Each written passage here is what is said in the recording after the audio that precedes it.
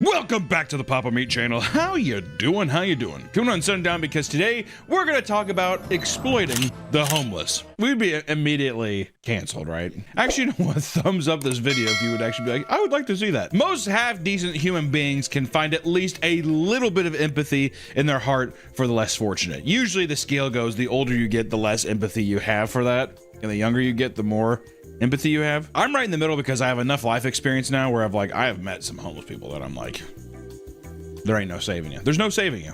A lot of them, I mean, they're mental issues. It's very hard. I would say almost all of them. But it's just a thing of like, I've had enough bad experiences now to where I'm like, I don't want to fuck with it. When I was younger, I was like, how can I help? Like I remember one time there's like a homeless guy on the side of the road. Remember, it was like right by McDonald's. We got a McDonald's. And then immediately after that, they took it and they're like, can I just have money? And I did. Burgers. This feeling may encourage you to toss a homeless person a few bucks or maybe some food now and then, which, you know what, I still do. I'm still just like, dude, I need, of course, even when we were in New York, Nick, guy went in, he's like, can I get some toilet paper or whatever? And he ended up getting a bunch of groceries or whatever. And then Nick was like, I thought you just said toilet paper. Oh, he's like, can I get this? And he pulled out like a candy bar. But, you know, I mean, let me just say, we have not even gotten out of this fucking intro. Help people when they are in need, but also you can't help every single person in the world, right? Does this just look bad? I can't tell if this look bad? Are people gonna be like, what, you should help everybody you come across? No, I mean, that's just a fact. You can't help everybody. Like, okay, can I give you an example of a time when I'm like, I can't. I was walking, I was in Los Angeles, North Hollywood. Crazy, there's homeless people there, right? It was like off this intersection. I was in my car and it was hot. I mean, it was very hot out and I felt bad. And I sat there like, oh, dude, guy sitting in the shade. Guy gets up, pulls down his pants and shits like all over the wall, scratches his bare ass and then pulls up his pants and he's come up to cars and tap on the window. I don't want to roll down my window. First off, that's a dookie finger. At that point, is that not bioterrorism? At some case, that's the time where I'm lock the door. Today, things are a lot different, especially in the age of the internet. Tugging on a person's heartstrings directly correlates to financial success, not necessarily for the homeless person. And since the dawn of YouTube, content creators have made a killing off of exploiting the homeless, whether it's shoving a camera in their face as they make generous donations. You remember those? Dude, I just wanted to give you $10,000. And it's them just being like, guys, seriously, we just changed the life today. Whatever. How do we know they don't go back and like, give me that fucking money? Or it's play money. It's Monopoly money. Dude, don't pass go. Get a jail free card. Or imitating them on the streets for vapid social experiments that are often fully scripted. Remember the social experiment craze? Remember back on YouTube back in like 2013, 2014, you couldn't leave the home page without seeing social experiment. It was hot. Oh boy, it was hot. Red hot. Social experiment. Mommy Makeout Day. My favorite video. And it's Mommy Makeout Day. Mommy Makeout Day. That was a social. I think pretty sure that was even supposed to be a social experiment. Or is it a prank? There really was no difference between prank and social experiment. I wanted to know if you wanted to play a quick game or a quick kiss. Let me tell you how much I've come to hate you since I began to live. Why would you kindly slip someone a $100 bill and treat them like a human when you could just film it and make 10 times the money monetizing it? So just how bad has the homeless exploitation gotten? Today, that's what we're gonna find out. Which, you know, this leads us also into what, before we even get into the video, we should talk about a thing on YouTube that I think we've talked about before. At least I've put it in cartoons before, which is charity. Do we have to bleep? Probably. Charity corn. Charity corn. I'm also pretty sure there's some kind of phrase for this. It's kind of the Mr. Beast thing where it's giving someone less fortunate a shit ton of money, but in return, you are making a bunch of money off of it and you're like garnering basically power. You're using your thing to exploit people out of more power, which some people say it's a thing where it's like, you're never able to criticize it because in the end you are doing a good thing, which you are. You are doing a good thing. So it's like, if you're doing a good thing and you get rewarded for it, is that bad? I don't know. Yes, I'm being paid for it, but at the end of the day, I did a good deed. Hey, today's video is sponsored by Starch4 PCs. Starch4 has some of the highest quality PCs and customizable products on the market. Right now, the hottest item is the RuneScape Keycap Set. Their keyboard features the original RuneScape UF font and images from the game menu. This set of 132 keycaps is perfect for OSRS enthusiasts, regardless of their crafting level. Have the entire world of RuneScape at your fingertips, bitch. Check out this collab and other goodies at StarForgeSystems.com. Thank you so much for sponsoring the video. And also, computers rule, so check them out. Thanks. From the early days of YouTube, people have looked to the homeless to help bring in this delicious AdSense. People look at homeless people on the side of the street and they're just like, you're my little guinea pig today. Yeah, it's like they look at them and they just see like a giant dollar bill or a turkey. Yeah, it's a Tom and Jerry turkey. More than a decade ago, YouTubers such as Vitaly and Fusi were taking homeless people off the streets and giving them makeovers. Now, we've talked about both of these people on this channel. These two planted the seeds that would eventually grow into a massive corner on the internet, which is essentially social experiments, pranks on homeless people that are just becoming really popular. That people are like, yes, this is awesome! This is Pog! A creator who goes by Josh blew up over the last couple years making heartwarming videos where he helped out the homeless. In some videos, he would find people on the streets and hand them money, or he would buy them necessities such as coats, shampoos, and backpacks. But what really brought in the views was when he would walk into restaurants and ask the workers for large orders of food so he could go out and feed the homeless. Many of these videos reached well over 30 million views, and each time he went in, he never had to pay for a dime for these massive orders because of all the owners were moved by his story and wanted to cover the charge. No, seriously, man, you're doing a good thing. Can I have 70 pizzas? What's this for? Is this for a party or something on their pad? Is this for a party or something? No, I'm gonna go to the homeless shelter. Let me go talk to my manager. Which I want to say this. It doesn't feel scripted. It does. It happens that many times. Here's me if I'm working at Pizza Hut. Word? Cool.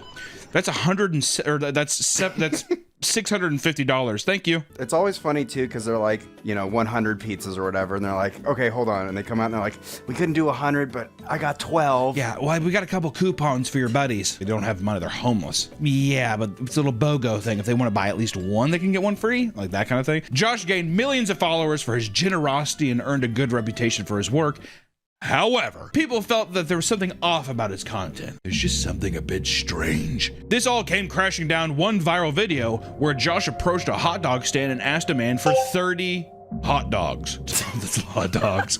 How many? Okay, just give me a second. The man was visibly annoyed by the camera in his face and clearly didn't want to be a part of it. Although he was angry because the large order wasn't called in ahead of time, he ultimately opted to make 20 hot dogs so that Josh could hand them out. Josh tried to give the man a large tip, but was still met with frustration. The man simply told him to use the money for the people he was trying to feed. He ends the video by shouting out the business, which led to his followers review bombing the restaurant and claiming the man hated the homeless.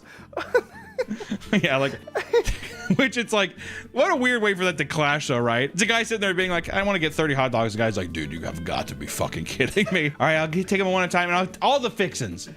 Yeah, all the fixings. You know what I mean? All of them. He's like, I got 17 fucking options here. He's like, the whole thing, not a dime saved. Multiple people called out Josh for not only exploiting the homeless for views, but supposedly editing the owners to look a little extra bad to increase engagement. You gotta splice the videos up a bit to make it a bit exciting, right? Well, you can't just get out 30 hot dogs. You can't put 30 hot dogs in some buns. Dick. The guy's like, dude, I mean, you cut in line. How fucked up would it be? He cut in line. He's just like, 30 hot dogs. There's a whole line behind him. One creator contacted the owner and found out that he even pulled their cameraman aside and calmly explained to him why he disagrees with the ethics of what he's doing. I'd love to see the POV. It's like the guy's feet. He's like, yeah, okay. It smells good. What if he didn't even acknowledge he's in? I love relish. The guy's like, no, seriously, I get it, but mustard. In several of his last videos, Josh approaches homeless people, buys them food or clothing, and then asks them to choose one of his followers to receive $100 when they could clearly benefit more from it. Just kind of fucked up. Okay. Exactly. Here you go, buddy. Hey, could you give someone randomly online that you don't know $100? Okay, this person. Great. It'd be funny if he's like holding it in front of his face too. Exactly. Oh. Nope. Try to reach for it. Oh, too slow. Just kidding. I'm Josh. Josh's videos have caught the attention of millions of people and have likely inspired others to do the same. Though some are far more cruel, which that's true. Which I don't think what he's doing is horrible. But it's just an example. It's an example of a new way of like people think this is a new thing. It's been going on for a while. Also, if you are double dipping, that's fucked up. I was gonna say if you're not even benefiting off the PayPal, really, why not just have it be like, here's a link to my local food bank. I'm always in this area helping people, or like if he's in Los Angeles or whatever, I'm always in Los Angeles. This is the Los Angeles Food Bank. Donate there. You know what I would do? If I was doing this, I would talk to the homeless people, get their address, or where they hang out. Get their address. To what home? I'll get their phone number and their Discord. And what I would do You is would get their phone number and Discord. Okay. what I would do, I'd put them in my video, and then I would say, hey, percentage of these, like the profit I make off this, I will give back to you. You wouldn't do that. But that's how I'm saying. If I did this, Even if it was something like I'm giving you 10% of the thing. there's something where it's just So like, however many views this gets, he gets 10% of the thing. I think that's fair. Why not? All right, so I'm taking the 10% clause back. I worked fucking hard on this video. Come on. But people do exploit the shit out of this kind of method where Josh isn't as bad. He does get exploited, right? Like in Malaysia.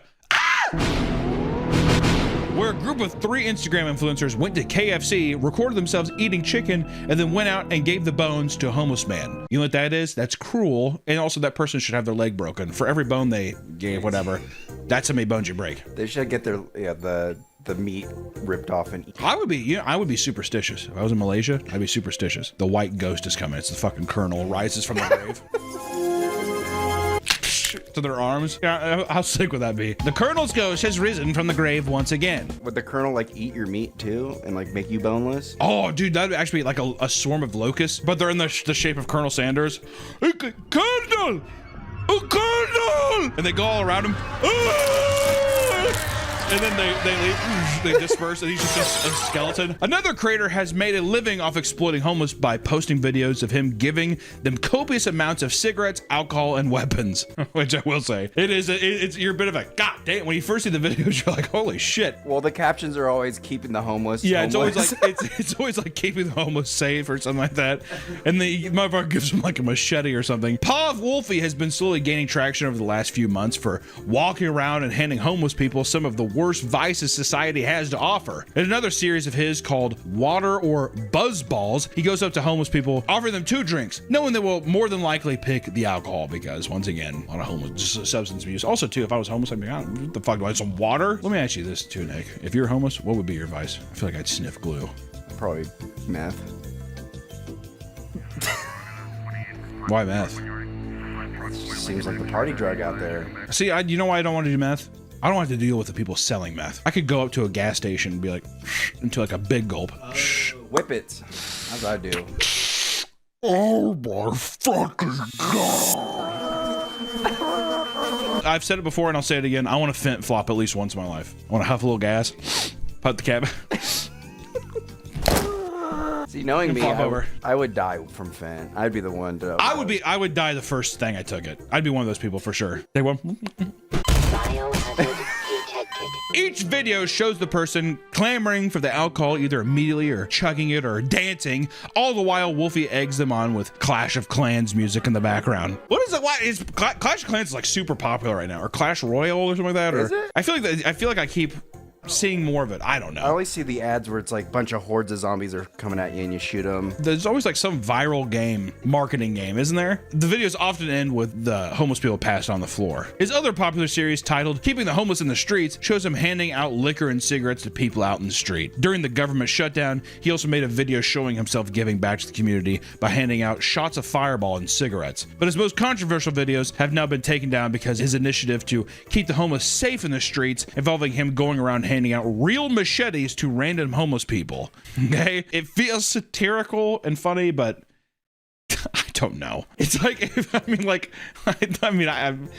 I guess my thing is the prompt of it is so absurd that I do laugh, where it's just like a guy be like, dude, here, giving them a plastic wrapped, like freshly bought from Walmart machete is insane. But also, if that's true, how do you sleep at night? How do you, Well, what kind of Nick did this? It's a fucking human. You're like, I would immediately assume he's gonna kill somebody with that, or someone's gonna kill him for his machete. I was gonna say, I feel like the cops. Like he's just, because the thing is, he's gonna be like, this is sick, and he's gonna be out. Well, yeah, he's playing gonna with be it. huffing. Yeah.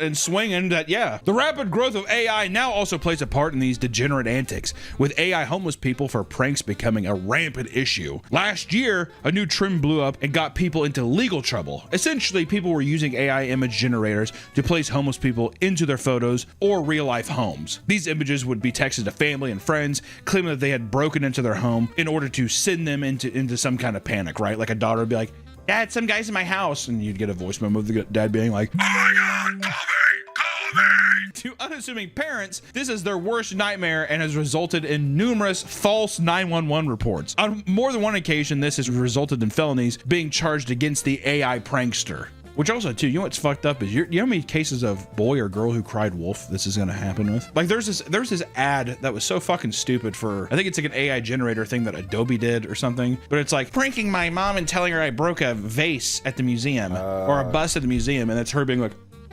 it's like the thing is like slowly falling down over a series of images. I'm like, then you're gonna sit there and they're gonna call and be like, some guy's circling my car. Bitch. I need your help. Yeah, sure, Sarah. Hang up. She's dead. Plunged into her fucking neck. At a school in Ohio, multiple students face charges for circulating images of homeless people breaking into schools. People fucking generating homeless people breaking into their school. Why would you do that? Dude, they're so funny. And just a few days before this, 2 other Ohio teens were arrested and charged with false reports because of the similar AI homeless pranks. Hey kids, don't fucking fake police charge that homeless people are breaking into your school. What the fuck is this? It's one thing to use homeless people as a prop in your content, but many throughout the years have taken things to the next level by engaging in straight up harassment, which I would say is probably the most common. Some of the most infamous examples include the famous Bum Fights video series, if anybody remembers this, and it was in Vegas. Trevor, my buddy Trevor, just every time he passed a landmark, he's like, yep, that's where they film bum fights. Very excited about it. But it was created by a group known as In Decline in 2002, where a crew would convince struggling or mentally ill people on the Las Vegas Strip to perform dangerous stunts and even fight other homeless people for money. It's like it's like snuff, it's like almost like snuff porn, basically. It's humiliation, blah, blah, blah, you know, it's all the bad shit. The first volume had sold well over 300,000 copies. Okay, I just want to say in 2002, that is insane. Oh yeah, I was gonna say, yeah, that's like the same level of viral marketing as like, I don't know, BAM did for like CKY or whatever. Like those, like just, you pass around tapes and sell them. It's not like like even like recording equipment isn't as like readily available and stuff. It's just, that's crazy. But by 2006, the series ended after 2 homeless veterans sued the creators and received a financial settlement on top of barring the creators from ever marketing the product again. Strangely enough, In Decline is now an art collective and an activist group. How'd you get there? You think they woke up one day, they're like, dude, what are we doing? Or actually, if you get sued, I mean, that'll straighten any motherfucker up. Sorry. I'm sorry. I won't do it again, sir. Exactly. You see the ghost of Colonel coming in, the bone collector coming. I do the same. Many influencers don't even pretend to be doing a good deed for their content. One man filmed himself scaring the shit out of sleeping homeless people by screaming, chanting in a scary voice, and dragging them by their legs. That's content. That's a guy who has a phone who's like, this is gonna be great.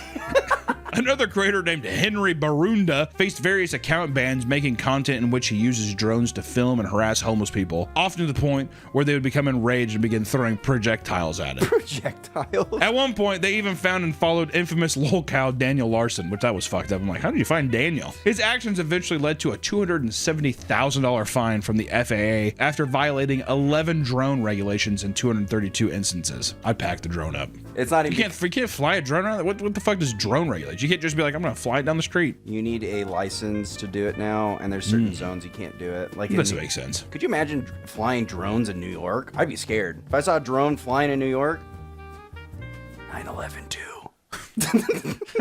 There's also Jackson Felt, who has made numerous high-effort videos where he tries to confuse the absolute shit out of unwell homeless people. Filming discreetly behind Ray-Ban glasses, he places a tinfoil hat on his victims' heads and insists they're being followed. He then gives them a weapon in the form of a plunger covered in foil and urges them to drink out of the foil-wrapped bottle of alcohol. He convinces them to get into his van, which is also wrapped head to toe in tinfoil, before asking them all sorts of random questions in between taking breaks to gamble on crypto casino apps, which has become a big thing too. People will go and do like pranks, but they'll be like, let me do my rain bet. Should I hit this? Rain bet, rain bet, rain bet, rain bet, rain bet, rain bet. Is that just because they're sponsored? Is it sponsored content? Oh, I never thought. It's probably is sponsored. They got the free credits and they want to. Or something. They're like, oh yeah, so let me hit my rain bet, whatever. I see that a lot. Also too, what is the content? What is the joke here? Is it just the fact where it's just like, yeah, you know the fucking homeless, those bugs we see on the side of the road? What if I fucked with one of them? Is that just all it is? It's fucking with them to see like, hey, let's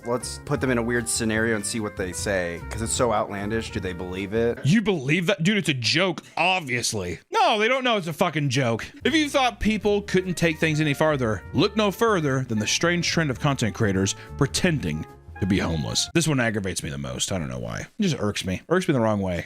It is. It's downright. It's malicious. Well, because then you're manipulating people from it. I mean, everything else so far has been malicious too, but still. At least with charity porn, homeless people receive money and resources or usually benefit in some kind of way. But today we have wealthy influencers putting on cartoonishly tethered clothing in an attempt to create clickbaity social experiments that are often entirely scripted. And by often entirely scripted, we mean every time.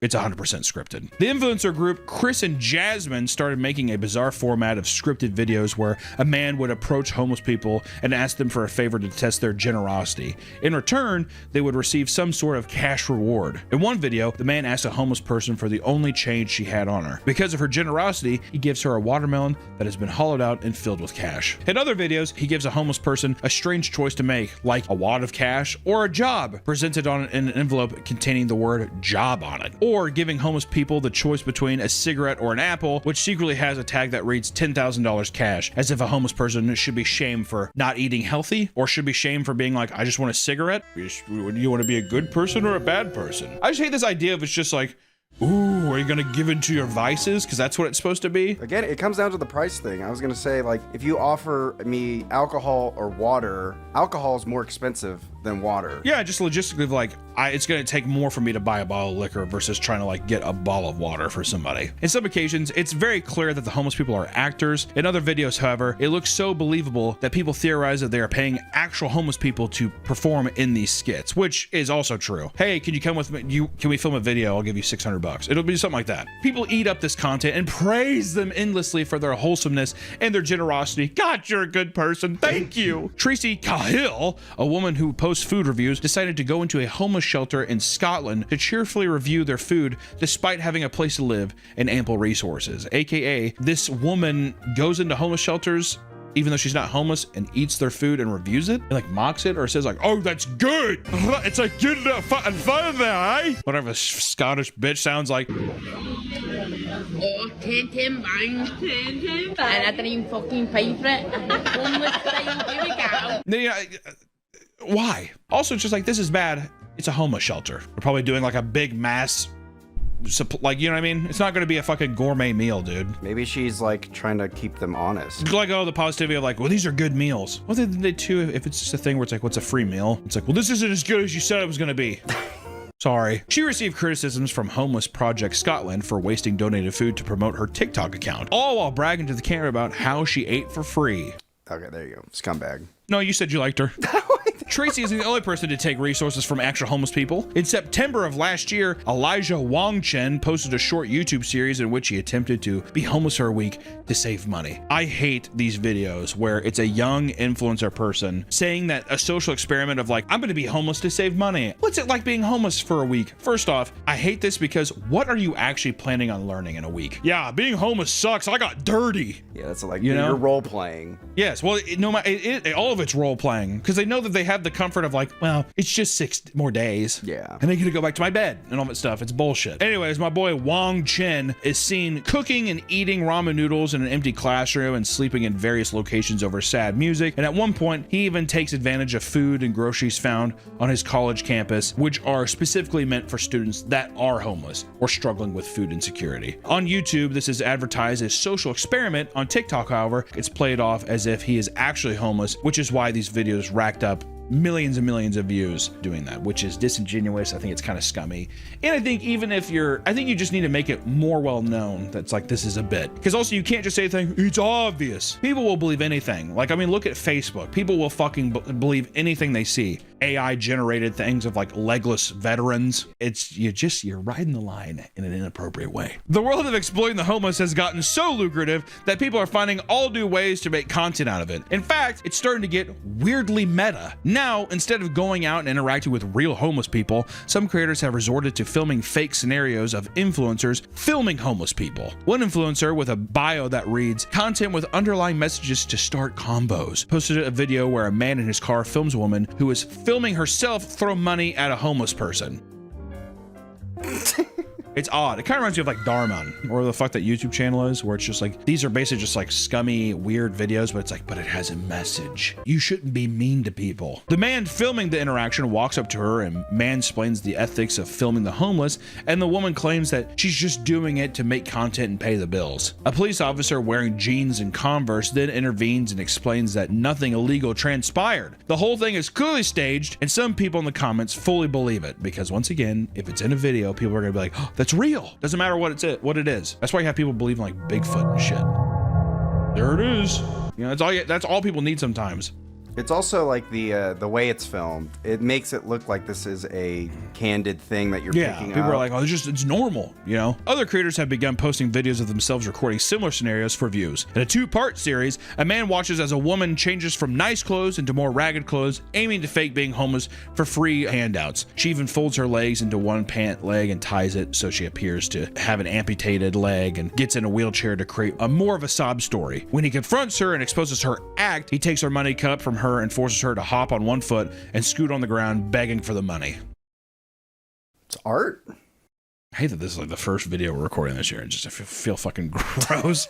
This is all going down in public, and bystanders in the background can be heard chiming in, telling her to stop acting and stand up. The skit ends with her amputation being exposed as a fake, and another influencer gains some brownie points. People in the comments did not believe the act and instead were plugging their Cash App to buy Wingstop. If you're looking to grow and become a content creator, there are tons of fun and creative avenues you can take to reach your goal, but exploiting the homeless should not be one of them. Most people watching this video will never know the mental and physical toll that homelessness can have on a person. The last thing people should be doing is poking and prodding at people who are already at rock bottom and just trying to survive, right? And I don't fucking know. None of us know, right? Mom might have a little taste of something, bouts of shit that happens, I get it, but to truly be homeless would be fucking terrible. Leave them alone. Help them when you can. Doesn't mean you have to be the fucking savior to every person you see, but if you're an opportunity to help somebody, I would try to help somebody while you can. Maybe don't film them. Do it selflessly. Just help somebody, you know? Sometimes not getting anything in return is the greatest reward of all. You help somebody, which is why we have our own. Yeah, donate to us. That's why we're gonna do our food kitchen video. We go and so we're gonna be ranking food kitchens next. In solidarity of the Scottish woman who did that as well. So thank you for the content idea. If you are ever actually doing stuff and you think, let's record the homeless, just don't do it. In any aspect of your life, just don't do it. Even the person who, like the guy who said I saw shitting, just don't even record him. Just leave it be. Oh, I saw this crazy video of this homeless guy shitting. It looked like it was in like a car wash, but he literally pooped out like a 2 or 3 foot long single I saw that, piece dude. of turd. It's insane. It was legitimately like 4 feet long. Like I was backed up. All right. Bye. If you've been online at all for the past couple days, it's basically impossible to avoid the topic we're going to cover today. And that's because on Friday, January 30th, the United States Department of Justice, the DOJ, released another batch of the files pertaining to Jeffrey Epstein, an additional 3 million pages at that. There are now over 6 million files in the public record detailing the horrific crimes Epstein has committed, including chilling videos, images, and first-hand accounts from victims that have come out. Much of this content is being scrutinized for being poorly redacted, despite the DOJ ensuring multiple layers of review and quality control. However, the identity of at least 40 survivors have been revealed throughout the documents, with some admitting the experience to be re-traumatizing and disturbing. Some of these photos include the naked bodies of victims, unredacted, leaving publications like the New York Times to personally notify the Department of Justice to push for further redactions. Am I going fucking insane here? Is this not crazy? We should tell the government to redact more of their stuff. Hey, by the way, there's just uncensored photos here, you fucking morons. Oh, that must have slipped through the quality control.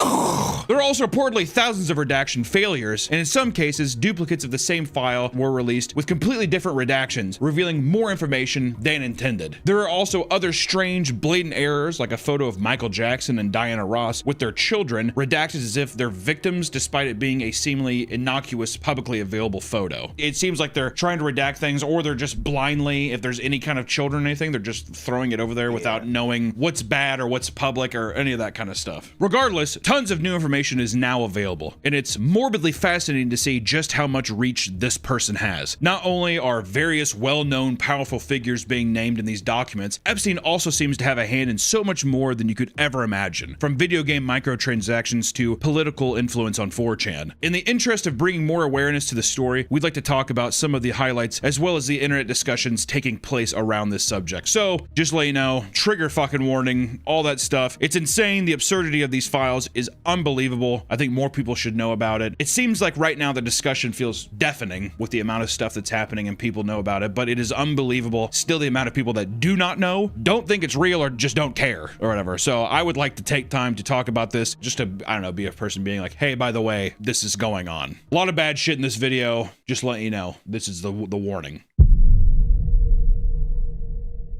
One of the most reoccurring revelations we see throughout these endless editions of files is just how many high-profile people are involved. One of which being President Donald Trump, who is supposedly referenced well over 5,300 times, once more alleging all sorts of sexual misconduct and bolstering the idea that he was much closer to Epstein than he is willing to admit. And in response, he simply states that, quote, very important people told him that the information in the recent drop of the files absolves him, giving basically zero further details about whatever the fuck that means. People closely related to Trump were also named, like his Commerce Secretary Howard Lutnick. He publicly stated that in 2005, he and his wife stopped associating with Epstein after an uncomfortable early interaction they had visiting his mansion located just next door to them in New York. After noticing a massage table in the center of the house, Epstein was told that he gets massages every day. He then stepped uncomfortably close to him and claimed he gets, quote, the right kind of massage, which supposedly revolted them so much they never wanted to see him again. Socially, for business, even philanthropy. If that guy was there, I wasn't going because he's gross. This is all very suspicious considering that emails released in the files prove that he was planning a trip to Epstein's Island in 2012, years later. Further documents even show that they planned to work together in 2018. The files make claims about even more world leaders. For example, FBI sources also claim that Jeffrey Epstein was the wealth manager of Vladimir Putin. The same goes for Zimbabwean President Robert Mugabe. Andrew Mountbatten Windsor, formerly known as Prince Andrew, had his royal title stripped away due in part to his relationship with Jeffrey Epstein. While he constantly denies this, the new files show further conversations with Epstein on top of images of him kneeling over an unidentified woman who could potentially be a 25-year-old Russian woman and not a child. Other high-powered wealthy people such as Steve Tisch, the co-owner of the New York Giants, were seen exchanging vulgar messages about women Epstein was planning on hooking up with, though he publicly states that he never took him up on his offer. I never did it. It's not like I ever actually did it though. Football! Hut, hut, hey! Why did we trade Saquon? God. There are even big names in the tech space that are involved. Not just Sergey Brin, one of Google's co-founders, but Bill Gates himself. Even years after Epstein pled guilty to soliciting prostitution from minors in 2011, Bill Gates was continuing to spend time with them, despite his now ex-wife Melinda Gates urging him not to. This is part of the reason they got divorced in 2021. The recent files reveal allegations from Epstein that Bill Gates was cheating on his then wife and trying to hide a sexually transmitted disease he obtained from, quote, Russian girls. Part of the emails, which Epstein strangely only sent to himself, includes a claim that Gates was trying to request antibiotics that he would, quote, surreptitiously give to Melinda. Bill completely denies these claims, calling them absolutely absurd, which Epstein desperately wanted Gates to join a business venture, so the narrative is that this is blackmail and the truth of the whole situation's unclear, but come on, dude. Well, that's the easiest thing too, is people can just say, it's blackmail. No! That was the Come on! He was blackmailing people though. He get you in trouble and then be like, I mean, don't get me wrong, he had fodder to blackmail you, but it's another thing too of like, I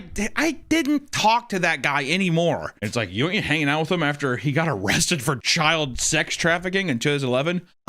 Like, kind of. He has jet skis. I really want to know the justification when people are like, well, yeah, I talked to him, but it's just because I love fishing. I love deep sea fishing. That's the only place I could do it. God! Elon Musk and Epstein were connected as well. There are messages dating as far back as 2012 showing that he aimed to take a trip to Epstein's Island. Once again, this is well after Epstein became a convicted sexual offender. Just putting that out there. 2011, 2012. It's a full year, a full calendar year. And one of these emails, Elon asks, what day/night will be the wildest party on your island? In a separate follow-up email, it reads, quote, do you have any parties planned? I've been working to the edge of sanity this year, and so once my kids head home after Christmas, I really want to hit the party scene in St. Bart's or elsewhere and let loose. The invitation is much appreciated, but a peaceful island experience is the opposite of what I'm looking for.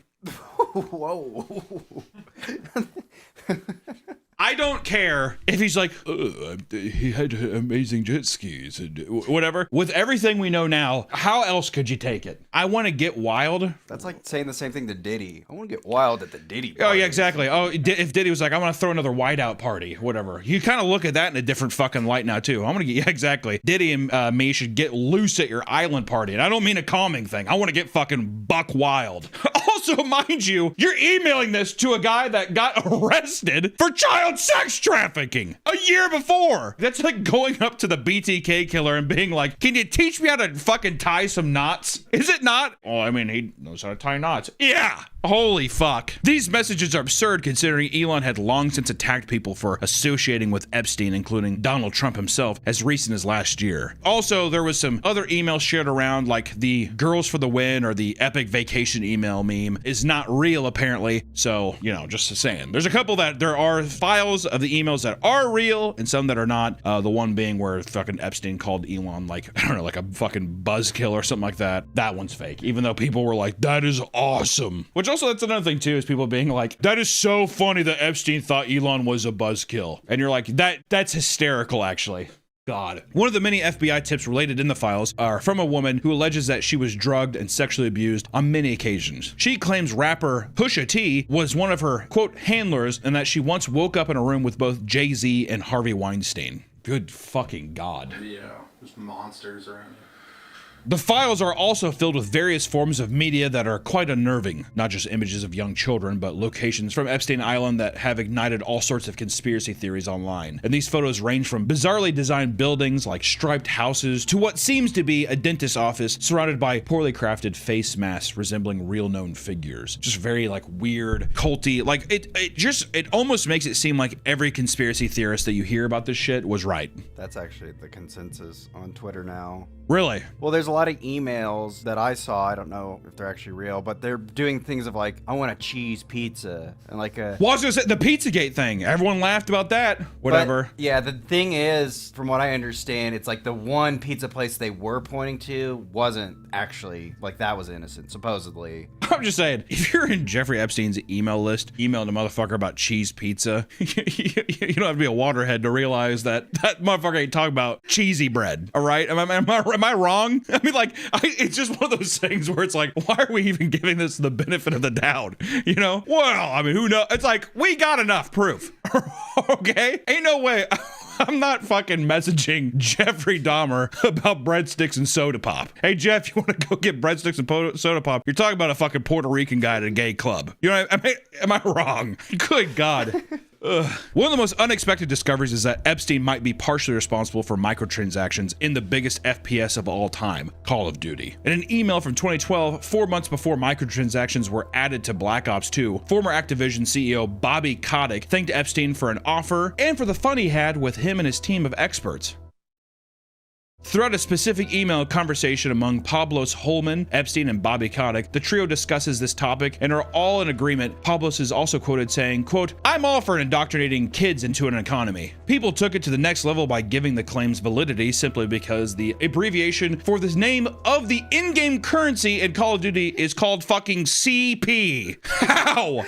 How? These conversations occurred around the same time that Epstein was banned from Xbox Live. In December of 2013, Epstein's account was banned for, quote, harassment threats and or the abuse of other players, meaning he was on mic potentially arguing with teens or young adults and threatening them. Enough so that you get kicked from the fucking game, even though you know personally the fucking guy who made the game. And they were still like, yeah, we have got to kick him. He had that much time. How much time do billionaires have? All the time in the world. You baby. have all the time in the world. You get to a spot where I'm guessing it's just the money is just coming and you don't have to do anything, to where you have enough time to literally be in a room alone with yourself on mic yelling at children in Call of Duty. This is not the only reason he was banned. Xbox would send a second message revealing that they also banned him for being a registered sex offender. You go to Xbox. Oh shit. Okay. Wait, that came second? Yeah, I was gonna say that came second. Well, this adult is verbally abusing children. Oh, nope, he's a sexual offender. Okay, no more Call of Duty and Halo for you, buddy. The recent batch of files also revealed that Epstein was an avid enjoyer of Battle Royale games. In an email, Epstein was excited about the upcoming Battle Royale mode added to Black Ops 4 and wanted to buy stock in Activision, thinking it would be a big success. And in the same email, he also mentions Fortnite, which online investigators found was allegedly one of his favorite games. There are pages of documents mentioning Fortnite, and one in particular showed that Epstein had purchased $26 worth of V-Bucks.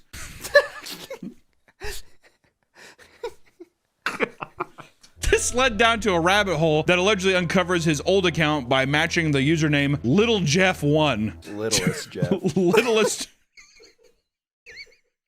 By matching the username Littlest Jeff 1 to a YouTube email that showed the account had the same name. Here's the thing saying about that and the video game stuff, because it sounds absurd and like who gives a fuck. It's just the sheer reach. And it's just that it is in everything. It's fucking makes you just, like in every aspect of life, of anything, it seems like this motherfucker had his hand in it. It's insane. 4chan is notorious for dark and seedy posts, but it turns out that Epstein might have had a hand in creating one of its most polarizing pages. The Pol board is one of the most active boards in all of 4chan and is known for cultivating a lot of horrible beliefs that are now popular in American politics. Epstein was a regular user of 4chan, and one of his favorite places to visit and share was the U board, or the 4chan Yuri board. He also regularly viewed Overwatch porn, and at one point emailed a Five Nights at Freddy's porn gift to a friend from a thread about Mercy Doggy Styles POV.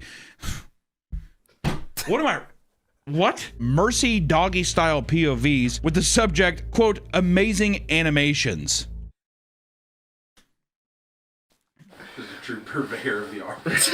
A true purveyor of the arts. What's interesting about this is just that, like, I feel like sometimes people think it's like this extravagant, eyes wide shut, oh, it's mansions and it's delicate and it's fine art. And it's like, no, it's all the shit that like is normalized with normal culture and your regular down to earth people, whatever. It's like, no, this is still the same shit that they're sending each other, except they have their hands in everything. He also had ties to 4chan's creator, Chris Poole, and was very fond of him, often calling him, quote, interesting and bright. In a recent released email, both Epstein and Chris met up and chatted a day after political user board was created, leaving many to believe that Epstein had some sort of influence in the creation of the board. And if true, this would mean he is responsible for creating some of the most heinous online cultures and movements within the last 2 decades. This bombshell discovery led to people scrubbing the board for any post from or related to Epstein, and this led to a post from 2019 alleging that Epstein was swapped out with a decoy inmate the morning he was found dead. Roberto Grijalava was a guard at the Metropolitan Correctional Center, where Epstein was held, and made a post on the political board on the day Epstein was found hanging in a cell. In the post, he alleges that at 4:15 a.m., Epstein was removed from his cell and taken to a medical care in a wheelchair, but not a single nurse on duty ever saw or spoke to him. Next, an unmarked van pulls up and a man in a military gear gets out of the back. The van did not sign in, and the license plate was never recorded. After that, Epstein was moved to a single-person cell where he was found dead that morning. At first, people were skeptical of the claim until documentation was found confirming that Roberto was working at the correctional facility at this time. Not only that, but the post was subpoenaed for court records. With all this talk around 4chan, another famous theory has been revived now that more files have been released. Pizzagate was a massive conspiracy theory in 2016, which alleged that high-ranking members of the Democratic Party were linked to a pedophilia ring located inside a local pizza shop in Washington, D.C. The reason for its revival is that numerous files use the word pizza in different contexts, such as head counts for pizza and asking if anyone in Austin wanted pizza. During the original Pizzagate scandal, people began incorrectly linking foods to children using keywords like ice cream, cheese, or hot dogs. Now it seems like people are doing the same thing, making large assumptions about the connections between specific food-based words and the evil things that took place on Epstein's island. It's important to take all of this with a grain of salt, as many of the messages are strange and could be interpreted as cryptic. But due to the evil things that are actually occurring, it's almost like anything and everything is possible. There was a lot of disinformation in 2016, and many people are concerned that the same thing is happening again with the recent revival of this topic. Many popular claims online are being proven false by the day, so I'm sure even when this comes out, shit will have been proven false. So you gotta do the research, so take everything we're saying with a grain of salt. For example, one post gaining tons of traction online is that Epstein had a bank account named Baal after a religious demonic figure. This is likely because of a typo in a document after it was scanned through an OCR software that was the phrase bank name replaced with Baal name. Which I don't know, dude. Motherfucker probably does have a bank account named Ball.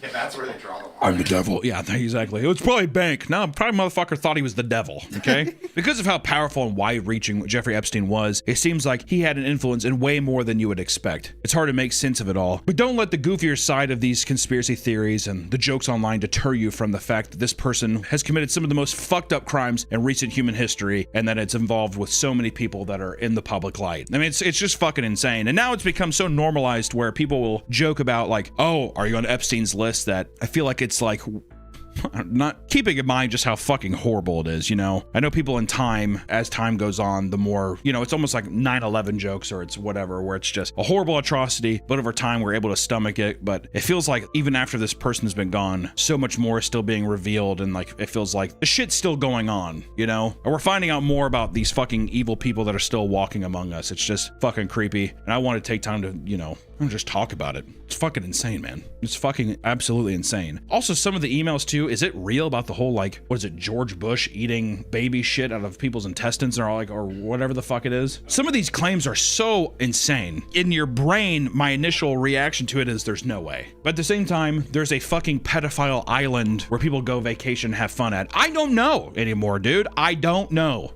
I can't wait for the Netflix documentary. And Netflix will be right there. Can we make a documentary of it? Or that motherfucker who makes the Monster show. Oh, yeah. Monster Jeffrey Epstein. And he'll try to do something and make him like, well, this is why he did it. He like always sympathizes the fucking serial killers. Isn't that weird? Yeah. Whatever. I don't know. It's this is just such a crazy topic. Once again, don't let the jokes and conspiracy theories deter you from the fact that this shit is real. I mean, it's still fucking happening. You think it's just stopping with Jeffrey Epstein's island? Fuck no, dude. It's all over the place. Welcome back to the Papa Meat channel. How you doing? Come on and settle down because today we're talking about prison. Social media has made it very accessible to kind of get the ins and outs of what happens in a prison. Maybe you see a prisoner, maybe he makes a love doll out of pillows and he squeezes its ass and its titties, and you know, you're like, that's romantic. Or maybe you watch people smoking weed or maybe stabbing someone to death. Prison has never been more accessible to the common man. With prisoners getting cell phones and all kinds of different weird things happening, it just made me want to make a video talking about all the weird things that happen in everyday prison life. And it seems that every person who has been to prison has an interesting story or some kind of perspective that we from the outsiders, us safe, law-abiding citizens, find scary or fascinating. Have you seen that guy that talks about like, it's like a prisoner who has a social media channel. It's just about how he got addicted to like having sex with men, like getting obsessed with like men's asses. I'm talking about this motherfucker's ass was so fat. It was like your baby mama. That motherfucker's ass was fat. Ungodly fat, right? So let's take a look at some of these absolutely wild stories and see what life's like inside the clink. Is that the right word? Verbiage? Brink? The clink. I've never heard of clink. I'm almost positive clink is a clink. I'm slang a generic term for prison or jail. Okay, the clink. Just making sure. You know, when people think of prison, what do they think? And don't say butts. And pedophiles and murderers. And if you're thinking of a movie, what do you think? You're probably thinking of sneaking in contraband. Right. Some of the best stories come from people trying to smuggle things into prison. Prisoners have to constantly find more creative ways to bring things in, whether it be cell phones or drugs, all that kind of stuff. And they have to get creative. You know, back in the day, it was just your butt. I feel like the butt's a dead meme. Well, that's the first place they look. Well, it's the whole thing. They have you like squat and cough. Really? Oh yeah, that's, you get naked and they're like squat and cough. So you squat and you do, you're supposed to immediately just shit out everything. There's no way you're pushing like a box of ibuprofen up that deep, you know what I mean? Our first little subject today, which is an attorney smuggling K2 soaked court documents. First off, just want to say, great prison pic. He looks lovable, but he also looks like he could just kill me with his bare hands. In the gay community, he'd be called a bear. Just kind of cool. In 2025, this year, this happened this year, 2025. 37-year-old Nathan Williams got the help of his other inmates to come up with a unique way to smuggle in drugs to Duval County Jail. Oh God, you see that Jacksonville Jaguar thing? Duval. He took an assortment of their legal paperwork and had them soaked in K2, a synthetic form of marijuana that is illegal. It's illegal now? I guess it is illegal. Okay, well, I think it's a synthetic form of marijuana. It's like rat poison. If it was marijuana, people would be like, I don't give a fuck. But they're like, no, this is bleach and Tide Pods. That's gonna get you hot. I smoked it once. I know I've told you this story, but I was playing World of Warcraft with my buddy like way back in the day, hitting some shit off of like a Monster energy can pipe, and we were just gaming. All of a sudden, I was like, I had this horrible panic attack, and I'm like, I'm gonna die. I'm gonna die. I thought that I was having a heart attack. I'm like, dude, I'm having a panic attack. So now I can't smoke weed. I haven't smoked weed since I was 16 years old. Try it again. It's been 32 years. I don't want to. I'm sticking to healthy stuff like Jack Daniels and whiskey and rum, dude. That's why I have this. That's why I have this body. He was successfully transporting the drugs for financial gain for a while, but an increase in drug overdoses led to an investigation that resulted in him being caught and arrested. He now faces 8 third-degree felonies. So, you know, starting it off light, you know, they have this year, a little K2, soaked in rat poison, shove it up your bum, and then now people are ODing on doo-doo pills. I don't know how I'd feel about if I'm trying to get high. It's like, this is up my ass. I guess if you're in the clink, it doesn't matter. You throw a condom around it. I like to think that it was just like bare fist, just like covered in the K2 oil, and he just like, he wants to get high too, and he's like, oh. Well, I guess if it wasn't covered, it would just dissolve in his body, and he would probably just OD himself. Or he did the saw method and dipped it in wax and swallowed it. Yeah. Well, I want to get more eccentric with it, so that's why I'm going to switch to pigeons smuggling in phones. Did Dr. Doolittle get arrested? What the f***? How did that happen? In 2017, a pigeon was found trying to enter a Brazilian prison with a cell phone attached to it. Guards noticed that an inmate was frantically trying to capture the moving bird, so they intervened and lured it down with pieces of food. Dig in their asshole and grab out some, like a cupcake or something. Hi. Further investigation revealed that it was wearing some sort of vest designed to help it carry contraband over prison walls. Pigeons had supposedly been bred and raised by inmates with the purpose of having them smuggled out and given contraband, so that they could be released and use their instincts to return home. Bred them in the prison. He's like, no, give them time. They must make love. Only if they make love is his home. That's a pretty devious way of bringing in some stuff, though, huh? Training pigeons? How'd they get the first pigeons? Probably sweet treats or something. Probably plantains or some shit like that. Or we could talk about an updated pigeon, a drone, delivering and drugs to inmates. Well, that makes more sense. You can be pretty far from a drone to control it. Some of them, yeah. Or you get like a little extender. Yeah, with a giant metal rod. In 2016, it was discovered that drones were being utilized to smuggle copious amounts of contraband, like drugs, cell phones, and films. Where they watch these films. Also, just like, doesn't the cell phone just do that for you? Like, I need magazines, DVDs. It's like, so you have to bring a portable DVD player too. Yeah. When an inmate named Thaddeus Shorts, that's a great name for a prisoner. When an inmate named Thaddeus Shorts had been released from prison, he came up with a scheme to efficiently deliver products to those inside. He would make up to $6,000 per drop-off. It's not bad. Yeah, that's pretty good. You're not doing daily deliveries, though. There's no way that the guards are like, what is that thing? Drones are so loud. Can you imagine? He's like, it's multi-drops a day. I'm making $700,000 a month. The operation was shut down after Shorts was caught near the facility with a brand new truck he had purchased from his earnings. The vehicle was filled with drugs, DVDs, and other packages alongside a drone. I like the idea that he immediately got out and he's just like, I'm going to buy a $150,000 Ford Raptor. Dropping off Twinkies and to inmates inside, dude. Apparently, he was so proud of the scheme he orchestrated that he told the investigators everything they wanted to know. He told them he was using the money to create a new, customized drone that could carry larger quantities of supplies. He definitely saw Catch Me If You Can. They're going to be so impressed with this evil scheme that I'm doing that the government's going to hire me. Shorts was convicted yet again, prompting prison management to become more aware of how new tech could be utilized to smuggle stuff into prisoners. Look at that drone. The picture of this drone is obnoxious. I think DJI drones have 4 propellers. This has, I think it's 8 propellers. If you've never been on a drone, it is not a quiet affair. I don't know how the guards didn't realize this was happening. Also, like, look at all these windows. Is everyone just like... Today's video is sponsored by GamerSupps. Our dearest friends at GamerSupps make amazing energy drinks and non-caffeinated drinks for you to enjoy throughout your day. They're gluten-free, keto-friendly, and goddammit, they're good. And we have an amazing flavor, raw meat, right now that you can try and enjoy. It's basically summer in a cup. It's unbelievable. They also just released their V-Card game. So if you like card games, I would check that out as well. And use promo code PAPAMeat and you get 10% off whatever you order from GamerSupps. It's amazing drinks, amazing quality. These guys fucking rule. They're one of the most supportive brands that we ever have on this channel. So please go check them out. Check out the drinks, the shakers, and also check out their new card game because it's a lot of fun. Thank you, GamerStuffs, for sponsoring the video, and back to the video. Gotta go back to the attorneys though, dude. Those are the real evil motherfuckers out there in the world. An attorney smuggles fentanyl-laced weed to a dominatrix in prison. It's like if you're an attorney, they're just like, no matter what, there has to be some kind of marijuana in my ass. You have to pay me, and you also have to give me a chapstick tube. In 2023, a Russian dominatrix named Victoria Nostrova began convincing her attorney Christopher Hoyt to smuggle in bags of fentanyl-laced marijuana into the prison for her. She was definitely like silver tonguing that motherfucker. Do you want me to whip you? He's like, yes.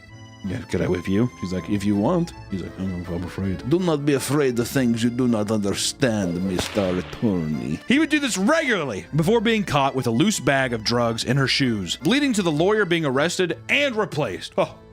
Thank God we put the replace thing. Being arrested. Well, was he still in the case? As it turns out, the reason for Victoria's imprisonment is absolutely banana nut crazy. In 2014, she was caught on a traffic camera propping up her recently murdered neighbor in the passenger seat of her car. And according to the victim's daughter, quote, all that was left basically was his skull and bones, no legs, no left hand. I couldn't believe it. She's like, I don't prefer people have left hand. Her goal was to steal money and valuables from the neighbor, but instead became an international fugitive running from the law to escape Russian prison. And by 2016, she started working as a dominatrix while regularly visiting a salon in Queens. It was there that she met Olga Tisk, a stylist that bore a striking resemblance to Victoria. She decided this was her ticket to freedom. Victoria wanted to have Olga killed so that she could take her identity and live out her new life in Queens. God, Victoria's kind of a baddie though, huh? I'm not a killer.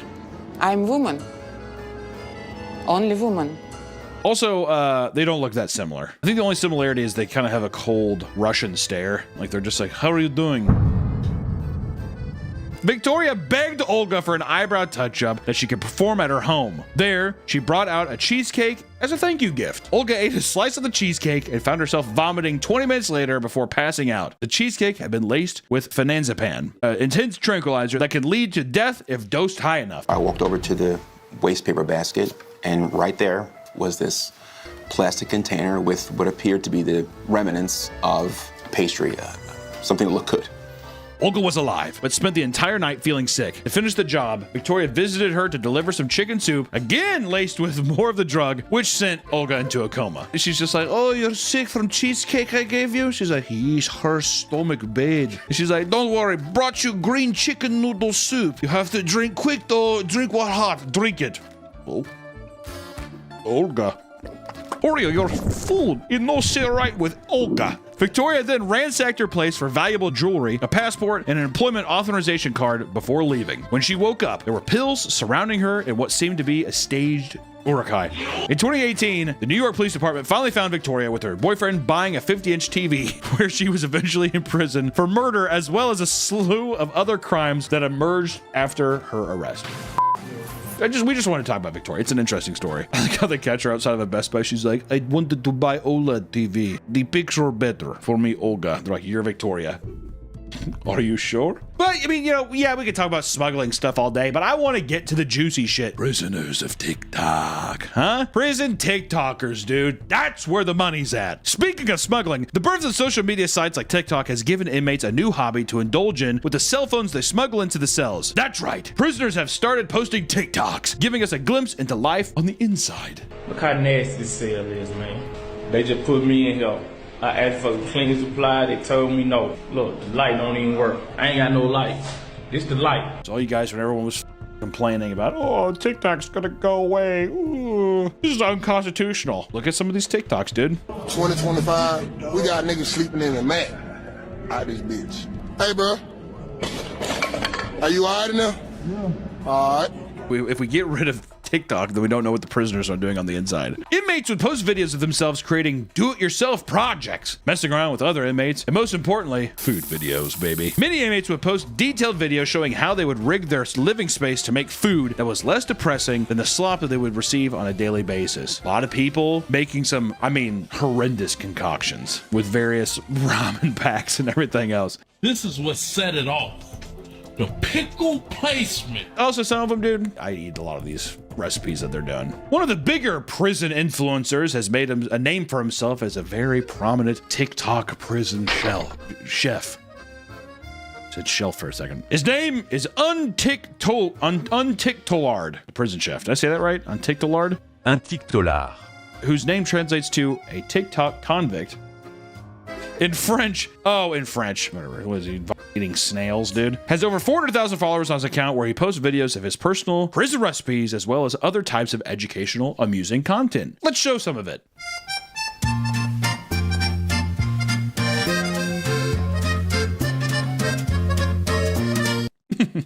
How quirky. The French sure are fun, aren't they? You know, who gives a fuck about TikTok, right? I shouldn't have even led you down that road because the thing that connects us human beings is love, relationships, physical affection. So let's talk about prison dating and relationships. Let's roll that shit. I want to first talk about a murderer rapper who impregnates two jail workers. Impressive. In 2024, Darius Tyson was accused of getting 2 employees at Durham County Jail pregnant. You dirty dog. Darius, the highest ranking blood member from North Carolina, was imprisoned due to murder charges for kidnapping, burglary, and conspiracy to commit murder. I thought if you take a prison photo, you have to like look at the camera. Maybe he was looking at a big fat ass that woman, he's just like, that one's gonna be mine. While in prison, it was discovered that he had intercourse with both a contracted nurse as well as a detention sergeant within the facility, both of which became pregnant. And the shocker here is one of them's a man. Can you imagine? Oh, Darius, what the hell? Do you think they got upset when they knew? Yeah, dude. Like, I risked my job and everything to do, you know what I mean? Or maybe they're just like poly. What if they're poly couples? In on it. You never know. He had also used his charm and influence to get another detention sergeant to provide him a phone, which he used to orchestrate illegal drug deals from inside his cell. He was delivered other contraband as well, including a vape pen. But I bet you Darius didn't even consider getting a few. Which you want to think today's? No kidding. I just want to know what kind of silver-tongued devil this is, dude. Jesus. Nick just did. That's all he has to do. The girl's like, ooh. Just does, come on. Come on. Darius, no. Come on. If you ever want to try and be like, I want to take you out sometime, the girl's just like, oh, no, I'm good. I have a boyfriend. Come on. Huh? Is that a silver tongue thing to do? I'm going to try it. Are you? I legitimately want you to try. Come on. Come on. You can do it at different speeds. Come on. Come on. Come on! In court, he claimed that he was sexually assaulted. Word? Seeing as a detainee by law cannot consent, according to his attorney. Oh, Darius. Playing the system now. He is still in prison and awaiting a trial for his previous charges. Damn! Do you think he kind of did that? He's like, oh, I had sex with them and then I'm going to impregnate him to then they can come back and be like, they get pregnant. Everybody know. Darius is a smooth talking man. He got his chops licked. All right, I get it. Let's talk about an OnlyFans prison guard who bangs another prisoner and then goes to jail herself. OnlyFans people, man, they do anything to get that content, won't they? And it works. Oh, and trust me, the video is very good. Come on. In 2024, a 30-year-old female prison officer went viral online after a video was released where she was seen having sex with an inmate from a London prison. That's just literally a man giving her back shots right there. Do I look pretty? The inmate's friend, who was smoking weed while he was filming the sex tape, saying, guys, we made history. This is what I'm telling you. People discovered that the woman, Linda de Souza Abreu, whatever, Linda, is also an OnlyFans model and a married swinger. Oh, wait, is it still open? Can I still donate? Pretty sick. Apparently, this was not the first time where Linda engaged in sexual activity with a man in the video. There was another instance which was easily found because she was still wearing her prison body cam at the time. She was ultimately jailed for 15 months for a crime and no longer works in the prison. She's like, oh. It's a crime to have sex with inmates? Yeah. Come on. That's all she had to do. So what, I can't bang I'm going to lose my job at the prison and not be able to have sex with the inmates anymore? They're like, no. Come on. Or in her case, come on. Charlie XCX is my favorite. I think the apple's rotten right to the core. He's like, would you shut the up? It's a brat summer. You know, prison guards, they're little dirty devils. I mean, this next one we're talking about is prison guards having a jacuzzi orgy. Are there jacuzzis in a prison? I guess at this one. Sometimes when people talk about the amenities that prisons have, it makes me just be like, why the f am I out here, dude? I'm paying for that. If I'm paying for a jacuzzi in a prison, I'd be pissed. In Lanton Prison in Belgium, good waffles, it was discovered that 10 prison guards were consistently hosting orgies outside of work. Is that a crime, dude? No. I think that's fucking awesome. One of the male guards would bring everyone over to his house to throw parties inside of his jacuzzi, where they would each draw colored bracelets in order to decide on who their sexual partners were going to be with. Do you think they drew Magic the Gathering land cards? Yeah, did they play Magic while they were doing it? No, I like to think that instead of even the beads, after a while they do that thing that kids do in school where it's just like 3, 4, 5, 6. Red or blue? Red. All right, you're Jared. Wouldn't that be fun? I'd like that. One employee identified as S was a nymphomaniac that literally refused to work until she had sex. In the morning at 6 a.m., she would relay this to her colleagues, and a senior prison official began granting her access to his office to have intercourse with whoever agreed to at that day. So basically, he'd just be like, my room's a fuck pit. She's like, I want to have with Tony. Tony Soprano. All right, fine. I would have with Ash today. Come on. Fuck off, Carmel. I'm busy. This information was given by an anonymous source that revealed that S was hardly qualified to be a security officer. What? Really? It was originally just a visitor who would come to Lanton to see her inmate brother that was charged for murder. The prison guards were shocked to see that she became a prison officer seemingly overnight. She probably just immediately sucked and fucked one of them, right? The man in charge of hosting sex parties was found to be engaging sexually with female inmates as well, which resulted in him being banned from a women's wing of the prison, and S, however, was banned from the men's wing, as they believed that this would help her calm her sexual urges. A thorough investigation had to be conducted to see who else was participating in the bizarre sexual behavior. That's the end of that. They still work there. Me and our work staff, we're all consenting adults. We like to go to jacuzzis, drink Mai Tais, and bang each other out. Off company time. Are we not talking about the pit in the office? Makes you think the guys making the rules are just like, we're not going to take away that, are we? If you're talking about prison, the first thing you think of is what? Prison escape stories. That's not what I was thinking. Really? What were you thinking? We got to move past the sexual assault, man. I guess I'm thinking of like Alcatraz, dude. Work with me here, Nick. God damn. What about prisoners who've just simply had enough? Yeah, like they're just like, I'm tired of this. I want to go home. Some prisoners spend years waiting for the right moment to break free from their cells using complex and coordinated plans. Everyone thinks of Shawshank Redemption, dude. We get it. Crawls through, you see the paper, they look in the stupid hole, and he emerges out from the shit pipe. Whatever. We get it. Let's look at some real life stories, all right? Like our first one, an inmate who used peanut butter to trick the guards. Bet you didn't think of that, did you? You ever think about treating security guards like dogs? Might not have to dig for 7 years with a metal spoon. Maybe you can just get out some Peter Pan peanut butter, dude. In 2017, 12 prisoners escaped from an Alabama jail using only peanut butter. Okay, first off, it's Alabama. That's the first thing. They have a monkey working the key system like in Pirates of the Caribbean. Come on, Jim, you want this? Come on, get it. During meals, the prisoners were regularly served peanut butter sandwiches. To enact their plan, they had slowly been stocking up loose peanut butter in the cell for a long period of time. I'm guessing they're just taking the thing out and they're just like scraping it out and like just keeping peanut butter. But where? Like just put it in the corner. It's a huge like mound of peanut butter. Look at that. Damn. There's also gotta be a guy with like a peanut allergy who's like down the block like calm down, Jerry. We'll be out soon. He's like let me set the stage. It was 6:30 p.m. at night. With a hefty dollop of peanut butter in one hand, one inmate was able to cover up a number on their cell so it matched the number of a door that led outside. So they're just saying that if it was like 610 and the door that led outside is 810, that they're just like it's like, that's 810. He's like, I guess this is 810 even though the 8 is made of peanut butter. And waited until an inexperienced prison guard went searching for the exit door, mistakenly opening their cell instead. All at once, they rushed past him and headed for freedom. Are you saying that he was like, does this lead outside and he is looking into a cell? This looks weird, but I guess is where I'm supposed to, gentlemen. Using a stack of blankets they brought with them, they covered the razor wire on the fence and were able to climb over them. Some were prepared with cars to pick them up, and others simply ran on foot. While the majority of them were caught in less than an hour, 24-year-old Bradley Kilpatrick was nowhere to be found. Using helicopters, they searched everywhere they could, guaranteeing $500 to anyone who could give them useful information. Alabama, dude. Goddamn, what a fucking hellhole. I will give anybody $500, count it, $500. That's right. See, he knows.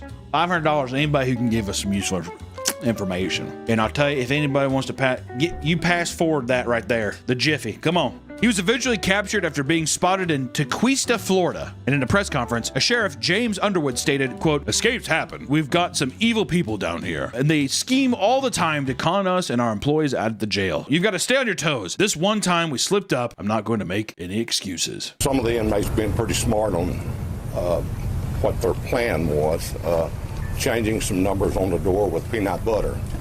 That may sound crazy, but these people are crazy like a fox.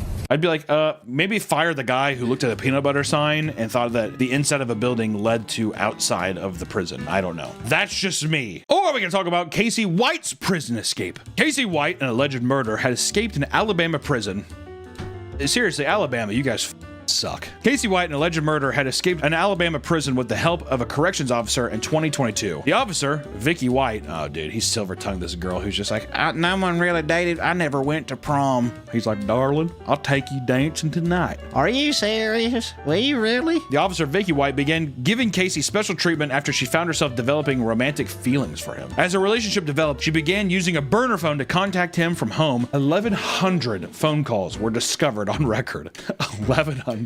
She's like, so I just had to call you. He's like, God damn, dude. What? Hey, Vicky. It's just good to hear your voice. You left 30 minutes ago. Vicky was incredibly well respected and had been working there for 25 years. Because she was a supervisor, she had a lot of power. So, you know, that probably was. She probably just didn't get her raise. She's like, I'm going to get mine, dude. I'm trying to jump on the pogo stick. I'm ready to bounce, girl. She started to plan out a way for Casey to leave with her so they could live the rest of their lives together. Before enacting their escape, Vicky began purchasing an assortment of camping gear and firearms. She had sold her home, then announced her retirement with only 1 day's notice. Hey, I'm leaving. They're like, oh, wait, what? Vicky, what? I'm gone.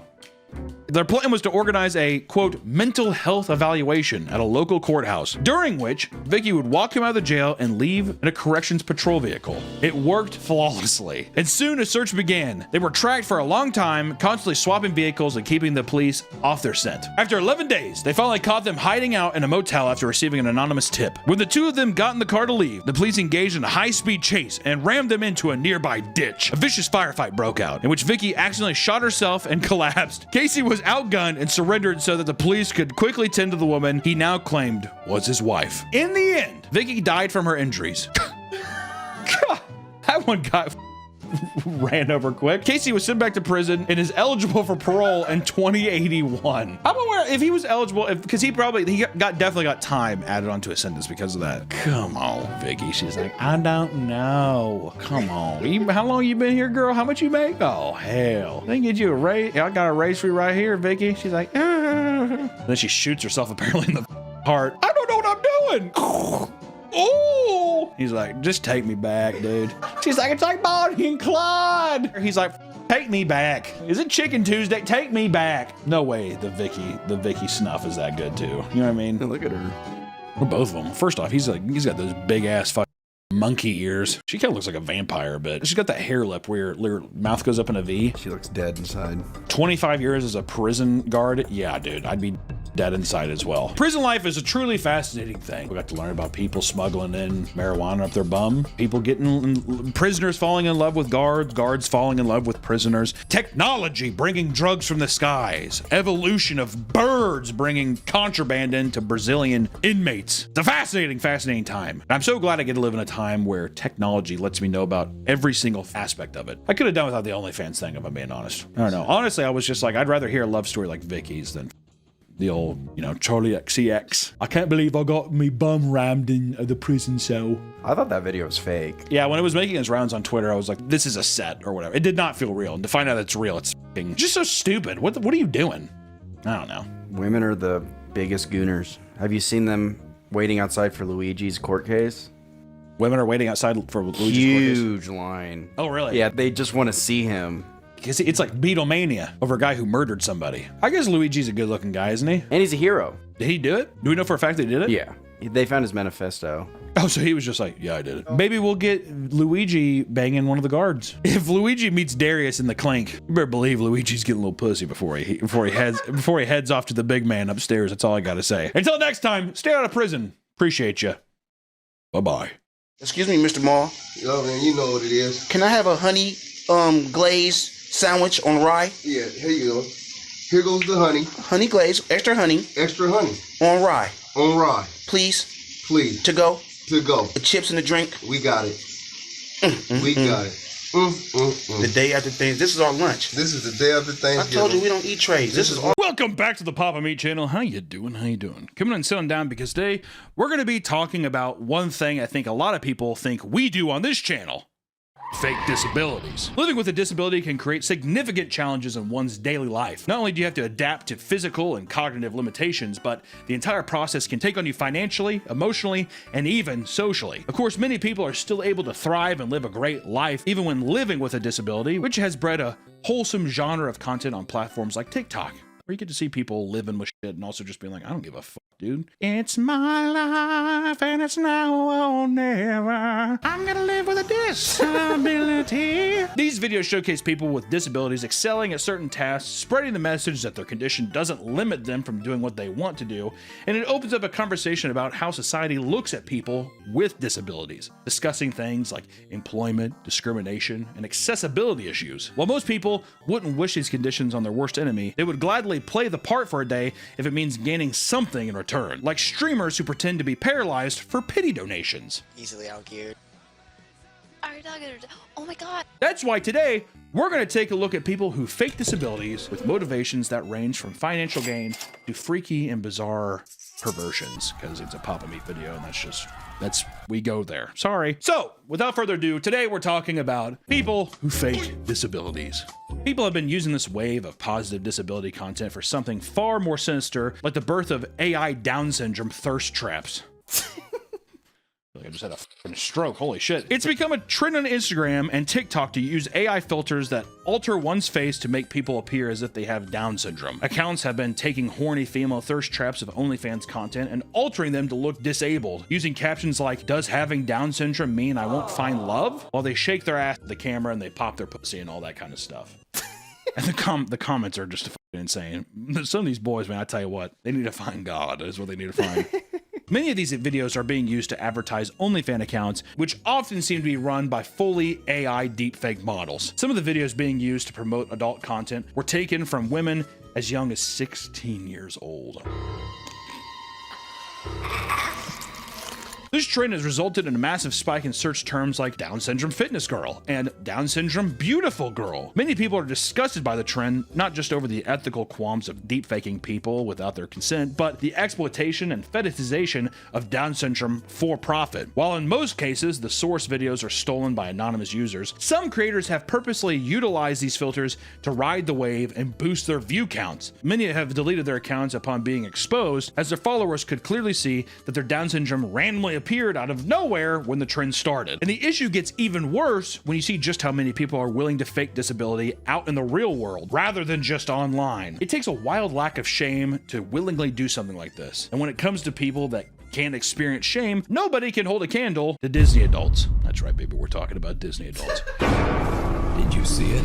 At Disneyland parks, there used to be something called Guest Assistant Card, which aimed to accommodate guests with disabilities by creating a less stressful environment. The GAC pass allowed people to access alternate ride entrances, enjoy air-conditioned waiting areas, receive front row seats to shows, and sometimes even bypass lines entirely. People slowly began realizing that they could abuse a system in order to improve their Disneyland experience, and soon tons of people began faking disabilities to get one of these fucking cards, man. In some instances, people with legitimate disabilities started illegal businesses in which they hired themselves out to strangers to allow them to receive benefits. Disney adults would pay for disabled people to enter the park with them so they could get the fuck pass. Hello! The rampant abuse got so intense that Disney had to eventually change the entire system, replacing it with Disability Access Service in 2013. The pass required slightly more effort to obtain, requiring an initial meeting prior to the visit. Yeah, so they basically made it to where it's like, what is it, like a pre-check for a flight. TSA pre-check to make sure. Yeah, the Disney adults were like, I don't want to participate anymore. I wait in line. It's too hard now. Now, rather than bypassing lines, DSA pass holders would be given reserved time that allowed them to walk freely instead of waiting in long lines. Of course, this soon became heavily abused as well, and Disney eventually got fed up with people pretending to have disabilities, instilling a lifetime ban on anyone that was caught lying to receive a DAS pass, which, to be fair, I think is fair. Yeah, if you're faking a disability. If you're faking the fucking disability, it should be a one-time. It should be like, okay, no more. I'm sorry, I hate waiting in line. The constant abuse of this system has resulted in the DAS passes being much harder to obtain, to the point where people with actual disabilities are turned down when applying for them. Some people have told stories of humiliating interviews where they desperately try to convince the interviewer that their disability isn't actually real, only to sternly be rejected, which I think is a sign from God to say, this park's kind of fucking cringe. I think I'll just go somewhere else. Am I wrong? No. But I want to experience the joy they give at Disney World. I want to walk around with Anakin Skywalker. Lightsaber? My lightsaber, and then get an autograph from Goofy. And blue milk? And blue milk. And then ride on Space Mountain like a million times. My DAS pass. With my DAS pass. Hell yeah. Do you think they flash it and stuff? People that have DAS pass? Sorry, I get to cut in front of you. Yeah, it's like a VIP card. Hell yeah. I would. I'd flaunt it around. I'd peacock it a bit. Why not? Sorry, I'm disabled. Sorry. Sorry about that. My disability allows me to go that way.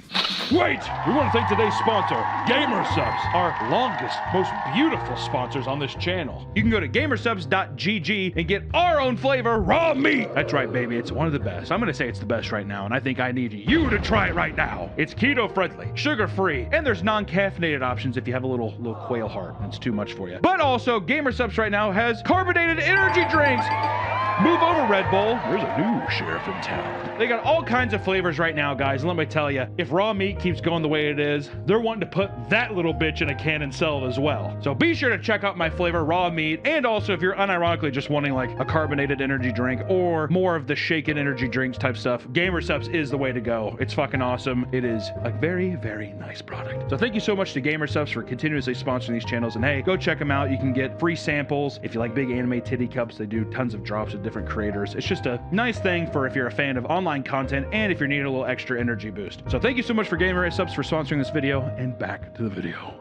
As it turns out, it's surprisingly common for people to get caught up abusing systems like these in order to reap the benefits. It goes far beyond theme parks, like with a police officer that claimed $600,000 over a fake injury. It's taxpayer money! That's why fucking money! Nicole Brown, a cop from Westminster, was on a job in 2022 when she encountered a suspect of a crime. During the arrest, the man ended up striking her on the forehead and causing minor injuries.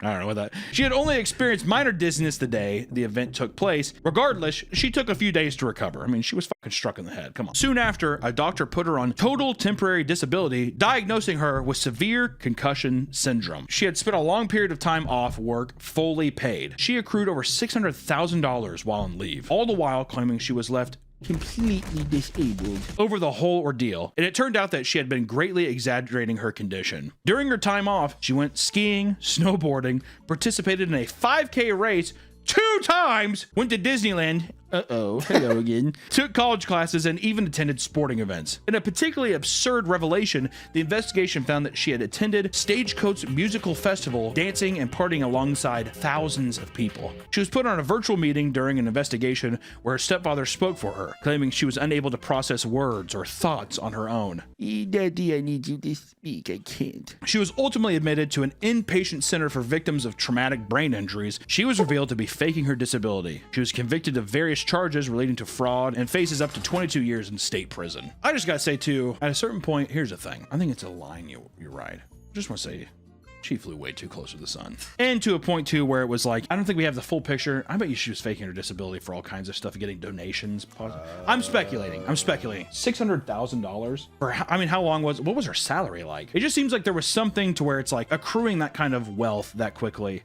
It's kind of crazy. You know what I mean? What, like if her salary was like $40,000 a year, to then go on meetings and be like, fake that you can't speak and shit. It's messed up. Versus, I want to say that the line is also, if you get hit in the head at your job, you're like, what the squeeze a little bit of juice out of it. Game the system a bit to where you're just like, have the government fucking throw you some shit. Also, if the government's watching, Don, I'm joking. This is a comedy video. This is comedy. This is like me joking around. Nick, I need you to speak for me for the government right now. Hello, government. Hunter can't talk right now. He's fully incapable. This is a comedy video. Give us a DAS pass for Disneyland. Thank you. One place where having a disability can greatly improve your experience is in airports. Because of this, there has been a significant rise in flyers pretending to need wheelchairs. Because as you all know, if you've ever ridden on an airplane before, people in wheelchairs, primarily, why the fuck do old people need to fly? So I'm not going to get into that.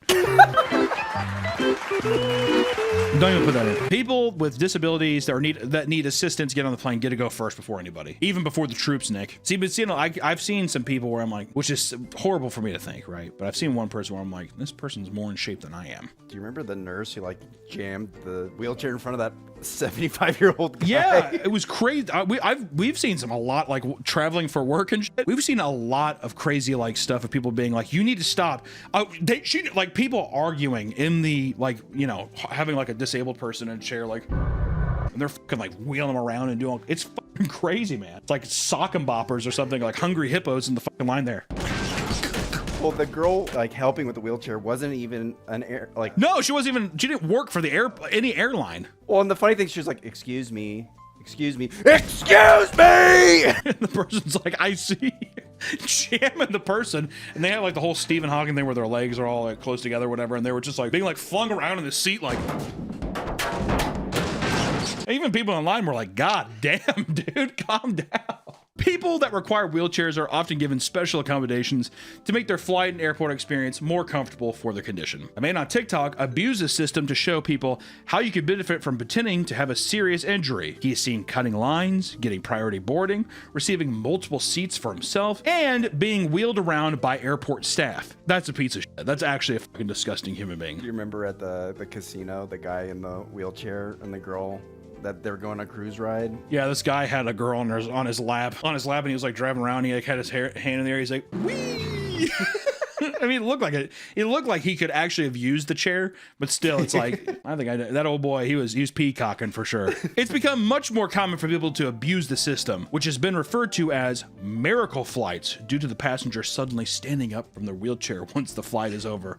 Oh my God, you're healed! After a Frontier flight, one man witnessed 20 people enter the plane on wheelchairs, only for just 3 of them to be used when the plane landed. Another man posted to social media after seeing an entire family of 7 in wheelchairs being pushed around by staff. According to him, all 7 of them got up from the wheelchairs simultaneously on the way out of the airport. It's not common for people to use wheelchairs to get away with things like this. The internet is filled with these posts where people try to request advice on how to fake disabilities to get into concerts and other shows. One post explains how the show they wanted to attend was sold out, so they decided to buy a wheelchair accessible seat as well as rent a wheelchair for the night. He starts asking around for advice on how to make it seem more believable, with tons of comments advising him on how to sell the lie as effectively as possible. People are awesome. To those that criticized him for being an asshole, he responded by saying that he had a great time, adding that people held doors open for him and bought him free beers. It's one thing to do something like this for something minor, like, I don't know, a concert, or I don't know, like when I was young and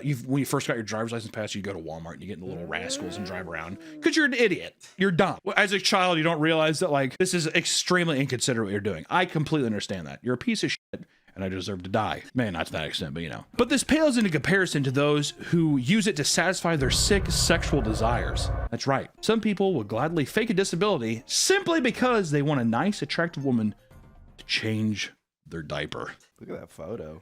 I know, this photo is fucking haunting.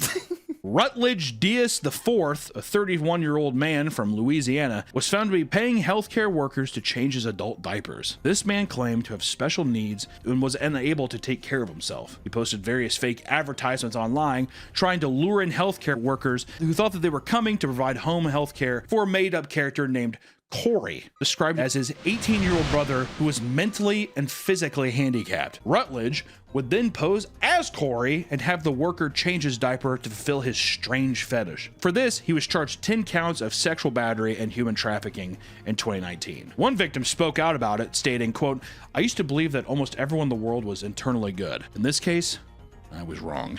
And in 2020, he was caught doing the same thing, this time looking for a babysitter for what he described as alternative therapy. When the person arrived at the home for the act, he would hassle them to solicit the same service from another person who could take care of him. Basically, soliciting someone to change his diaper as well because he couldn't do it himself. One of the babysitters eventually caught on, leading him to being arrested from his home and charged with the attempted human trafficking yet again. They're throwing human trafficking at him? I wonder what is it. I wonder why human trafficking. Yeah, that's interesting. I'm guessing because it's a sexual act. Well, is it because also you're luring someone there with false pretenses, and it's not kidnapping, it's human trafficking, maybe, or something like that? I don't know. Put up a little blurb. I don't fucking know. This is the only time someone used a fake disability to have his diaper changed. In fact, 2 years prior, Paul Anthony McChunka was caught doing the same thing. He would pose as his own mother, calling himself Amy. Amy would tell caregivers that her son had Down syndrome, enlisting caregivers to giving diaper changes and to bathe them. During his baths, caregivers reported that Anthony would become visibly sexually aroused. Jesus.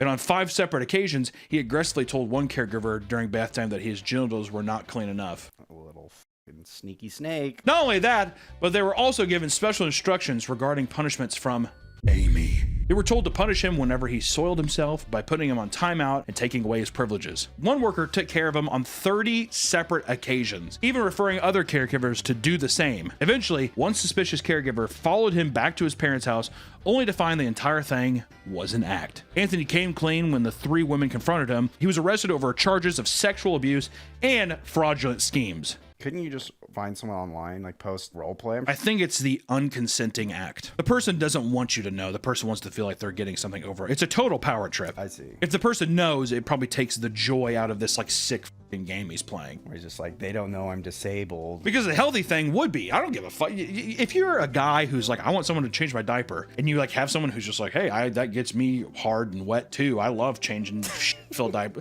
That's your business, right? To have someone who's just like there to legitimately try to help you, to me, it just is even more sad. It takes a truly unwell person to justify doing something this deplorable. But what about an entire team of people faking disabilities? This was the case during the 2000 Sydney Games. During this event, there was a Paralympic basketball tournament specifically for the mentally disabled. People were shocked to see that the Spanish team dominated against the others, ending each game at least 15 points ahead. People became suspicious after a popular Spanish sports magazine reported on their victory. Readers started writing into the publication to say that they recognized the people on the team and that they were not disabled in any way. As pressure started to rise, one of the players started to reveal the truth. Not only was he not intellectually disabled, but 10 of the 12 players weren't as well. It turns out that the medical exams performed on the players were incredibly simple, to the point where some players only had to have their blood pressure taken and perform 6 push-ups. Their coach was totally on board with this, to the point where he would instruct his player mid-game on how to look even more visually disabled during the games. Drool. Exactly. Yeah, exactly. Drool, here. Like, look around. There's bees. A timeout, and you have to tell people, you guys aren't. Yeah, time. You guys have got to scream more. Act like there's a beehive above you at all times. They come out of it and just like, oh, the team's really looking kind of crazed here. The Spanish Paralympic Committee eventually took away their gold medals, and the team was heavily fined. And when I had the gold medal in my hand, when they put it around my neck, I was really somebody. A week passed, and they were saying that Spain had cheated, and we gotta give back my gold medal. And of course, things can escalate to pretty insane heights. Some people can take disability scams to an entirely new level. MS-13 went so far as to put people through spinal surgeries to fake workplace injuries into a $1 million lawsuit. Holy shit. That is fucking crazy. They would find border crossers or homeless people, drive them to the city and treat them well before pressuring them into joining their scheme. They would then put the homeless people through various accidents like falling off a ladder or falling over at a construction site, making sure to coach them on how to make it extra believable. Then they would go to a sleazy lawyer to help them set up a lawsuit, and from there, they would have surgeons who were in on the scheme as well use screws and plates to fuse healthy vertebrae together. That just sent like such a shock down my spine, dude. Oh my god. Can you imagine like you're totally fine, the next day you wake up and someone has like actually screwed and put plate? I mean, ugh. Not even worth it. No, god no. And by doing this, they would claim that the injury that they sustained required various expensive surgeries. Business and landlords would be hit with lawsuits that would settle often for at least $1 million. They would pay as little as $1,000 for a struggling person, put them through a life-altering surgery, pocketing the rest of the money for themselves. And they made millions of dollars from this endeavor, with some insurance firms claiming up to 650 alleged fraudulent lawsuits in the past 4 years. And let's end things with a satisfying bit of karma coming from China. Zhang, a man from China, was accused of murder in 2005. He had a physical altercation with his uncle-in-law over $76 in rent, and things escalated to the point where he ended up stabbing the man to death. once again, over a dispute for $76, which in 2005 money, that's like probably $30,000. To avoid prison, he changed his name to Wang Gui and traveled 450 miles away from his home in order to live a new life as a construction worker. To make sure he never revealed sensitive information regarding his crime, he committed to being a mute for the foreseeable future. Gwen Gui. Gwen Gui. Oh, that's right, he's mute. He just took a vow of silence. I killed someone, I'm not going to talk again. Yeah, exactly. He's like sitting there, his boss comes over. Hey, did you kill someone over $76 rent? That's right, he's mute. Somehow, he was able to remarry and even give birth to a new child without breaking his mute lifestyle. Didn't have to talk to his wife. Do you think he broke during sex? Oh. Did you speak? And after 12 years, he was approached by the police regarding a household survey conducted in his village. After realizing that he had no paperwork, he was taken in and eventually given a DA test that revealed that he was the man that committed the murder over a decade prior. Zhang tried to speak to the police and plead his innocence, but he was unable to. His vocal cords atrophied so much over the years that he was now incapable of speaking without a pen and paper. Oh. That's some karmatic shit right there, dude. Yeah. He was eventually arrested and jailed for his crimes. It goes without saying that there's a special place in hell for people that pretend to have altering disabilities, especially when it starts to make things worse for people who actually struggle with them. Over time, stories like this lead to higher rates of skepticism over whether or not someone is actually suffering from these conditions, whether it's Disney DAS passes being denied to disability people or scummy disability scams raising people's insurance rates. Someone is always getting screwed over these selfish actions, and usually the majority of the time it's the people with actual disabilities and not the criminals that are out there trying to pass off on some weird creepy ruse. I just gotta say, don't fucking fake a disability, all right? You think people who fake disabilities should be put to death? Jesus, I mean I guess it's case to case. You know what? Yeah, I think so. Thank you. I don't know. I've seen videos. There was a video that went viral for a bit where a guy faked having a mental disability in his town, and he was just robbing people. He like asked for donations, and he apparently made like a ton of money every year. He'd sit there. He did the thing, and he even like it was like a news report. Yeah, I've seen that one. Yeah, and he's like sitting there, and he's like doing his act, and then at the end, he's like sitting there like joking about it, like not giving a fuck. It just makes you think, how do you like not just feel horrible? My bead boy, I'm just playing. I gotta go, y'all. I gotta make some money. I appreciate you guys busting me. Appreciate this. Yeah, I'm really good at it. Really good. So all I gotta say is, listen, if you see somebody faking a disability in this way, break their legs. If they're faking a mental disability, take a crowbar and beat them over the head. I'm joking. Also, if a guy comes up to you and he says, let's fake an injury and let's screw your spine together, you say no to that. Okay? All right? If you're in a pinch, there's other ways to get out of it besides screwing the vertebrae and putting plates in your spine. All right? Love you guys. Hope you have a good day. Just come on. All right? Let's think about it for a second. We'll see you in the next one, guys. Bye-bye.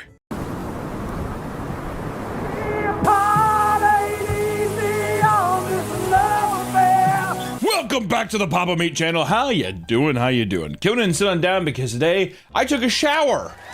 My hair's not greasy. Sometimes to take a shower, it takes a long time to let my hair air dry. I don't see anybody comments again as someone saying that the haircut looks bad. Hair's wet, not greasy. You want to smell it, Nick, and see how it smells?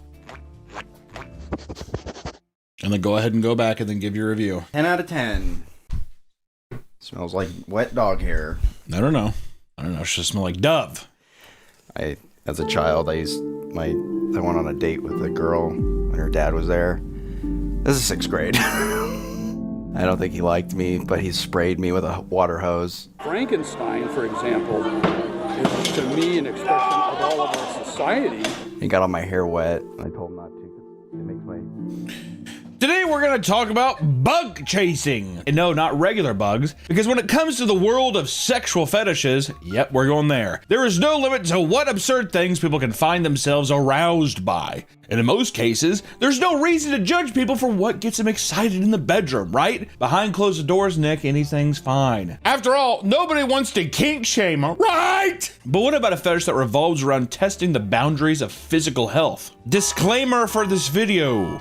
Disclaimer. Don't want people getting mad. 1, video's gonna be gross. 2, bug chasing is a very hotly debated topic and has been for quite some time. It's believed by many to be overblown and inaccurately reported on during a time where concept was more novel and shocking, okay? So keep that in mind, that our goal is just to talk about what it is and what other people are saying online and in the news, right? I have no opinion. I am a shell of myself. Or you do have an opinion. I thought that this was just kind of interesting that people, pretty much for a few people, just when you want to click off the video, let me just summarize it here. People like to go to parties, like to cough each other's faces, and they catch their diseases. Everybody cough in my face. Do it. Okay, big game hunting, and they get hard, and they sometimes chum. So if that's a video that you're interested in, plop on down and hang out for a bit, or if you just said, you know what, I'm good, more power to you. Bug chasing is one of the stranger is out there, one that many people are becoming more aware of after a viral story posted to TikTok by someone named Belisa Bell. In her TikTok, she goes on a frustrated rant about her father. My dad purposefully got HIV because he's a self-proclaimed bug chaser and he thinks that it's hot. He self-described himself as a bug chaser, choosing to live this life because he thinks it's hot.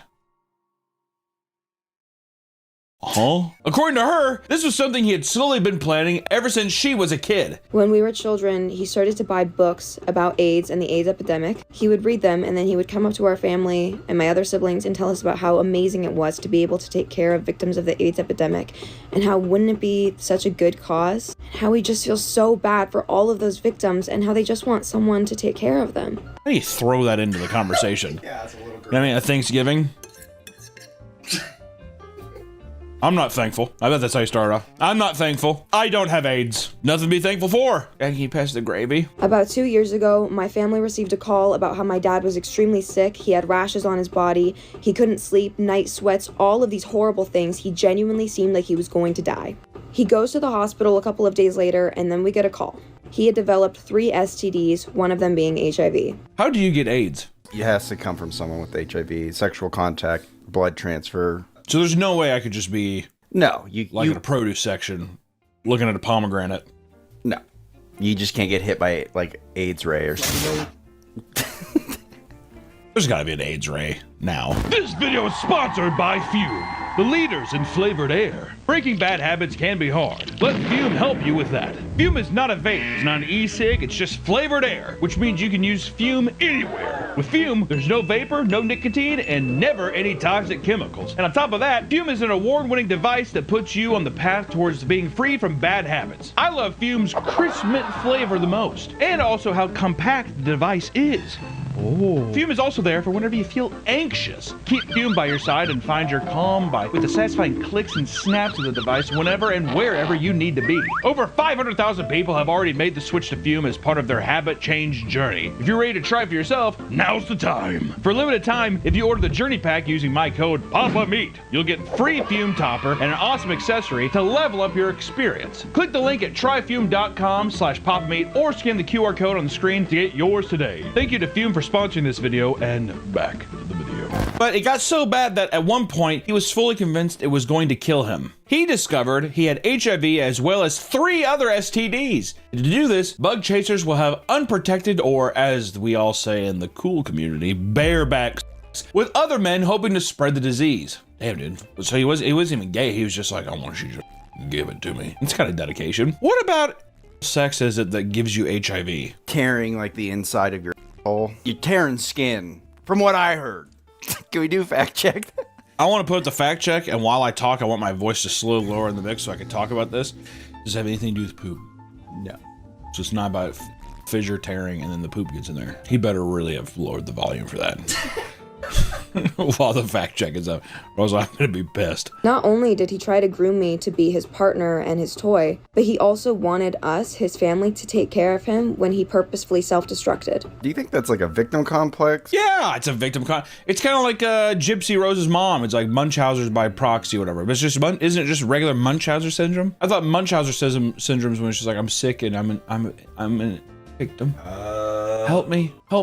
After the story had gone viral, her family was furious at her for talking about it publicly, and Blissa was kicked out of the home, and she began resorting to TikTok crowdfunding to afford moving out. This eventually worked out, and she has been updating people about the process as it develops. Can you get rid of AIDS or HIV? What exactly is the difference? Because this is actually an interesting thing for people who don't know. What is the difference between HIV and AIDS? AIDS is a advanced stage of HIV. AIDS stands for autoimmune disease. So what does HIV stand for? Human something virus. Fact check again. And if there's something with poop there, then we can put the edit back in, but I'm almost positive it has nothing to do with poop. It's blood, semen. You're telling me that blood and semen, but there's no poop? The fact check has still got to be up during this part. Voice lowered. Bug chasing has been around for quite some time. In fact, many claim that it's been a thing since the AIDS epidemic of the early 80s. As medication began lowering the death rate of virus, gay men slowly began having unsafe sex once again, no longer being afraid of catching it. Even back in 1997, it was known that a tiny community of bug chasers existed. There was fear that if their numbers were to grow, it could roll back the last decade's worth of work. Medical advances, you know what I mean? Jesus. I don't... Fact check. I don't even feel comfortable publicly saying that. I have no. Cite your sources. I was gonna say that sounds cartoonishly evil. To That paint the gay people. that sounds like an offensive. It feels like someone pulled that from like an anti-gay pamphlet or something. You know what I mean? Yeah. And they were so evil and so horny that they said, "Why are we doing? Let's just give each other AIDS." There's no way. We have got to fact check. That's our new swig break is fact check. Fact check. There have been many publications that have greatly exaggerated the prevalence of the bug chasing community to make it a more enticing article. The way it's been sensationalized has made it incredibly hard to determine the truth about this strange fringe group. So even though it is real, I think some people, maybe even ourselves with the amount of fact checking we have to do, are making it seem maybe much worse than it is. Even though we did start this video on a man bug chasing HIV. Even if someone's like, I have the flu, can you cough in my face? Why? No, there is, but I'm just saying, it doesn't have to just be HIV. Even so, like, can you imagine someone being like, you got chickenpox? But a supposed groundbreaking report by the Rolling Stones included an interview with Dr. Bob Cabage, the director of behavioral health services in San Francisco. He was quoted saying that 25% of newly infected gay men are seeking HIV, consciously or not. Fact check! Fact check! That's no way! There is no way! What are we doing? Who wrote this one? Oh, just both of them? Yeah. We have got to fucking get some HR stuff going on. What's your opinion on gay marriage? It's fine. In a Newsweek article, however, he ranted about how he never actually said that. All right, redact the anti-homophobe. Okay. And even told their fact checker this was completely false before its release. I don't care. So they just make it 38%. Whatever. Say he hates gay people. Like, I never said that on the cover of the Rolling Stone. Other outlets like Vice insist that bug chasers engage in sex roulette parties, which are events in which one person is secretly infected with HIV, and everyone avoids the use of condoms during sex, giving people the thrill of not knowing whether or not they have it. Many of the peoples referenced in these articles seem certain of their existence, but cannot seem to point to a specific group event they've seen with their actual eyes. You know what? It's too much HIV stuff. I was gonna say, because every time I've ever heard bug chasers before, because I've heard it before, this HIV viral post, but it was always like people being like, you have strep throat, or like you have it's basically like minor thing. Like, I don't think I've ever heard of anyone being like, I need to go get HIV. Not saying there isn't, because I bet you there is someone out there who's like, let me toe the line. I would say it's general STDs. They want to get like gonorrhea or like something that's kind of curable, where it's just like roulette of like, I'm gonna get sick, and then you find out if you got sick or not. It's like an adrenaline rush. It's like an adrenaline junkie. Can you imagine someone the same way that someone like buys like a necklace and they're like, oh, I've always wanted this chain. Could you imagine that with like genital warts? I've always wondered what my balls or pussy would look like with all these like these little pearls hanging off my skin. I want to interview a bug chaser who they regret doing it, where they're just like, I was stupid. That has to be 90% of them, if not 99% of them, right? I think it's something where you get the thrill. It's like, that's got to be the craziest post-nut clarity. Sit at home, blink around, and throw it on your mouth. Oh, jeez. Across all strange corners of the internet, you'll find people discussing these so-called bug chaser parties, while it's likely that they're being completely overblown. I think it'd be interesting to see what they claim goes on during these events. There are two types of gift giver parties. One involves an orgy that consists of just one HIV positive person. After the deed is done, the host reveals who the positive person was, letting the group know who was potentially infected. See, I wouldn't want that. I don't want to know who's infected. You don't? I like that, actually, at the end of the party. Everybody gather around. Who had fun tonight? It was a good time. We had a great time. And for everyone wondering, drum roll. It was Sarah. She's like, or actually, that's a big guy. It was David. David! I knew. I had to suspect. I should have went with my gut. I should have went with my gut. Like a party, that casual at a party. Maybe it is. So you know what'd be fun though? You go into those parties and looking around and being like, guessing who's got it. You know, there's got to be one guy who's just like, everyone's all health. Everyone's all good, and then one guy has like super gaunt eyes and cheekbones. Like Nosferatu sitting in the back.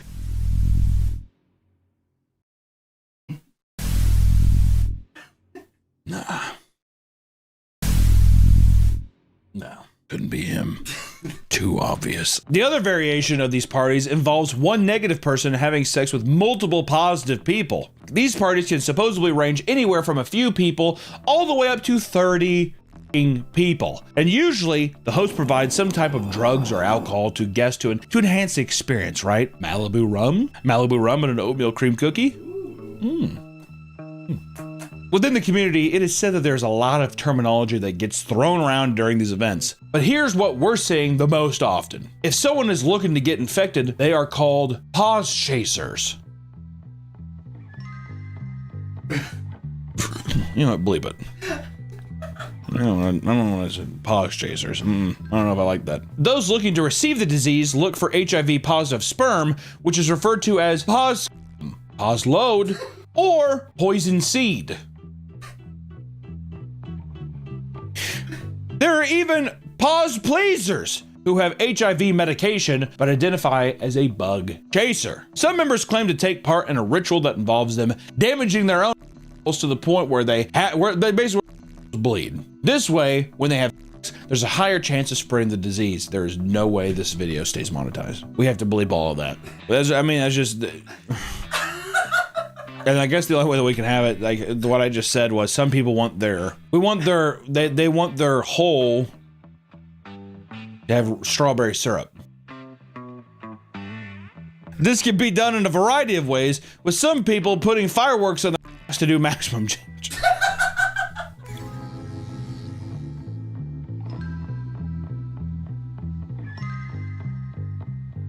What do you mean your blew up? I stuck an M80 up there and let her rip.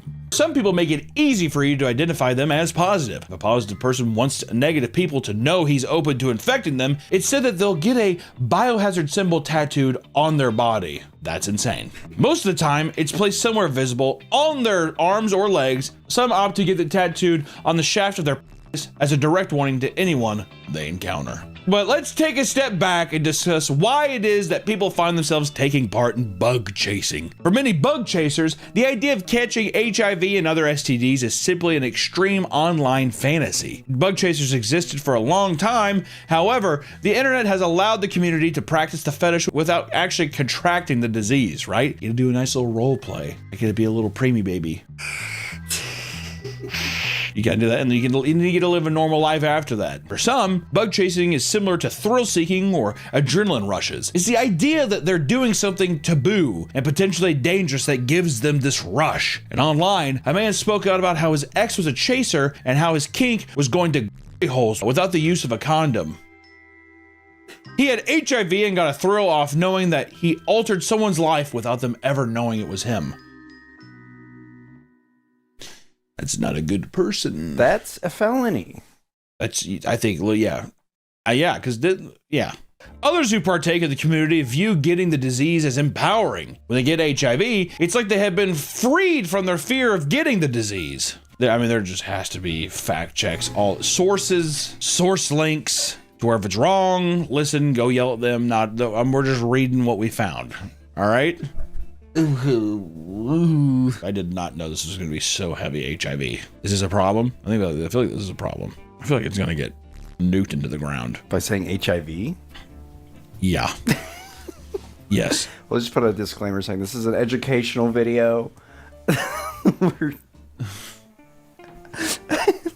Even today, bug chasing still exists in small pockets of the world, mostly facilitated through online communities. While there have been incredible evolutions in AIDS medication and the way treatment is administered, some bug chasers considered it to be the equivalent of an adult using floaties. According to them, medication like pre-exposure prophylaxis takes the thrill of masculinity out of having sex. There are various dating sites used for explicit purposes of meeting people who have AIDS, HIV+, and other sexually transmitted diseases. Websites like PositiveSingles.com or Posmatch.com. There are events here and there that aim to reduce the shame people feel living with HIV. Some are strictly kind and wholesome, while others seem to have more degenerate intentions. In 2021, the gay star Tim Tyler tried to host the Pause Pride Fest with the goal of raising money for HIV groups and to celebrate people who may feel outcasted from society due to their disease. That's fair.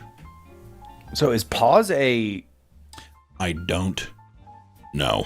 It's really early in the morning to talk about this much HIV related stuff. I really thought I was going to be like, yeah, I'm sick. I have a boner. This sounds all well and good until you realize that part of the event would include the Chasers Jamboree, aka party, including those with and without HIV. The website advertised the event, stating chasers and gifters would identify themselves with colored hankies. And the Twitter page posted a poll asking those attending which category they fall under, with a grand majority being chasers. It turns out that Tim has been an open bug chaser who successfully contracted HIV, so the event appeared to be more of like a super spreader event designed for his own sexual fantasies rather than like an uplifting thing. Maybe it could be both, I'm not sure, but it's, I don't know. A blogger contacted the resort hosting the event, explaining that the event was not at all about raising awareness for HIV. Supposedly, the owner sat in stunned silence for 2 straight minutes after realizing what was actually going on. They dropped the event soon after. Tim announced its cancellation. He then suspiciously reached out to people about continuing to donate to event's PayPal account. That Tim manages himself, in order to raise money for HIV nonprofits instead of just donating directly to the nonprofits. I think Tim might have been scamming a little bit. Skimming off the top, it sounds like. While most people would probably be a little more private about their chase fantasies, some people are willing to post public Craigslist listings in search of their dream gift givers. Other people seeking dating advice online have admitted that bug chasing has caused significant problems in their relationship and led to eventual breakups. After dating a man for 6 months, one user admits to finding out that his drag queen boyfriend had been secretly hooking up with Pause guys in the hopes of being infected. Damn. You want to lean me in on that? Okay, we're getting way too intimate way too fast. This is private stuff. In the span of 2 months, he slept with 50 people. The user was told that he was doing it so he could get government benefits and to fit in better because many of his friends were HIV positive. I don't know if I believe that story, Nick. That's too crazy.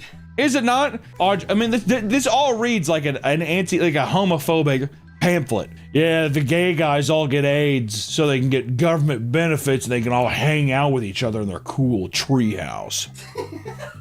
The bug chasing community has a dark underbelly that many of its members struggle with. There are more serious implications for those that are driven to get the bug. A small section of the community gets HIV as a form of self-harm to cope with something more serious in their life. Mental illness is seen as a big component, with many people being preyed upon or agreeing to certain acts while not being in their right state of mind. Some research insists that this fetish is based in addiction. Certain fetishes are tied to bug chasing like BDSM, but one in particular is extremely damaging. Chemsex, also known as party and play, involves both parties injecting themselves with hard drugs while having sex. This behavior ties the act of bug chasing to getting high and creating a very addictive loop that is hard to break and even more dangerous. The addiction only worsens with each party or interactions as people slowly grow more desensitized to the idea of having HIV. There seemed to be a lack of proper knowledge of the disease for many people that partake in acts like this, and all of these elements leave many people broken and hopeless. One man claimed that he was seeking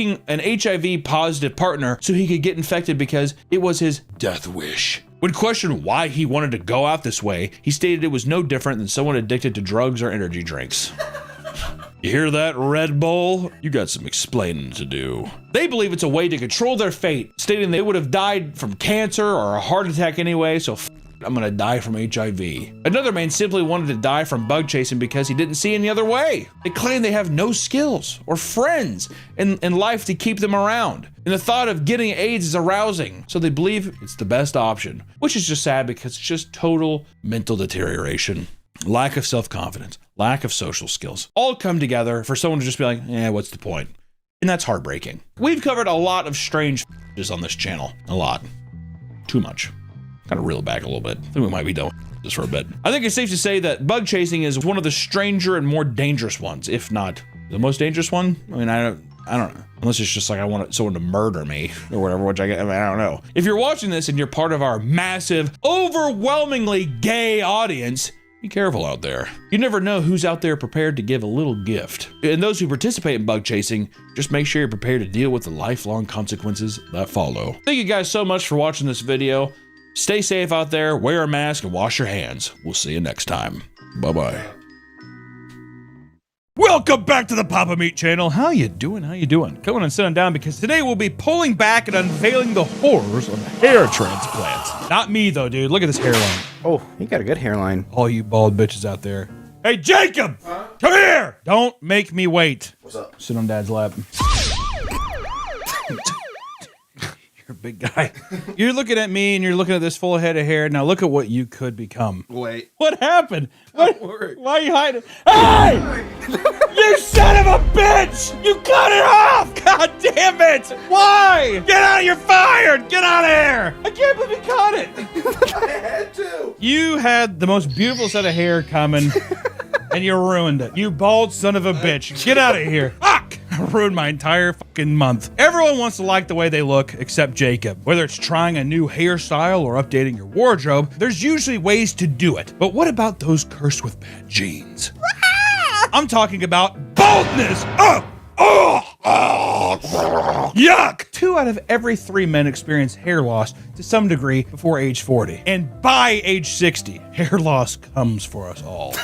Many will go completely bald. It can be hard to lose your hair, especially when it's such an important part of your look, right? Because of this, many have turned to hair transplants. It may seem like a life-changing opportunity, but if you're not careful, you can be left scarred for life. With the potential financial and physical risks that come with attempting to get your hair transplants, it makes you wonder why people would ever go through with it. And for many, it's very, very simple. Being bald is the worst. Do I have a bald spot on top of my head? That's just where your hair parts. Are you sure? Problem is I feel like it comes mostly with good-looking men. Good-looking men, they went through their whole life, getting their dick sucked, balls licked, girl taking her fingernail, rubbing the ridges of his taint, and all that kind of stuff, you know what I mean? Living La Vida Loca, and then those motherfuckers get their hair thinned out real quick. Then they look at it and they start doing this. Us big, fat-ass, beautiful men, balls full of semen from never being touched by a woman. My beautiful lion mane. How foolish you are to give away your seeds so easily, my friend. What if that is the thing? I think it has partially to do with semen retention. As if I wasn't just in my fucking bedroom beating it all day. It's transferring to the woman. They're taking all your fucking hairline again. I tell you what, too, just to turn around a bit, I've seen some women's hairlines. God damn. Turn around? No, I'm saying I've to turn around. Oh.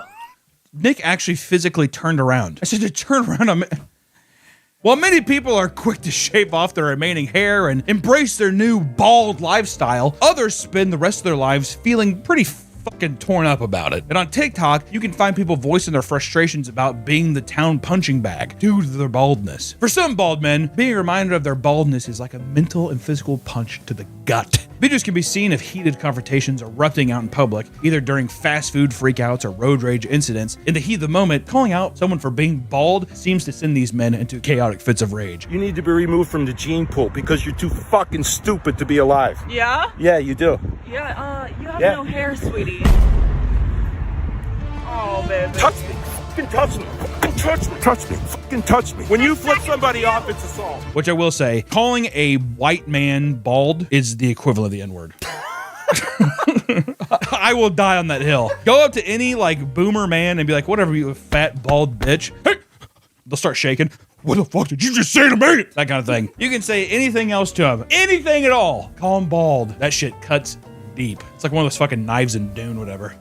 You know what I mean? Piercing through the armor. Because you can say all kinds of things. Ugly ass fucking outfit. They're like, I like this outfit actually. Call him bald though. Ooh. Also, every old bald man, their fucking, like their head, it just wrinkles up. The shape of it, it's like, it looks like Homer's mouth. Dude, just talking to all these bald people fucking gross me out, dude. It's so weird. Ugh. Many people who find themselves losing their hair at a young age take to the internet to lament the fact that it's actually much harder to be bald than people make it out to be. All right, you guys think it's all a joke, but that shit's rough, all right? One poor soul rants about how his family told him women love bald men to help him cope, only for him to realize that he supposedly went from a 7 out of 10 to a 4 out of 10 after shaving the rest off, and women no longer seem to be interested in him. Where he got these numbers is probably somewhere in La La Land in his head. But still, that's his perception, that's his belief, it affects his confidence, he's fucked. He admits to being saddened by his bald head every single day for the past 2 years. Hey, this video is sponsored by Hungry Root. It's officially the busiest time of the year, so don't spend crucial brain power on grocery shopping. Let Hungry Root be your personal shopper so you can focus on buying the important stuff. Hungry Root is your place for high quality food, taking the guesswork out of it and the bad stuff too. That's because they screen out over 200 different additives, including high fructose corn syrup, artificial sweeteners, and preservatives. And they only source the best, grabbing high quality meats and seafood. Hungry Root was awesome because I wanted some vegetables and they said, here's some vegetables and there's no bad stuff on it. It was really cool. And if you have any dietary restrictions, Hungry Root has got you covered because Hungry Root tailors items to your needs. And soon it will fill your cart with personalized items that you're sure to love. That's because when you get started, they ask you a question to see what you like to eat and how much you want to spend per week. When I'm stuck at the desk, I'll sometimes reach for snacks that I end up regretting later. But Hungry Root has helped me find healthy alternatives to keep stocked in the fridge so I can keep it healthy while I keep working. From smoothies to salads and everything in between, Hungry Root has got you covered. Take advantage of this exclusive offer. For a limited time, get 40% off your first box plus a free item in every box for life. Click the link below or go to hungryroot.com and use code PAPAMeat. That's 40% off your first box and a free item of your choice for the rest of your life at hungryroot.com with code PAPAMeat. Thank you, Hungry Root, for sponsoring the video. Back to the video. Many bald men face ridicule from people, but this discrimination can sometimes bleed into your place of work. Uh-oh. Hey, Jacob! There we go. Come down. For people that don't know, Jacob had a beautiful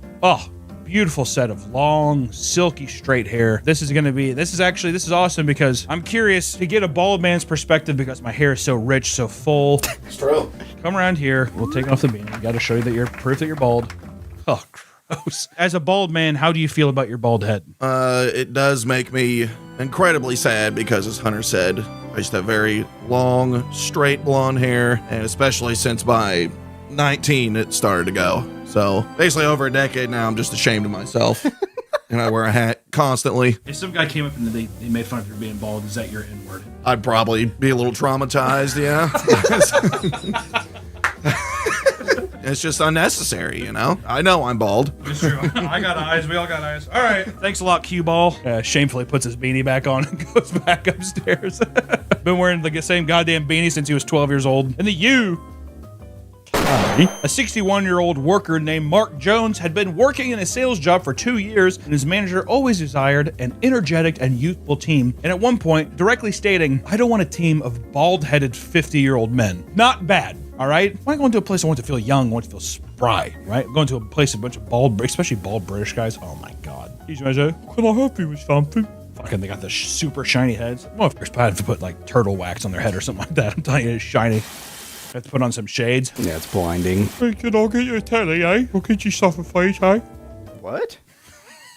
Soon, Mark happened to be put on a performative improvement plan. He was not underperforming, but was apparently being iced out in order to replace him with 2 young, hip new hires. After feeling pressure for some time, he quit, filed a complaint with his employer, and won $86,000. Holy shit! Among the many things that money was meant to cover, one was injury to feelings. Hey, Jacob. Huh? I actually think that I like your look, man. What was that about the money? We'll get you a wig. The hatred of bald people came to a head in 2024 when UK court ruled that making comments about a person's scalp can be considered sexual harassment, believing that it inherently relates to gender. Seriously, Jacob, your look is sick, man. I'm hearing every word. This became a topic of discussion after a man named Tony Finn accused his boss of sexual harassment after being called a stupid bald cunt. There are rumors that the panel of judges making this decision just so happened to be bald as well. See, it's a big fucking conspiracy, dude. All these fucking bald Illuminati bastards, I'm telling you. But it's not just insults from women that bald men have to worry about. Even some animals are targeting them as well. Over in a small English village, a hormonal hawk began terrorizing the older bald men that lived there over the course of several weeks. One 75-year-old man named Jim Hewitt was left with his head bloodied after being dive bombed by the bird, leaving him and the other bald residents forced to wear bike helmets when they left the house. That is awesome, dude. I'll go out with your helmet, all right? Eventually, the hawk was lured into someone's shed and captured. But it doesn't stop there. In the most extreme cases, bald men are literally being hunted down. In Mozambique, a series of ritual attacks in 2017 led to the police publicly warning the bald population. This was due to a superstition supposedly spread around by witch doctors, giving credence to the cultural belief that the heads of bald men contain gold. Hey Jake, can I get you to come down here real quick? Can you grab a hammer also real quick too? Because of this, 3 bald men were killed in a single week. What? It was said that one victim was dismembered, supposedly to use the organs for a ritual by the doctor to bring wealth to the client. After the first one, you'd see there is no gold. Or what if they think that someone already grabbed the gold? That it's gone. Or that the bald bastards spend the gold themselves. It's no wonder that bald people are afraid or ashamed of the way they look. Thankfully, people have been trying to solve this problem for quite some time. And let me tell you, still in this day and age, there's not a final solution. Can we associate bald people with demonic forces? Yes. That's what I think. There's a lot of solutions in the market that claim to cure male baldness, but many of them are either ridiculous or even more demoralizing than just being bald. In the 90s, a revolutionary spray-on hair product called GLH hit the market. It came in every hair color and could be applied in a matter of minutes. It worked by spraying small coated particles that grabbed onto existing hair, filling out the rest of your scalp. Before this, men had to use Topic, which was essentially the same thing, but you had to sprinkle a bunch of small fibers on your head. You basically had to be a fucking chia plant. Today, the pour-on fiber is still a super popular option and has dramatically improved. Science has gotten there, but not far enough. Now, you can go to barber shops where they'll shine your big fucking bald head and apply an adhesive that allows the fibers to stick so you don't have to reapply them all the time. Another popular option is toupees, which these are essentially small wigs that fit perfectly over bald spots. I've seen ones where it's little kids who are bald. That's sad. And the guy makes them, I think he makes them for free. If I was the kid, I'd be like, Mom, you need to fucking pay for this. I'm a bald kid. I'm not a fucking monster. All right? Luckily, the guy I saw, he's also bald because he does this. The kids are all sad and crying and he leans over and he lifts it up. Start screaming. This is your future. They're intended for men who still have hair on the side of their heads, but not on top. You got the little cul-de-sac cut. Love a cul-de-sac cut. Jacob shaved his. Hope he burns in hell. Doesn't matter. Though some completely bald men do still use the toupees, not all of them. Early versions were very primitive and obvious, but today you can hardly tell when somebody is wearing one. Though the realism comes with a hefty price. On average, a toupee can cost between $200 to $400. If you want a high-end toupee called a hair system, you can expect to pay at least $4,000 for a high-end fucking toupee. That's crazy. It's a used car right there. That is. That's a used Camry. That baby's gonna run forever. I don't know about that toupee. If you don't want a simple cosmetic solution and are looking for a more permanent fix, then you can get your hair tattooed on. I never understood this one. There are tattoo artists who specialize in giving people hair tattoos. Instead of simply drawing on hair, they place thousands of tiny dark dots so it looks like a freshly shaved head. Pretty sure Fousey did that. Oh, really? It looks bad. Oh. Yeah, it looks stupid. For women who are balding around the scalp, they can get tattoos on the roots to make it seem like they were never gone. But like the rest of these treatments, they are not cheap. One woman paid a whopping $25,000 to get her roots tattooed. Many turn away the traditional alternatives because of the cost or ineffectiveness, and this can lead to people searching for more outlandish solutions. For a while, there was a common belief that doing daily handstands would help regrow your hair, which is an awesome thing to think. Well, you just go that way, they come out. That makes sense to me. I'd be like, of course. It's just physics and gravity. Those who practice it believe that pooling blood at the top of your skull would reactivate the follicles and promote hair growth. Another unusual approach emerged in 2003 when scientists discovered that applying hot sauce to bald spots on mice seemingly helped regrow hair. Like how they saw like a bald mouse and they were like, Tapatio. The Tapatio. You think it was an accident? Like he was eating like a taco? I bet you they were torturing the mouse. Despite there being no proof that it works on humans, people still applied hot sauce to their chrome domes in just sheer desperation. Which if you gotta do it, you gotta do it. Out of all these so far, handstand seems I like that one the most. For people that are looking for something a little more permanent, however, it's time to think about getting a hair transplant. Essentially, getting a hair transplant means taking hair grafts from other parts of your body that may have healthy growing hair, your ass, and moving them to the balding areas on your scalp. You take your ass skin and you put it on your scalp, and it works. Depending on the amount of work you need done, the procedure itself can take multiple hours and sometimes multiple sessions to get done. It typically takes a few weeks to recover from a hair transplant, in which you'll rest and avoid drinking, smoking, and high-impact physical activity. Basically just gotta completely lay low. While getting a hair transplant can be a godsend for many, it is not without a few strange side effects. You like that photo?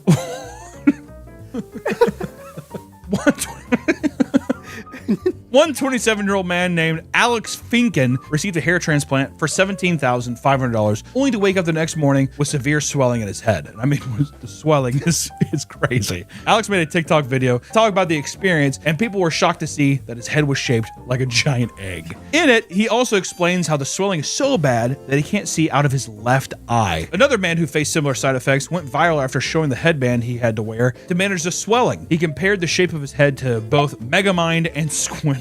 Those that finally go through with getting the hair transplant find that it helps them regain self-esteem, reduces overall stress, and greatly improves their appearance. Some celebrities like John Cena admit that they were being pressured to get hair transplants after being endlessly bullied about it during their WWE matches. And at one point, the crowd started making chants about it and pulling up signs that read, "I can see your bald spot, Cena." You know what? If I was John Cena, I'd be like, good. I want you to see my bald spot. I'd get a fucking bullseye tattooed on it. Lean into it, dude. Fuck it. As the hair transplant industry begins to grow in popularity, we're starting to see an increase in clinics offering beard transplants as well. Because this is relatively new advancement, it holds some risk, seeing as you can't wear a hat or cover up a botched beard. Yeah, I was gonna say, if you get your beard fucked up, now you're just like a weird fucking freak show. Hair transplants have exploded, and now everyone and their mother wants to get one. And seemingly out of nowhere, the world is now fixated on getting hair transplants. In 2021, the global hair transplant industry was worth $9.3 billion and is projected to reach nearly $50 billion by 2033. This massive boom is spurred by a new phenomenon called medical tourism. Because places around the globe offer cheaper surgeries, it's reported that at least 46% of people are willing to travel to get their hair and other cosmetic surgeries done, just because it's so much cheaper. These procedures can be thousands of dollars cheaper. Turkey has become the #1 spot in the world for cheap hair transplants. On average, they cost a couple $1,000s, depending on the amount of grafts you need, and have a 97% success rate. That is fucking crazy. See, but my luck, I'd go there and they'd be like,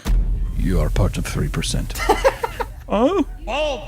It's also a swift process that usually takes one day. A man vlogged his entire 3-day journey at a high-end clinic and showed just how streamlined it was. On the first day, you arrive at your hotel. Many hair transplant packages include all-inclusive packages at very nice hotels, so you get a nice big fucking room. I mean, say you're pampered like a baby. It's awesome. But the second day is when the magic starts. You show up to the clinic where they look at your head and mark out where the grafts need to go, and then they lay you on a massage table and begin to remove the graft areas. You are then woken up and given lunch before being put back under for the main surgery, which takes 7 to 8 hours. After the surgery, you are given a special pillow to sleep on, some medicine, and you are sent back to your hotel. Day 3, you're expected to go back to the clinic, lotion and wash your grafts. After you're all clean, they briefly put you in low-light laser therapy, transfer you to a hyperbaric chamber for an hour. 3 days, and of course, weeks and weeks, probably months of healing. 6 months later, you'll see like, oh shit, but still. Fucking insane. Leave on a Friday, back at work on Monday with my giant fucking swelled up head.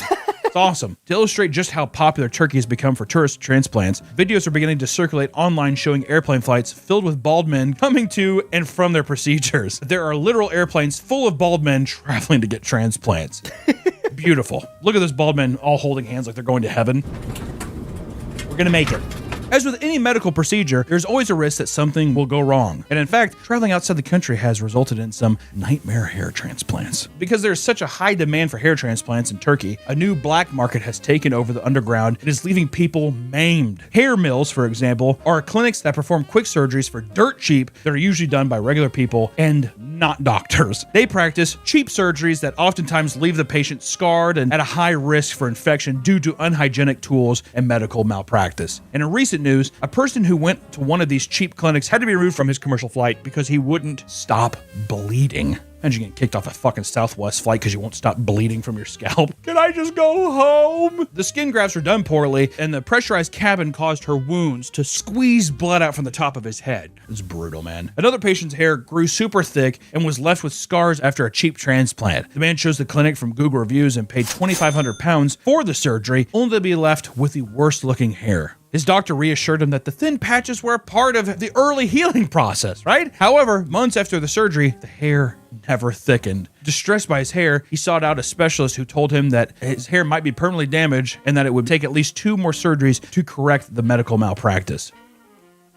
Hey, you think you're gonna go back to the black market and find that motherfucker again? No, he's gone. And he has your money. $2,500, dude. Just save up a little bit. My God. I don't know. It's just one of those things like, just, you've been bald this long, just wait a little longer. Also, probably the longer it goes on and the more readily available it is, the cheaper it'll probably be. Maybe. I don't know. Hair thinning is a common side effect of botched surgeries because the grafts are not put in properly. This is a known thing, yet people still choose to dump their money into cheap clinics and risk their health. It's a shame that this keeps happening because multiple people have claimed that their botched transplants have ruined their lives. 57-year-old Mark Sweeney paid around $4,600 for his head to be left with massive scars and an unnatural hairline. Dude, once again, just like you're saying, double it. If you can you get a professional one done for 10? Just wait. Yeah, that's worse. Get a fucking loan if you have to. My God. It affected his life so much that he quit his waitressing job due to being embarrassed by his hairline. Yeah, dude, no one's gonna fucking leave a tip for that ghoul walking around with his thin ass hair. He's that Red Robin. You guys must have campfire sauce? They're like, looking at the Phantom of the Opera. He takes off the mask. His life has now completely changed because he's left depressed and anxious about his appearance. Brutal, man. I fucking feel bad for these guys. A clinic in India called Look Like You Feel also left one of its patients disappointed. He paid $4,700 for a transplant and received 4,700 grafts on his head. $1 a graft. Once the surgery was completed, his hairline was ruined and the donor area was over-harvested, preventing healthy hair growth. The patient reached out to the clinic again, asking if there was any way to improve the healing process, and the doctor recommended more medicine, but after the medicine didn't work, and the patient kept asking for help, the doctors blocked his number. Oh, God. One man fumes over the botched transplant he had received from Dr. Brett Bolton, who runs the Great Hair Transplants Clinic in Florida. According to him, he was told he could pay $1 per hair. So he put down $14,000 for 14,000 hairs. This procedure was only 1 to 2 hours long, and he received a fraction of the grafts he paid for. 25% of those incisions, however, were empty and had no grafts placed in them. The doctor even skipped his mid-scalp as well as the crown, despite agreeing to do that beforehand. It turns out that he didn't even employ the standard method of the follicular unit extraction, instead giving him the equivalent of a 1980s hair plug that he renamed Bolton's Bundles. Ugh. In the process, the man claims Bolton left multiple gaps, killing existing hairs, and did permanent damage to his scalp. First off, dude, I would never go to Florida for anything. Okay. Hey, Dr. Bolton. Yes, sir, Rio. Can you patch up my hair? Bolton Bundle it is. I'd be like, no. No thanks. His further investigation showed that Bolton's social media promotion success stories were typically the same videos being repeated multiple times. He's like, thank God one worked. Thank God one worked. Even worse, he claims that the man doesn't show up as being medically licensed. See, this is also things you gotta do more research. In the comments, another victim of Brett Bolton reveals that he had to cut the nerve in the back of his head during his procedure, making it perpetually numb to this day. His reputation online got so bad that people started labeling him the Bolton Botcher, and people started digging into his history, only to find an article reporting that he was suspended of his medical license after an insane incident that occurred in 2014. Bolton was found to be posting on the website about how he was in fact the son of God. According to the staff members, he was doing strange things like believing he was Jesus Christ, dressing all in white and asking everybody if God asked them to kill someone, would they do it? Whoa. Whoa. Bolton's Bundles. The erratic behavior escalated to the point where he was found violently knocking out a man exiting a bathroom at the 9/11 Memorial Museum in New York. He did so because apparently God told him that the man was a pedophile that needed to be brought to justice.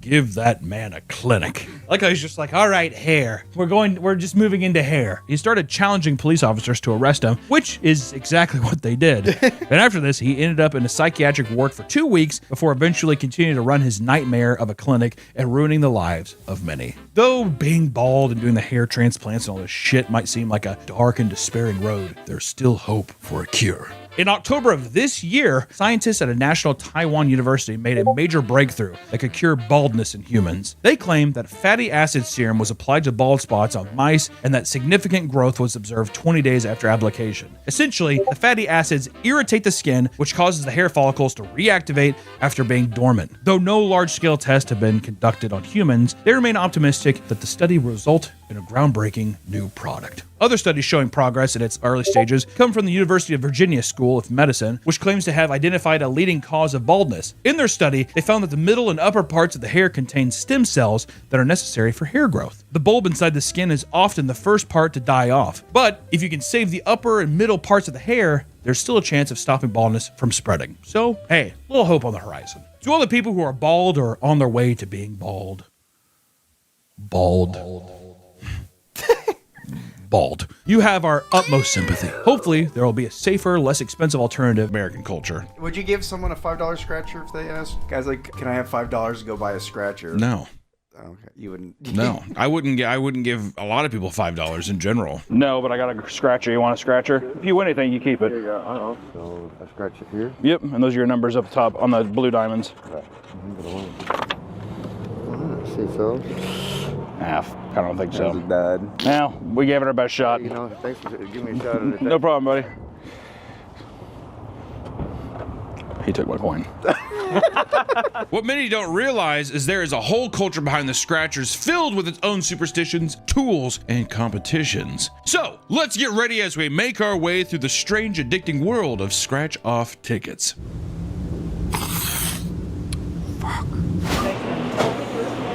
Alright, this is 115. Okay, I got a $5 check that says 500 Frenzy, a $10 one that says 50 and $100 Blowout. Oh, I want to get blown. Loaded exclusively with $50 and $100 prizes. $20, $2 million jackpot fortune, a $30 Super 7, and then last but not least, a $50 ticket. Jesus Christ. Which is millionaire riches. Okay, so these are the icons I'm looking for. These are the winning numbers, boys. Oh.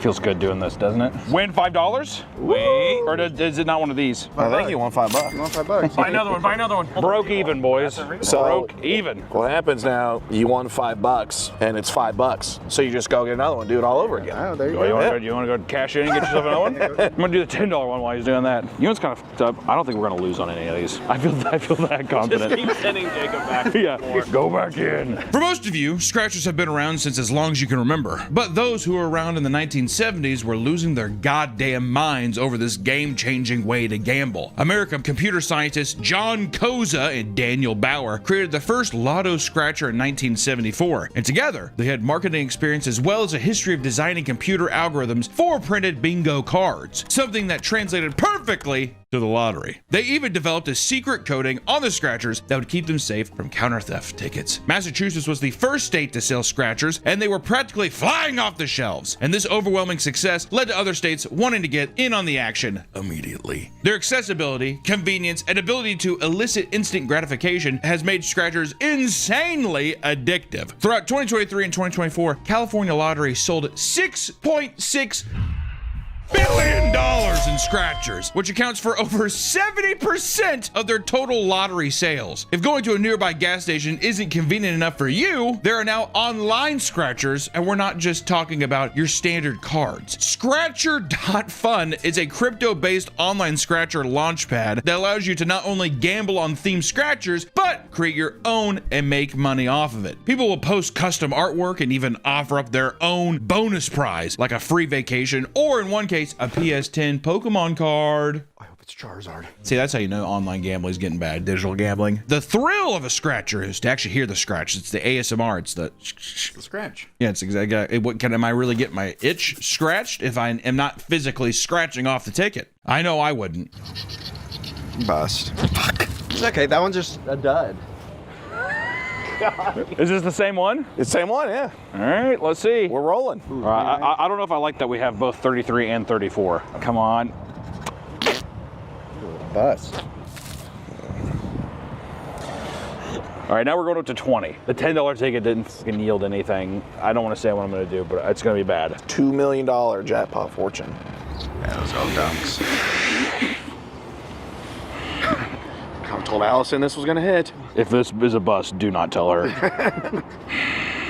Last one. Oh. Chat, did we win? These days, you can't be too safe, and lately, protecting my personal information has been very important to me. I've been getting spam calls and weird alerts and uncomfortable conversations that I'd like to put an end to. The problem is, you can find out just about everything about anyone on the internet. In fact, there are data brokers that exist solely for this reason. They steal your personal information and sell it to harmful sites and opportunities because they're fucking parasites who deserve to get This 11-page report shows you the staggering amount of info that these brokers collect and sell. Our personal information is being packaged, indexed, and sold legally all over the internet without your consent. The unfortunate thing is that the data broker industry is betting on the fact that you aren't going to do anything about it to stop them. That's why I started using today's sponsor, Aura. Aura contacts shady dating brokers on your behalf, and within weeks, personal information will start disappearing from the internet, so scammers and spammers have way less to work with. Aura keeps checking to make sure your personal information doesn't reappear on those data broker sites. All of this is in one app. And if something does go wrong, you've got 24/7 US-based support and up to $5 million in identity theft insurance. You can try Aura free for 14 days at aura.com/papameat. That's more than enough time to start getting your information removed from these sketchy fucking sites, man. That's aura.com/papameat. Thank you to Aura for sponsoring this video. Now back to the video. Thinking about scratchers too is that if you start doing it every day, you go get your scratcher, it's a problem. Yes. It's like a period. You gotta let it come to you. Remove that. It's like it's a feeling when you're waiting in line doing something at a gas station and you just kind of look over the case and you feel it. That's the time. But if it becomes an everyday habit, oh, that's bad. Yeah. You gotta stop that. I don't think I've ever had that feeling of getting a scratcher. Yeah, I've actually never bought a scratcher. My parents bought me. You are one of the cheapest people I've ever met in my life, so I don't know. To be fair though, it is gambling. It's not like you can't be cheap, but you'd definitely be the buddy where it's everyone's like, all right, let's just get a $2 scratcher. Okay. $2. No. Yeah, bullshit. You'd be like, if everybody was $2. No, there's no way. There's been plenty of times where we'll be like, oh, it's $5. Let's do it. I'll just watch. I'll watch. Goes home, buys $1,200 of anime Blu-rays. Yeah, exactly.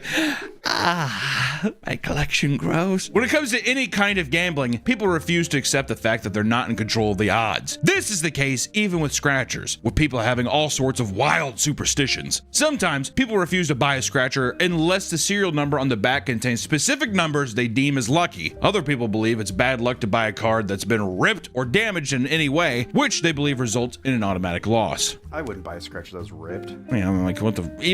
Not even the superstitious thing. I'm just like, what kind of gross ass little scratcher is that? Give me I just want a clean cut scratcher card. Oh shit, dude, she f***ed up. That's a super. You're not supposed to buy them scratched like that or ripped. What if that's our luck though? Well, let's prove it.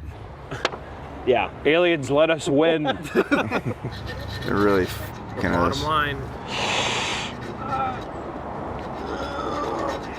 All right. Well, obviously, the aliens didn't do anything. Aliens didn't come to our aid. It was also because it was ripped. It was fucking ripped. There are also people that blow on their cards, or wait until a specific lucky time of day to pick a store they deem to be lucky, or use a special coin or tool to scratch the numbers off with. I had a buddy whose dad used a wrench. That was his lucky wrench. I'm not even joking, in his truck. I've never seen. You ever see somebody struggle? Let me tell you, take a fucking wrench and scratch off a scratcher. Difficult. I bet with that guy, he was just like, man, I don't got nothing. Oh, here's a wrench. And then he hit it one time with the wrench. He's like, that's my lucky wrench. Exactly. Yeah. One strange gambler was caught getting angry whenever someone wished him good luck after buying a scratcher, claiming it actually jinxes the cards. Oh, f you, buddy. You're basically just dousing this in gasoline and lighting it on fire, dick. Whenever it happens, he becomes irate and mumbles under his breath, these tickets are worthless now. Nick, I wonder, do you think these superstitions work though?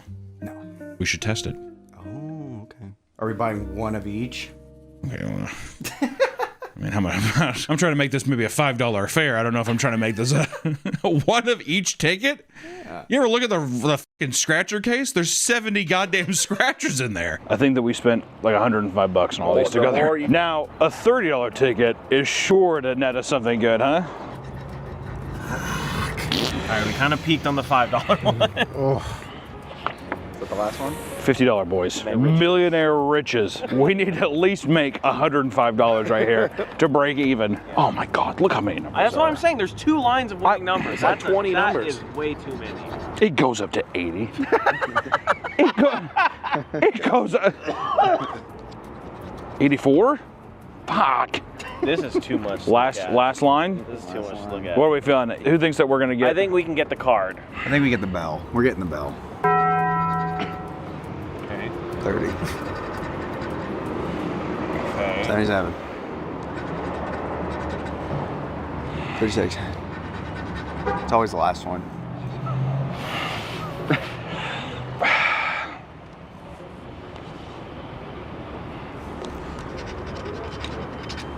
$54? We had 53. 59. This is a do not tell Allison moment. I'll tell you what, you know what's disgusting though? You know what's absolutely disgusting? What do you think I'm gonna say? Again. I immediately want to get more.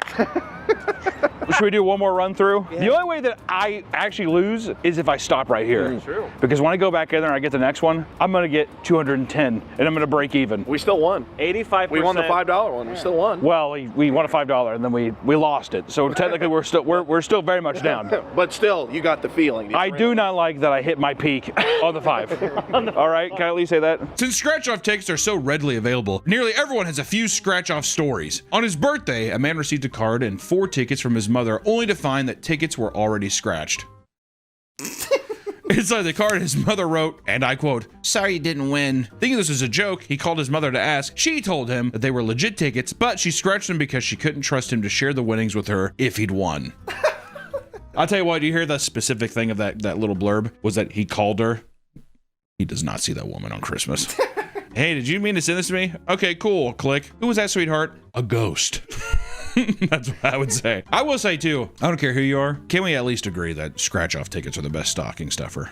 Oh, yeah. You try to show me someone who doesn't smile when they open up, when they peek in their sock. Oh, it's fun. You didn't pay for it. It's free gambling. And if you win big. Oh, baby, exactly. And I'm not sharing. Yeah, exactly. Sorry, you gave me that luck. This is a gift. It'd be rude to give back. For those that are serious about winning, there are tools specifically designed for scratching tickets that some gamblers use. One woman went online seeking tool recommendations after their mother developed an infection in her thumb from using it exclusively to scratch off tickets. They claim that their mother's finger was black and infected after not cleaning the area because she refuses to use coins. How many people, like when you see people sitting there scratching, how many people wash their hands? Oh, none of them. Yeah. I'm telling you, fucking goose egg. Most of the comments on her post recommended a standard scratching tool or tools from their garage. What? To scratch the tickets? Yeah. Just use a fucking coin. Why do people have to make that to be so complicated? Just fucking carry a quarter with you. Ain't a big deal. Am I wrong? Maybe it's not efficient. Like maybe you want to scratch off one go. You just want to get it done. You know what's fucked up is that's 100% what it is. It's somebody being like, well, I don't want to sit there and do this. But with this tool, I'm able to do. Just fucking use a goddamn coin and call it a day. Am I wrong? It takes too long. I want the money now. At what point is it? I paid for it. I want it now. I guess if you're a scratcher addict, the allure of the scratch and like the buildup is gone. You're just like, it's like peeling off a scab with your finger. But that's, yeah, see, for normal people, that's the fun. That's what you at the anticipation. Well, that's what I'm saying is that the coin keeps that allure alive is the possibility. Almost every severe gambler that I've seen where you're like, that motherfucker's in deep is somebody that's like, they're superstitious and they have to have their remedies. And I don't think it's a quick process. I don't think that it's just a swipe and pull. I think they're wanting some. If anything, the fucking tools are probably to make it even longer. Like the wrench. I was telling you that fucking wrench, I'm telling you. 1, 5, 7, and 11. And then can I also do like a $1, a $2, and a $3 scratcher? I got a $1, a $3, a $10, a $20, a $30, and a $50 one. All right. You got a hot dog? This is the problem, dude. Beforehand, you know what the problem was? I didn't make a little ceremony for myself. So I gotta do my ceremony that I'm gonna make for myself right now. I'm gonna light it. I'm gonna blow this on the card. And that's gonna give me the luck I need. Lucky. This is Patreon exclusive. Oh shit, because we can't do that. All right, well, just no. Well, I can't do that then. What about something with your hot dog, maybe? Could you hover your hot dog over my scratcher? Bless it. Okay, you're gonna put that in your mouth and eat it? Yeah. You can't eat all the hot dog. I mean, we got all these scratches. You're gonna have to hold on, if that's the thing we're gonna have to do. So you have to touch your hot dog to this. Which scratcher is that? This is a $1 scratcher, the 10 times the cash. Ooh. If I make $200 on this, I will actually kill myself. Because I've spent too much on the tickets. And I would have been like, all I had to do was buy a $1 ticket. Our numbers, boys, are 9 and 4. 3-9. You know what? You eat the hot dog. I'm gonna take this ketchup packet. God. That's on the ground. Oh my God. Well, first off, this is a $3. Do I have to undo? Okay, I'm actually gonna put that down. Do I have to do all of these and then see if I make bingo? Yeah. Too much goddamn work going into this, dude. See, this is one of the ones though where it's like, it's a slow burn. The $1 one was too quick. Now these are for people that's like, I want to have a little bit of time. This is gonna take so long. Just go fucking scan it and see if we won. Some people will do anything to get their fix, but not everyone wants to spend the money for a chance to win. In some states, you can cash in non-winning tickets for points with the lottery system, and if you collect enough points, you can turn them in and earn a free ticket. An Ohio resident regularly takes advantage of this by dumpster diving behind the local gas stations in his town to collect all the discarded losing tickets before submitting them for free tickets. It's not just gas stations that give out lotto tickets. Since the early 2000s, car dealerships have been mailing out scratchers. Most of the time, the prizes at these car dealerships involve winning a large sum of money or even a new car, but they can come with extensive fine print that most people don't read, leaving many participants feeling a bit scammed. In North Carolina, a dealership lost a potential customer after baiting people into believing they won $5,000 on their scratcher. I already know this is going to be a thing where it's like, oh, it's a promotional thing, whatever. You can't f with people's money like that, dude. Because, you know, he called everybody, I just won $5 grand. We're going out to dinner tonight. You know, all that kind of stuff. The game was identical to the simplest lotto tickets. Participants had to match 3 symbols and they won a big cash prize. However, when people showed up to the dealership eager to claim their cash, they were shocked to find out that they hadn't won any money. Instead, they had a code linked to a prize that was a meager $5 or nothing at all. That's got to be illegal, right? Yeah, that is illegal. Yeah. The flyers that the scratcher came with promoted that matching the symbols won big money, so many people thought it was a scam. The dealership said that it was not a scam and that its flyers were reviewed by specialists before being sent out. They also claimed that the number of complaints compared to the number of flyers sent out was relatively low, so it wasn't a big deal. What fucking scumbags.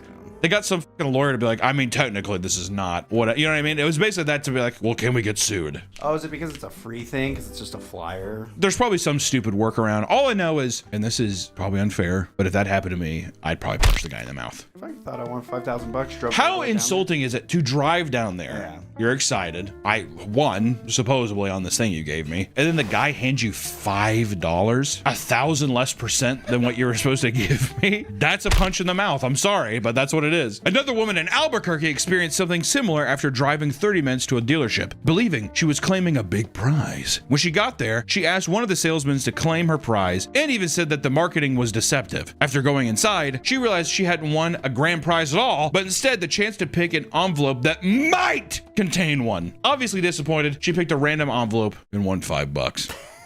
How do we know that there's actually anything in these envelopes? I mean, probably for some reason you have to have something, but I bet you it's 99% of them are like $1 to $5. This is 100% what they're doing is they're getting you to come up there to where they're trying to give you a sales pitch. I mean, like literally, who are the 3, if we had to have a top 3 worst human beings on earth, it's what? Car salesmen, lawyers, and realtors. Am I wrong? Like that. That's probably about it. Yeah. Most salesmen in general are pretty bad. Let's just say anyone who's selling anything, right? Anyone who's selling anything, you're the worst. And don't you dare put a fucking ad.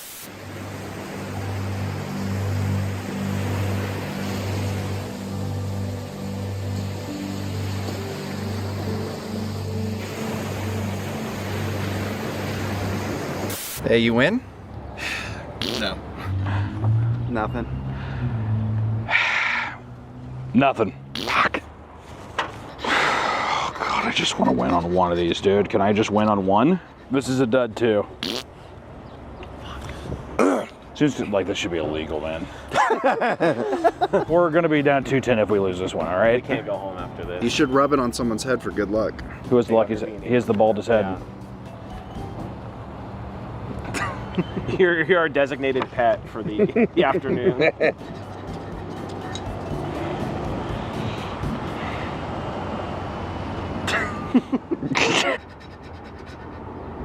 Go. We're here at the crossroads.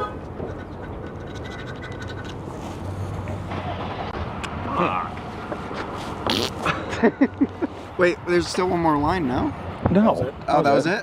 Why do you even have to put that evil on me? Now I'm going to be going all day being like, fuck, I'm not going to reach in the trash can and get it. Some superstitions can get a little more insane. Look no further than people who shove their scratchers into their pockets as soon as they buy them because they truly believe that it's bad luck for anybody to see the ticket. Which also that doesn't make any sense because that person that says that don't look at my scratcher, do you think he's like, I want that one, but don't look at it? Yeah, close your eyes. Close your eyes. I bet you some gas station cashiers have to do some crazy shit, man. Oh, yeah. You have to hear some odd requests. I remember one time I was in line, he was like, can I get 15 cents on pump 6? And they went outside and he got into a car that was on pump 4. The guy was just like, I don't know, man. I just do what they tell me. So I bet you, the reason I say that is because I bet you anything a guy's like, I want you to reach for it. I'll tell you where it's at. So the guy's like, yeah. He's like, stop. And he's like, hey, slow, clean tear. Hand her quick to me quick. You know, I think with superstitious people, it's that if someone else looks at the ticket, I'm getting their luck. I've heard a lot of people be like, I'm naturally very lucky. So then they have like weird things where a lot of people are like, if you touch it, it's like no longer lucky. So then you lose. You're like, it's because you touched it. Because that guy, it's probably like, it's because you looked at it or whatever. Make excuses. Yeah. 126. I'll do 6 as well, and then I'll do 18, and then I'll do it. Don't look at it. I can confirm that no one else looked at it. I didn't even look at it. Nick didn't look at it. There was no other people in the store that looked at it. I think this is going to do well for us. Close your eyes real quick, and then. Did you get a different coin? Maybe we should swap out our coin. Should we? Oh shit. 1916. Yeah, they're just teasing. Jesus. Fuck. I'm a little frustrated. This is the last one though. I can't keep doing this all day because I will. This is a $30 one. 300 is what's called 3A Spartans. Little breakfast and eat hot tea. For tonight, we dine in hell. Huh? I like how scared you were. Well, he's got a Spartan coming at him. Yeah. This ridge back is not optimal. All right, 57. Come on. Oh, this one goes. Good numbers. No. Damn good numbers. Hallelujah. We got one? No, not yet.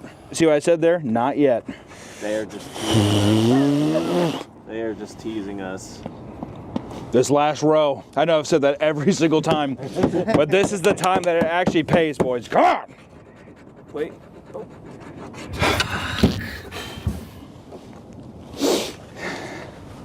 You know what? Here's your fucking warning sign, dude. I'm down $250. Okay? 100% addicted to scratchers now. Yeah. I gotta stay away from gas stations. One more time. I can't do any more. I'm not gonna do it. 85% of gamblers quit right before their big win. You're making a lot of sense. Do you have any scratchers? Not all scratcher enjoyers are plagued with bad luck, however. In 1998, Bill Morgan was living in his car when he was involved in a serious car accident that left him with a severe heart condition. While recovering from his trauma, he was prescribed some medicine to help treat his condition. However, the medicine caused him to have an allergic reaction, which led him to having a heart attack that killed him. He was dead for 14 minutes until being revived by paramedics and rushed to a hospital, where he remained in a coma for 12 days. My God. Miraculously, he awoke from his coma despite doctors recommending the family turn off his life support. And he would go on to make a full recovery. Okay, can I just say, sometimes do you ever think doctors are just a bit hasty? Yeah. With some shit? You like walk in, they're like, oh my God, he's in a coma. What is that? Saying pull the plug. How long would you wait? Well, here's the thing. Am I talking about who's in the coma? Am I in the coma or no? It's a family member. Which family member? Your mom. Well, I wouldn't want her to suffer, so I'd pull it pretty quick. Yeah, but like an hour into it. Let's say we're putting her on life support and I'd give her back to God. That's what I'd say. I love you, Mom. I see your angel. That's the thing, too, is you can have like a little religious fit in there. No one can say anything. You're in distress. I saw her. She's an angel flying around. Mom? Okay, why don't you calm down? Mom, she's flying to heaven. Oh. Put that bitch in a hefty trash bag. Right into the dumpster. You ruined my life! No, I don't know. Actually, I would not have the strength to ever pull the plug. I actually commend people that can be like, it's time. I have a lot of respect for people that can do that. I think if they're brain dead and the doctor's like, oh, sure. Yeah. But if it's like a coma, yeah. I mean, this guy is not brain dead. No. If they're just motherfucker's just in a deep sleep, then they're just like, yeah. It's been a week. Yeah, exactly. You're doing him a favor. Like, well, he did have like a heart attack, and I'm like, give the motherfucker some time. We could be using this bed for a kid who needs his tonsils out, but okay.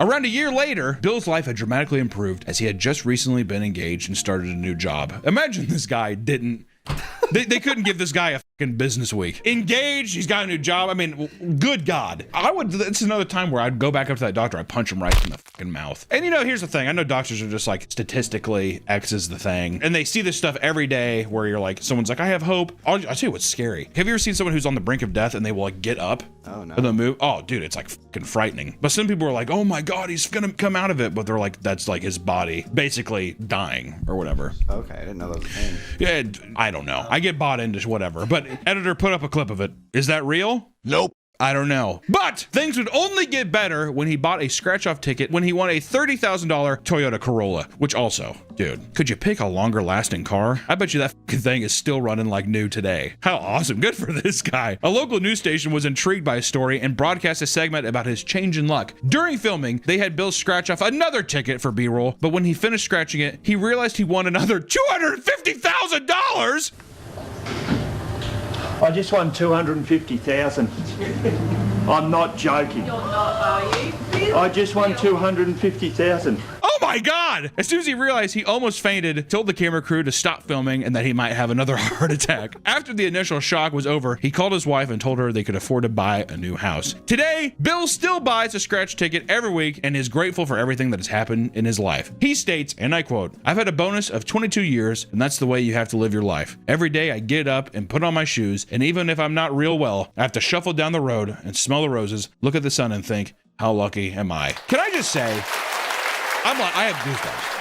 I want you to know right now, that made me giddy. Yeah, that's such a crazy story. How fucking amazing is that? It's one of those times where you're like, is there any other proof that God is real? I mean, actually, just to be like, you, my friend, are an angel. 14 Minutes Dead, you'd come out of that and you'd be fucked up. Oh, yeah. Brain-wise? A lot of brain damage. Yeah. You know what I mean? And this motherfucker's just strolling down the road, cognitive enough to just be like, I mean, how fucking lucky am I? I mean, good Lord. We need more stories like that. You know what's fucked up though? This is the truth of the matter, is that if you did stories like this all the time, no one would watch. Boring. No one would watch. Because I know some of you motherfuckers are sitting there watching this video in your living room eating dinner, and you're just like, "F that motherfucker." That lucky cocksucker eating a Hungry Man dinner, scolding at the screen. I have to go to work in 2 hours, and that motherfucker has a heart attack and gets a payday.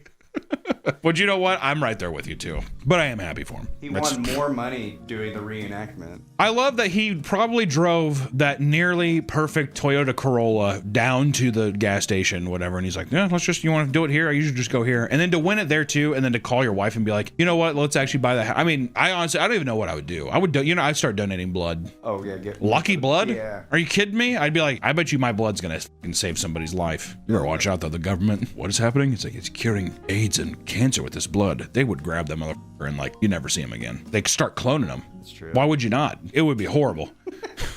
His luck would officially ran out. I'm saying you gotta be lucky, but maybe not that lucky. Too lucky. Gotta watch out when the shadow vampire government starts coming after you. A little too much luck. 10, 24, a 1 and an 8 as well. Your number one's a $50 ticket, right? Yeah. We were driving by this one, and Jacob did say this was the luckiest spot. Did you not? I did. Yeah, I'm hooked. I got a little bit of a scratcher bug right now, right? I go inside, I try paying for this. He says, you can't use a credit card. I said, what? Okay. What? So I get out my debit card. I don't remember the number for the pen for the debit card. So then Nick has to pay for the entire thing. Nick, thank you for supporting my addiction. You're welcome. And if I seriously, I don't know what I'm gonna do if I don't hit something here. 10 times again, what's our winning numbers? Give me a 17. 9. Fucking 11. 9/11. Holy shit. Do we even scratch it? Is it luckier to save it for last?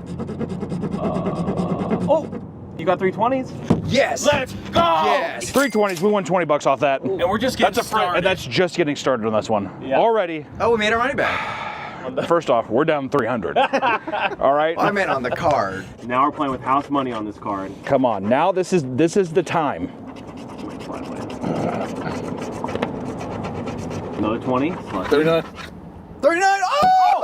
Wait a minute. Yeah. Scratch. Hold on, I'm gonna see if there's any other numbers. I'm gonna slow roll it a little bit. Okay. I told you with Nick's money. That's what it was, Nick. Is we needed you to pay for it. This man is coated in luck. God, I feel on top of the world. A star? What is the star? Minimum $10. Yes. This is a 30. We are net 30 plus net positive. ticket We just win. Methinks Twin Peaks for lunch. This is definitely a celebratory Twin Peaks kind of day. All right, now what did we win on the 39? Okay, come on, baby. $10. $10. $20 profit card. That's 2 more scratchers. That's a $20 profit card. So we got 20, 40, altogether 40. Holy shit. That's pretty good. That's double your money on that card. And we're just getting started. No, that is double my money. That's true. All right, we can split hairs later. But a win's a win, all right? I think because we didn't scratch this, that's how we got that one. I agree.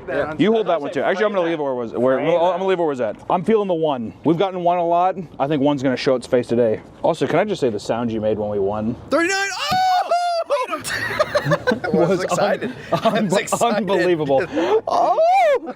I was excited too. I mean, I'm not gonna fault you for that. Does this mean we won a $20 minimum bonus or no? 20 wins 20. 20 wins 20. Boom. Yeah. 20. Okay. Back to back. We're 60. 60. I don't think so. We still have 9/11. We get 10 XR. We get $10 off this. Oh, there's 1. He was so fast on grabbing that dime. Yeah, the guy ran off with it.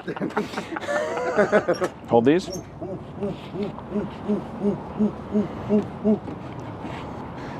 Not all men get a peacock like this in the parking lot of a gas station, boys. We gotta hold our heads up because today we're winners. Granted, we spent about $350. We glaze over that part. That doesn't matter. No, we won 60. Where we are negative, we are positive. You know what that means? Twin Peaks for lunch. Twin Peaks. Scratchers may be a cheaper way and more approachable way to make a quick buck, but it's no different than going to a slot machine. If anything, the accessibility of scratchers can make the addiction even more harmful to you. Final thought from me, scratchers, they're addicting. Stay away from scratchers. I feel already today, me scratching that hunched over, I feel addicted. I feel like I have changed fundamentally as a person. So I get the hype. I understand why people love the scratchers. I also, after a while, was kind of fucked up. I know we were joking at first about like superstitious stuff or like your things you do to win. I was already like, what if I did this? I'm gonna trick fate. So that's where it lays. Buy a scratcher every now and then if you want. But if you're hanging around at a gas station for hours on end, it's time to take a look in the mirror. Otherwise, maybe just treat them as stocking stuffers or like a fun gift other than a means of financial freedom. Take care, guys, and hey, lucky scratching. We'll see you next time. Bye-bye. Welcome back to the Papa Beat channel. How you doing? Come on, sit down because today we're going to be talking about urban exploration.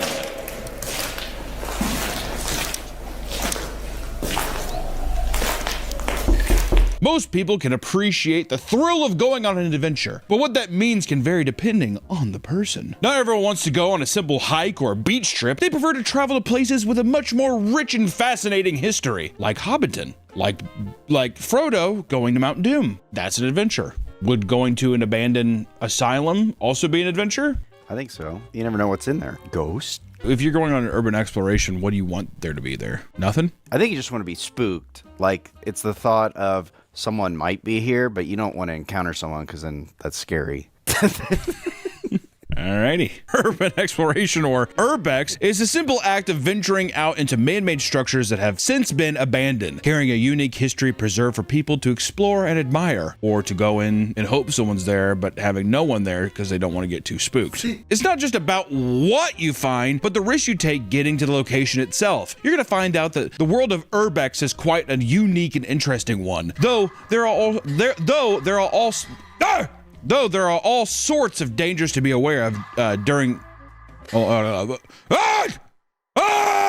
there are all sorts of dangers to be aware of along the way. So mask up as we trek through the world of urban exploration. God. I've only I urban explored once accidentally, and it didn't even end up being urban. How do you accidentally do there was okay, when I was younger, we lived like out in the country, and we like take all these back roads and stuff, you know, country roads, and there was this house that like it was abandoned, and it was always a thing where it was like, what's in there? Who knows? You know, you're a kid, and it was like really dirty. There were like cans everywhere, and then we like went in there, and there was like a bed, like a bed frame, very recent McDonald's, and we were like, my God, someone lives here. So we leave, and as we're doing that, basically, as we leave, we're going down the road, and someone like pulls in. It's like somebody's house that just looks abandoned. So we just broke into somebody's house. To be fair, the door was unlocked. Like, I mean, not even shut, really. Like, the door did. It was a dilapidated house that someone was living in. Is that urban exploration? It's kind of urban exploration. I think so. Granted, it is breaking and entering, but still. I always wonder if the guy, like, walked in, and if you just know, you're like, someone's been in here. Yeah, he saw his McDonald's cup tipped over. He saw his high C from McDonald's. He's like slightly moved, ever so slightly. While urban exploration has become trendier in recent years, it's surely been a thing for a long time. After all, the concept of wandering around dilapidated structures is by no means a modern concept. In fact, most people probably have experiences doing this with their friends when they were young. If you're watching this now, man, I'm sorry I went into your house. I really didn't know. I was a kid. I don't know. I was like 13. I don't think I've done way worse. So, like, you ever go into someone's house and tie them up and just like fucking tickle them? Nick's urban exploration. In the 20th century, for example, post-war battlegrounds were often explored by locals who were inherently fascinated by the structures damaged by bombs or the abandoned factories, bunkers, and air raid shelters. The name, however, came from a 1996 edition of Infiltration magazine posted by a man named Jeff Chapman, who essentially set the groundwork for the hobby by writing an instructional book before his unfortunate passing in 2005. Do you think it was from Urbex? Yes. All right. Hey, we want to give a quick shout out to our favorite sponsor, Gamer Subs, which we have amazing energy drink called Raw Meat. You need to pick that shit up right now. It is summer in a shaker, or hopefully one day a can, because they're starting to do cans in places, and it's delicious. Raw Meat, my flavor, is a beautiful cantaloupe watermelon mix that's just, oh, it's absolutely beautiful. We drink the caffeine-free version all the time when it gets too late, because Gamer Subs gives you a little pep in your step. Pep, pep, pep. Also, if you like big tittied anime women, they have little tub shakers that have big, beautiful tittied anime women on it. So if you like that, they have shakers. Pick up a big tittied anime shaker thing. They like that. You like that? I know I do. If you head over to Gamer Subs right now, you can get signed up for some free samples. They're all good flavors. There's not a single bad flavor. They're all muy caliente. They're beautiful. They're so tasty. So please head over to Gamer Subs and use promo code PAPAME to check out, and tell them that we sent you. All right? You're gonna get a little goodie with it. I think you'll like it. Back to the video. There's a lot of reasons to enjoy this particular hobby. It's like a treasure hunt to find the most fascinating location left alone by modern society where nature seems to take over what once was. There are tons of overlap with the aesthetics of urbex, and things like backrooms consisting of liminal, lived-in environments are both intriguing and yet terrifying. It plays with the surreal nature of it feels wrong to be here, yet at the same time it feels like something that I've seen many times before. It's very uncanny, I will say. It used to be back in the day, it was like asylums and like older shit. Now you know I see a lot is like old like movie theaters. People go into like old movie theaters or like rich people's homes. That's like another thing. Like I've seen people be like, oh, this is like Nellie's old house or something. I don't have no idea if that's really what it is, but that's like what the video is saying. But it's like a big mansion that still has like stuff in it, but it's like obviously been abandoned. It's very odd. It is very odd. It seems like it's the element of danger and like rule breaking. On a first Tinder date, we did some urbex, and it was very sketchy because mostly for the woman. Well, that's you want to crawl into an abandoned hospital for a couple hours? We can be as loud as we want. She was telling me that she was big into urban exploration, and then she's like, "That's not a first date thing to say." I know. I suggested of like, you want to go, go to an abandoned building on the first date, and she's like, "Sure." And then she was like, "Can my friend come along?" And I was like, yeah, his name's Enrico. And then I thought, well, that's the thing. I was like, oh, fuck, I'm going to get mugged. Yeah. But then it turned out, no, it was just two girls. And they were also, she said she brought her friend because she thought I was going to be a bad man. God, editor, please cut around. God, my lord. I will say, like I guess in like your like a Tinder bio or something saying urban exploration, I like doing that. But like, I don't know why, but I get a little bit of the ick if someone was like date one, yeah, I love urban exploration. To me, I'd be like, what the fuck are you crawling down in like abandoned buildings for? I had to break up with her because we went to the beach and she wouldn't eat and she was vomiting, or like she was sick all day and it ruined the beach day. You broke up with her because you ruined a beach day? There's many factors. Her friends drove there, and they were really horrible drivers. They kept looking back to talk, and then they would like swerve to like correct themselves in the lane. And then on the way back, the boyfriend drove home, and he was just as bad, like riding people, like stopping and going. So I was like, I can't be friends with these people. Weren't you also like 26 and she was like 18? That is actually so true. 23. Okay. She was 19. She was 17, sure. Some people who document their urbex experience. Oh, God. Oh, editor, save us. Some people who document their urbex experiences stumble into buildings that are indistinguishable from that of videos from Backrooms content. I mean, it looks like they're in these weird. That's like such a weird thing to me too, is businesses that abandon, or like a business goes bankrupt and these giant buildings just stay isolated for so long to the point where it's like, well, no one's going to be in there. We're just going to leave it, because I think people are just waiting for someone to buy the property and they'll be like, you deal with it. But it creates this like a time capsule. It's so odd. There was that school, they just left all their records. Or it was a hospital or something. They didn't Yeah, how is that not illegal? What? I don't want my medical records being sifted through by some snotty ass kid. Look at this. What's his name? Hunter? What a fat loser, guys. Ah! That's what That's what happened at my hospital. Through word of mouth and tight-knit communities, people are able to discover and visit these places. Others create entire apps and websites for the purpose of spreading the word about them. Some people will even make lifelong friends in the search for urbex partners to aid them in their travels. Which, I can see it being a nice. To me, it has the similar vibes to spelunking, to cave diving. Have you heard of this cave? You gotta go to this one. Get into this weird niche community. I don't know. Granted, it's definitely not as, physically intensive or really as scary. You're kind of just walking around a dilapidated building, but it is, I wonder what is the core fascination with it though? Besides, there has to be more besides we can't be here and it's scary. There has to be. It's the adrenaline rush. I'm telling you. You're saying that's the same thing though.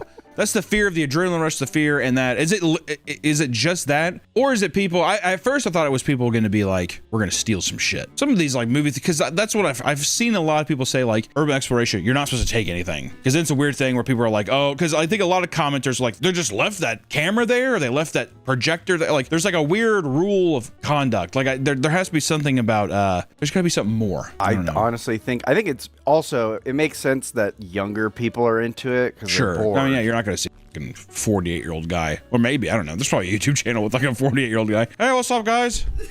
We're gonna look at this dilapidated theater. Which at that point too, when you're younger, it is kind of exciting, and it's like, well, yeah, I guess you forgive a kid, but yeah, if it's like a 48-year-old dude, you're like, what the f doing walking around a dilapidated movie theater, dude? Go home. Around the world, there are tons of abandoned buildings rotting away. Thankfully, many of them are known hotspots for urban explorers who take pictures for the public to admire. In massive city sprawls like LA, there are abandoned places on every corner. And one of the most popular urbex locations in the entire city is the Griffith Park Zoo. Originally opening to the public in 1912 and closing in 1966, the Griffith Park Zoo is particularly loved by urban explorers because many of its exhibits feature giant cages, as well as fake caves and grottos that are fun to explore and have fun in. Do fentanyl, and I guess be scared. Oh, I'm so freaked out that we're down here. I've just found another reason to go urban exploring. What is it?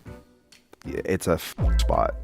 You bring your chick, because if you got roommates or something, you go urban explore, make love in the cages and the grottos, away from family and friends. I really like that you say this too. After, as if like that's not immediately what I thought that you were saying when you're like, urban exploring on our first date? That's no. Mrs. 15-year-old girl? No. That wasn't my intention. Uh-huh. Looking like Pooh dipping his hand in the honey jar, dude. Oh bother. Oh, bother.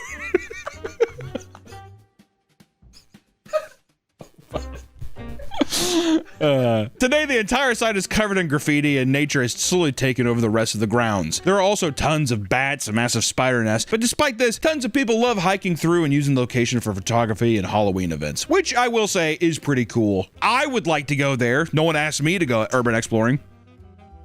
Maybe we'll go after this video. Shut up, Nick. I don't want to go with you. In other cities, there are entire abandoned amusement parks with some rides and lights still functional, complete with half-broken animatronics and other creepy yet interesting sights. Movie sets are also popular spots to explore. Popular films and television series like Big Fish, Patriots Day, and Salem are still standing to this day and are filled with prop creatures and half-built stage homes, which I do, you know what, I think that like A lot of that shit I wish they would leave up. Like, didn't they tear down Minas Tirith? Oh, did they? I think so. I think they did like some step where they tore it down. I'm sure a lot of it was in miniature, don't get me wrong, but I'm just mean like, I thought that a lot of the Lord of the Rings stuff, I don't know how much they've preserved, and yet they've just rebuilt somewhere else for their studio or like the walkthrough or something. Well, I know Hobbiton was like just a facade for the Lord of the Rings trilogies, tore it down, and then for the Hobbit, they actually rebuilt it for a tourist attraction since it was so big. But yeah, I wish they would have just kept the original up. You give me Isengard.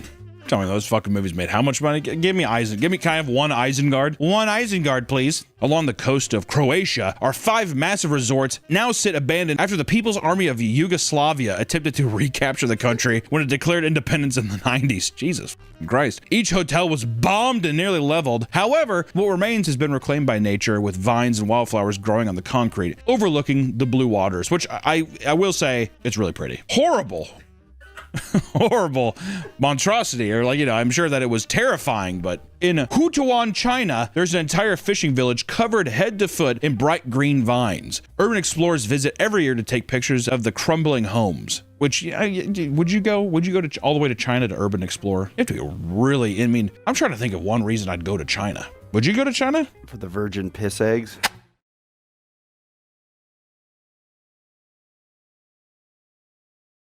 The key to these eggs is the urine of young boys under 10. Young boys' urine is collected in schools and markets around the city in buckets placed by their street vendors. Eggs are boiled until the urine... Eggs are boiled in the urine until hard. The eggs are then cracked and continue to boil for several hours to let the urine soak into the egg. The golden egg smells strongly of urine, but the taste has been described as delicate, salty, and addictive. If I did go to China, I would have one. When in Rome, when in Beijing.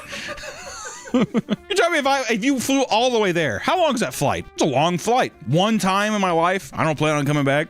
And a guy has a steaming hot plate of piss eggs. I might dabble in one. I'm good on the piss eggs. Really? Eat just one time? People have been eating them forever? Nope. I will. I've seen you eat horse. Oh, that's different. It's not a child's pee. I've seen him eat dog. Nick will eat any meat that's cooked in front of him. He's like, I don't care, it's good. Oh, put a little piss on an egg. Ooh, now I'm above it. Would you eat the bollet? What was the one where it's like the egg fetus thing? The mallard ducks are incubated for 2 to 3 weeks, boiled inside, and then served from the shell. The warm, gooey, gamey liquid is referred to as the soup of the duck. How do you eat it? The amniotic fluid is drunk straight from the shell and the yolk, as well as the duck embryo, and then eaten straight from the shell, the bones and the beak still being soft enough to be eaten. God, yeah, I couldn't. You're gonna have to eat one. Well, then I'd eat the balut over the piss egg. You'd eat the balut over the piss egg? I think I'd eat the piss egg over the balut. I don't think I could handle like that in my mouth. Like no, I'd probably throw up. Either way, I'm throwing up. You would only make me throw up. This is kind of to say. The only way to make me throw up is that if I went there, I bit into it, and I'm like, oh my God. I don't know why. Don't judge me on this. If I saw a guy take a bite of it and put more salt on it, that would make me throw up. What color pee do they want the virgin's pee to be? Like, I mean, everyone that I've seen, it is copper. I mean, it's rancid. But at the same time, too, if I want a piss egg and they're like, oh, these are just really hydrated and you couldn't see the piss kind of like coloring on it, I'd be like, is this really even a piss egg? I kind of wanted a little yellow. You know, I am curious what a pee egg does taste like. Oh, look who's come down off his throne. I'm just saying. When in Beijing. That's what I felt with the horse too. I saw the horse. God, don't bring the horse into this beautiful, majestic creature. And you know what? I'm going to say there's a difference between a dumbass cow and a horse. I'm not going to get into that, but I'm just saying. And then when you ate dog, what about dog? I went in Rome. It's already cooked and killed. Like you can. I mean, do you fight for nothing? I mean, come on. Well, what about this? If the boy was there, would you eat it? No. Not the boy, I'm saying the egg. Oh, the egg? Yeah, not the boy. Oh, well, no. Actually, you would 100% eat a child. Well, it's already cooked. I would watch you eat one. Well, I was going to say, if the little motherfucker's there, I'm not eating one. Well, why? I need these to be faceless boys that I can eat the piss from. don't know. It just makes it too real. I don't know. I would eat one if you took a bite and you said, "Oh my god, this is amazing." Because that's bullshit. If I ate one, you should be like, "All right, well he did." It should be a follow the leader kind of thing. I would choke back every tear I had. I'd be like, "Damn, that's good." If you said it, and I believed it. Good stuff. All right, well, better not catch us in Beijing. That's all I gotta say. Them eggs will be. What if we made our own piss eggs? I pissed in one and you pissed in one. I ate your pee, you ate my pee. No. You did. I have clean pee. I would eat my own pee egg. I wouldn't eat someone else's pee. I wouldn't eat your pee egg.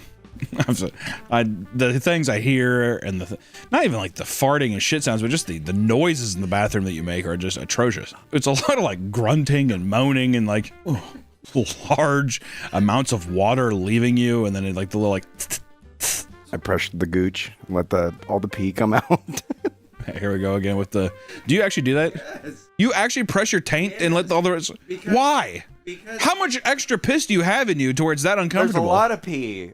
There's been multiple times where I pee, I shake, I'm like violently shaking. Why you whip your dick around so much? Because I'm trying to get everything out, and then I go whoop, put it in, and then it's like put it in where? In my pants. Oh, okay. I put it in my pants, and then it's like a floodgate of pee. You piss your pants? Yeah, multiple times. I'm just like, and then my pants are all wet. So you guys should put a couple of eggs in those pants and make yourselves some piss eggs. I saw this on a Reddit thread where it's like life hack, and someone's just like, after you pee, take your 2 fingers and press your gooch and like tap it, and then like it'll release all the pee. I'm not saying that it's not true. I'm just saying that I very rarely hear you wash your hands. I wash my hands. I never hear the faucet. We hear everything under the sun in that room except the faucet turning on. I'm gonna start hearing. Never mind. What? You know how? Did you know men can squirt?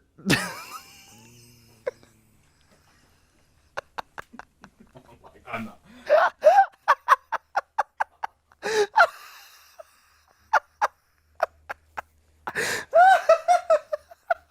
Why are you telling me that? Are you saying that you've squirted?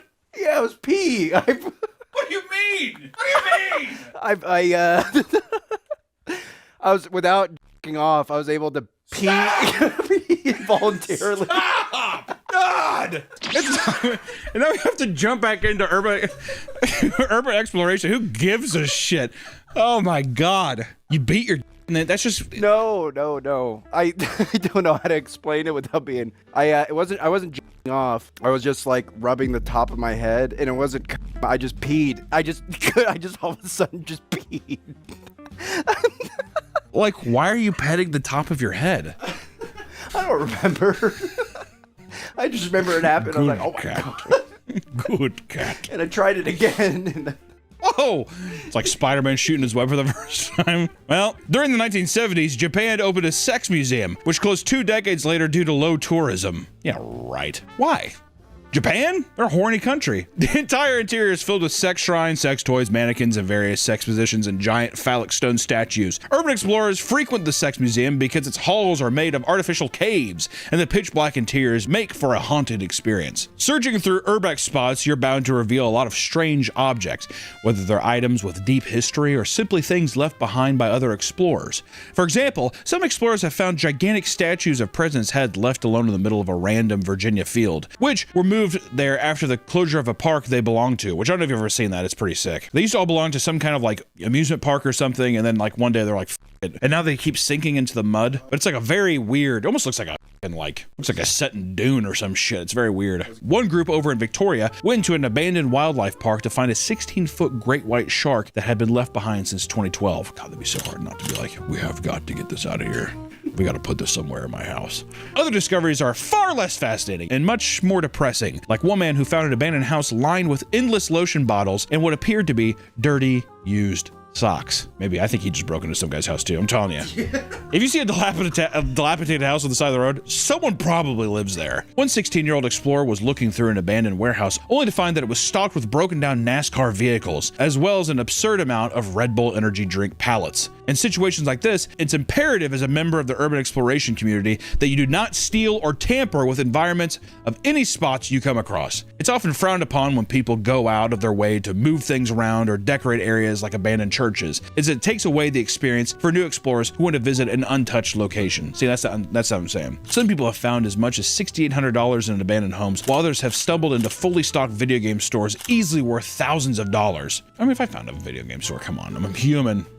I know I just went on I just went against what I was saying. I guess I mean, like, if it's a church or something like that, like I don't know. There's a difference, probably for no reason in my mind, between like an old dilapidated church or something like that versus, like, I don't know, like a video game store that's just like, well, what are these video games gonna do? Sit here and rot? Which it just depends. Are you gonna add them to your collection? Be like, it was the greatest find of my life? That's a cool story. Or are you like a reselling who's just like, we're gonna make so much money? I don't know. I would take one. Yoink, and leave the rest. If I'm taking one, I'm going to take all of them. I would 100% take the money, though. Nobody needs it. It's just money. I need that money. Give me that money.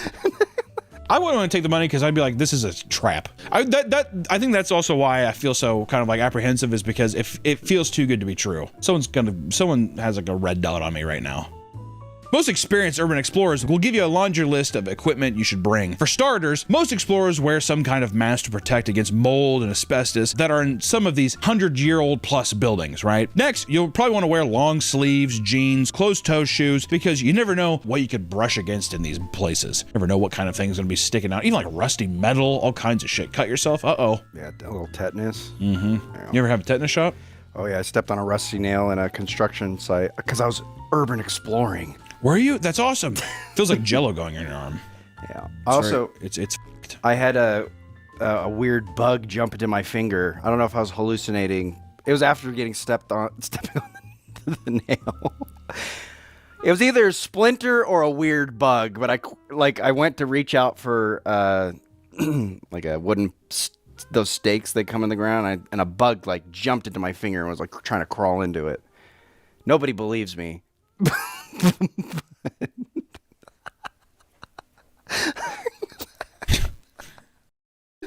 Believe it or not, there have been multiple instances of radioactive material being discovered in abandoned buildings. And in one case, a man stole radiotherapy source material from an abandoned hospital, leading to 4 deaths and the contamination of about 112,000 people. Holy shit! If he doesn't die, how long do you get to go to prison for life for that, right? 112,000 people? You'll also want to bring a flashlight and even a backpack with medical supplies or food, because with all the pitfalls and crumbling infrastructure, you could be trapped for long periods of time in the worst case scenario. Abandoned, like stuck inside of a building, which also I'd freak out. My claustrophobia, I'd freak the out. There's no way. You know, like if I'm in a room.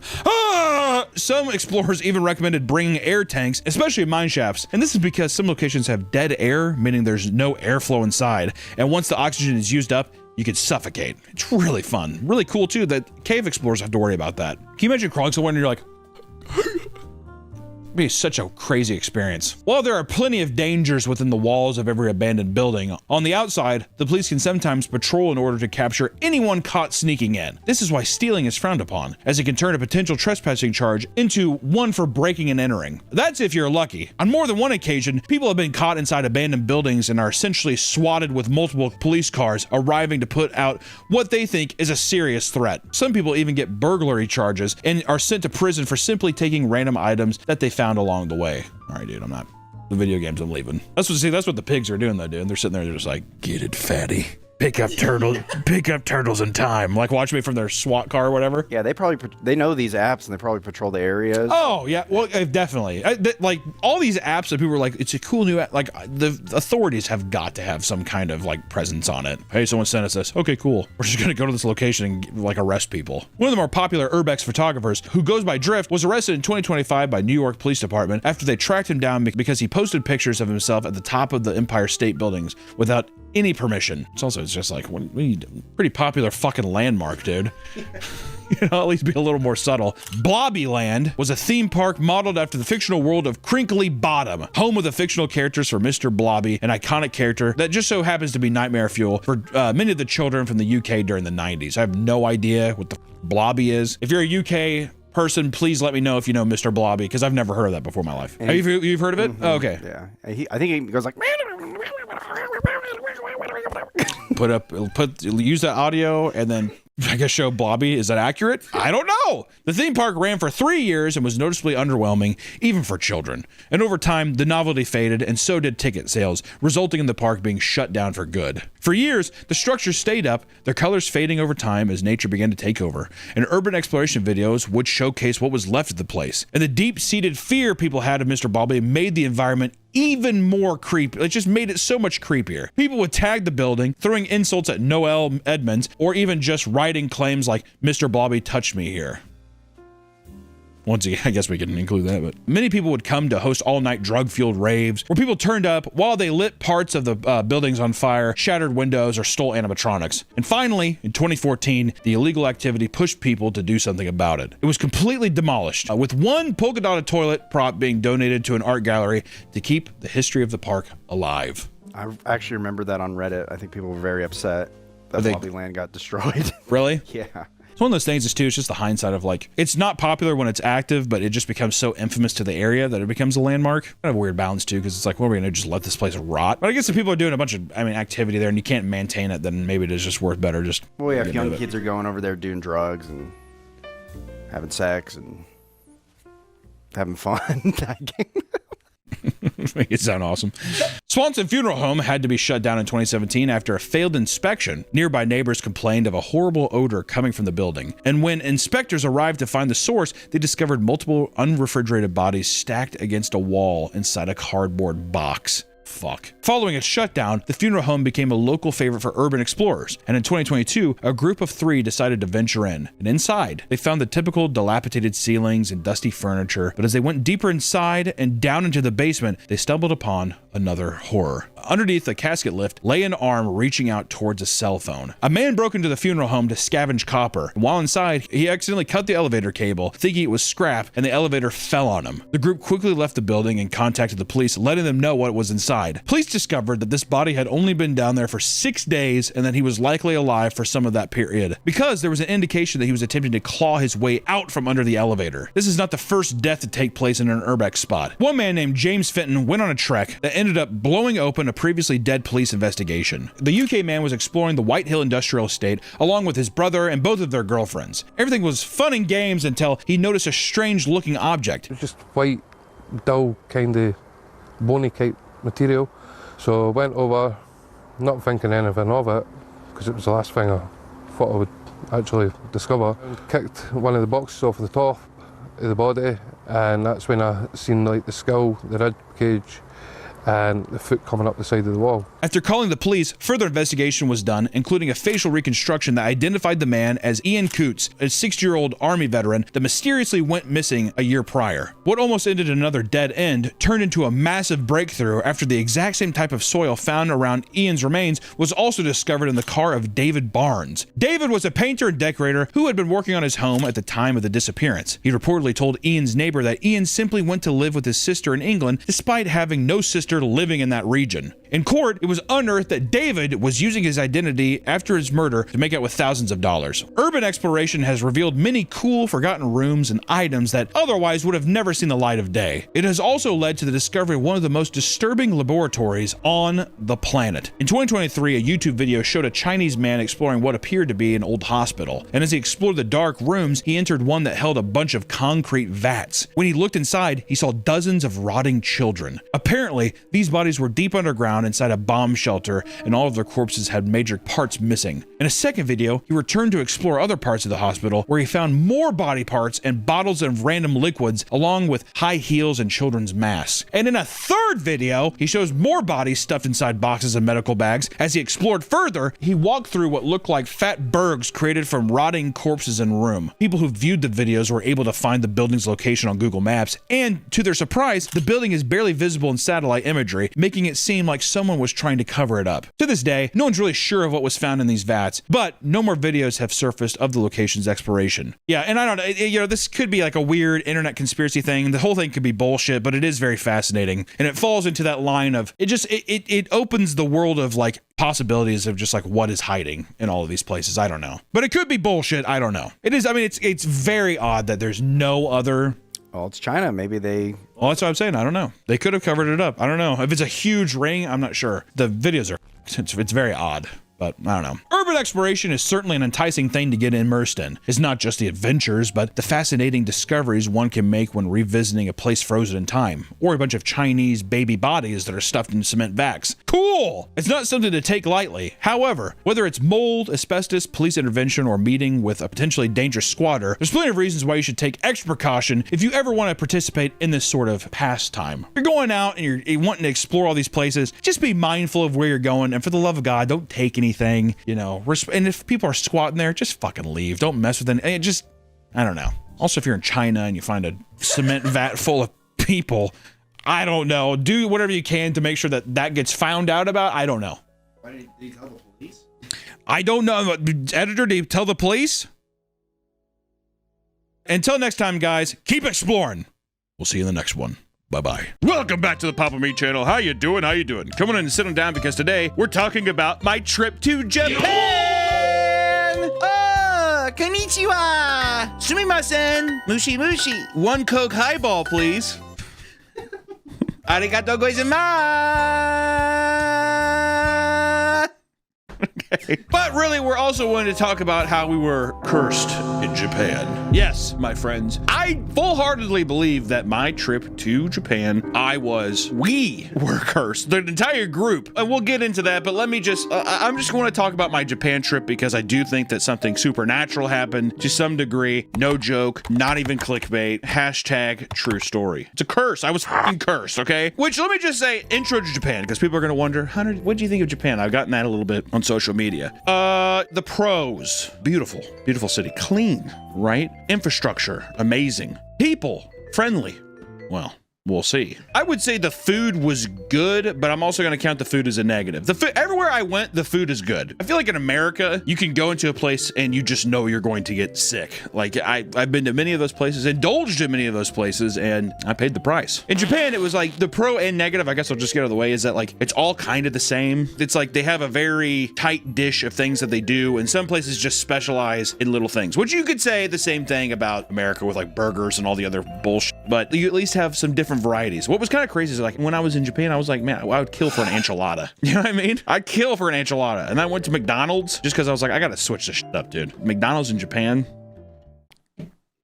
If that's the whole grain good shit, give me the processed goop. Give me the sludge and the slime, dude. Bring that back to me. The fries were good, at least. Every building had a good sign, which doesn't sound like an extreme. You'd be like, well, why the f does that matter? I guess growing up in America, which it's probably the same, I was gonna say in the Midwest, I mean, it's just text. There's nothing fun or enthralling about it. This is like, you could be a sushi shop, but it's like a fun neon sign, or even just like little ways that they do graphic design. The graphic design is on point, my friend, right? And if you're into like otaku culture, and if you're into like nerdy games and stuff, it's really, I mean, it's everywhere. I mean, anime is everywhere, obviously, but even to degrees that I didn't understand, of like your local police station, it's going to be anime. It's going to be maybe a construction site. It's going to be anime. It's going to be like a beagle or something. Remember the beagle? It was cute. But I thought all that was cool. It was just something so diverse and different. Also, just the amount of people. There's like a pulse of life in every town you're in. Some towns can be crazy and chaotic, and then some towns can be very quiet and quaint and very relaxing. It's nice, but in some way it always feels like it's hope in some kind of weird way. A lot of Midwestern towns I've been to, it is the opposite. It is, this is the end, this is death, this is my forever. You know, that's exactly how I feel, which I've gone and done different things and come back to appreciate it more, but it's dreams go to die. That is just you're born and do not dream, just get a job and die. That's what it feels like. And one more thing, I guess, too, is the I feel like everybody just takes like a lot of pride in their work, you know? Like even people working at like a McDonald's, it felt like every job felt like it had a purpose, which I guess here in America, it's like maybe just more entitled feeling. I would say my favorite thing by far is the rich religious culture of like shrines and temples was beautiful. Beautiful, beautiful, beautiful. The architecture, the appreciation, coming from also a place like America, the oldest thing we have is from the late 1700s, realistically, of like the American history and stuff like that. So going to things that are like hundreds and hundreds, if not thousands of years old is fucking awesome. And to see people still going there, paying respects and being a part of that tradition and culture is just cool. The Osaka trip was our second stop. We started in Tokyo, Shinjuku, the red light district. The red light district where Nigerians and women come up and solicit prostitution almost on the dot at 11 p.m. It's impossible. Walking through Shinjuku at 11 p.m. in the red light district area, or at least by Golden Guy, you're going like someone is going to offer you sex, and it's not even going to be subtle. They might say massage. Sometimes they're like massage, but then some people are like, "You want to?" The Nigerian guys were like, "Do you want to? You want pussy? You want pussy? You want titties in your face? You want pussy? Huh?" And you're like, "God, no, my friend." We started in Shinjuku, then we went to Osaka, and then we came back to Tokyo for our flight, but then we stayed in like Akihabara. The negatives really, it was just in Shinjuku, it was like soliciting prostitution. Too many fucking rules was one for me. Like if you talk on a fucking train, people are gonna get pissed. You know what I mean? Like weird where it's like societal stuff, which whatever, you know, I mean, it's not like we went ahead and did those things. I feel like we were very respectful, but it was just like very restrictive. It's a very restrictive culture, I think. I just, no enchiladas. Like what the fuck is that? You know what I mean? Like, goddamn, can I get some enchiladas somewhere? I got duped because it said taco. And I was oh like, yeah. We went to a place in Osaka called Taco King. It was awesome, but I did think it was tacos and it was just octopus balls. They were good and it was awesome. If you're in Osaka, you should go to Taco King. But yeah, no, that translates to like, I think it means like Octopus King or something. So you know, oh, silly me. So, like I said, we started in Tokyo and then we moved to Osaka. Osaka is like, people say it's the food capital of Tokyo, which I will say the food was just way better in Osaka. If I ever went back to Japan, I probably wouldn't even go to Tokyo. I'd probably just stay in Osaka. I had a much better time there. There was still some shopping and stuff, and you know, you're on vacation and you're just kind of walking around. It was the cast and crew of people we had with me were myself, my beautiful wife, Donkey Girl, Nick, Harry, and then our lovely Irish editor, Jono. It was our first time getting to meet him in person. He's tall. I don't know how a nation of people who survives on potatoes can be so big, but there you go. So it was us all going to Osaka, and we were kind of like, enjoyed our first couple days. We got to meet with my tattoo artist, Benny, who did my tattoo. We got to just experience some of like, just good eats. Like it was like a nice change of pace. It was still busy, but it's not Tokyo busy. And we decided to go out. Hey, let's just go check out some of the local shops, because there is some cool stuff, and I picked up a bunch of soft vinyl figurines in Osaka specifically, if you like soft vinyl figurines, which I do. But as the night was coming to a close, things closed pretty early too. Actually, another fucking negative. Nothing opens till like 11 a.m. I kept waking up at like 7 in the morning and then just like kind of, I guess I'll go for a walk. And walking through Shinjuku at 6 or 7 in the morning, you're going to see someone like, oh! Oh, like throwing up. We saw this one girl like black out on the ground, and her friends were like, hee hee, and they picked her up like luggage and just like ran off. Well, I'm assuming to like a Subway or something. The train, Americans, not the sandwich place. The guy who slipped and slammed his head that reverberated. Well, that was nice, yeah. That was, it feels like looking back on it now, there was a lot of omens telling us to stay away. Like there was something negative coming towards our future. Watching a man fall down a flight of steps, like we were walking in Shinjuku, all the bar doors are just open, so it's like welcome in. But everything in Japan goes up. So the stairs aren't like you go at like a nice, I mean, you're like climbing a fucking ladder a lot of the time. So we were walking past this bar, and I was like, oh, that's kind of cool. It's like a Motorhead bar. It was called like Ace of Spades, or had like a Lemmy decal on it. I kept an eye out for it because we kept going to this place called Gods, which was like a metal bar, and I really liked it. I mean, it was fun. But yeah, I was watching the open door, and this guy, you just hear go, go, go, go, go, go. And the man falls out, bald ass head, right on the ground. I mean, hard. He gets up, like yelling, and he's like not composed. Like this, like you have a concussion, 100%. He was like struggling to even stand up straight, and he just kind of like stumbles and runs off. Whatever. And the doorman does not bat an eye. which I'm guessing that staircase has claimed many lives. But that was one thing where I was like, maybe it was a sign. Maybe being solicited prostitution by Nigerians and women. Also, I want to say that I'm gonna get to the curse, I swear to God, but I got really drunk with Nick, Jono, and my buddy Rob, the guy who directed The Sadness. We all went out to karaoke. We called it a night afterwards. It was like 2:30, 3 in the morning. Everyone split ways, you know, to go back to their hotels. I was walking back. It was like a 3-block walk, really close. I was walking home kind of drunk, and then the stairs that go down to the subway, there's like always like a fence around them. And from behind the fence, this woman pops out, Sir? Sir? You love me? And I was like, oh, no. Sounds bad now, but she was like, you want massage? And I was like, no, I don't. You love me. I don't. I keep walking. And then she just followed me. 3 blocks isn't a long time, but it felt like forever. Sir? And it like got horrifying. I mean, like sad, horrifying, where she was like, sir. No, I'm good. Sir. And I mean, all the way up to the front of my hotel. As I was walking in, I heard her, sir! Like that. I mean, it was insane. I wrestled some fucking demons that night. I was like, what if it wasn't even a prostitute? But then I was like, you can't start it off with you love me and then massage. I've had 6 Nigerian guys ask if I want to fuck, and then other people in like puffer jackets, girls in puffer jackets come up and be like, you suck cock? You fuck me? And you're like, no, I'm good. Massage? I'm like, no, dude, no.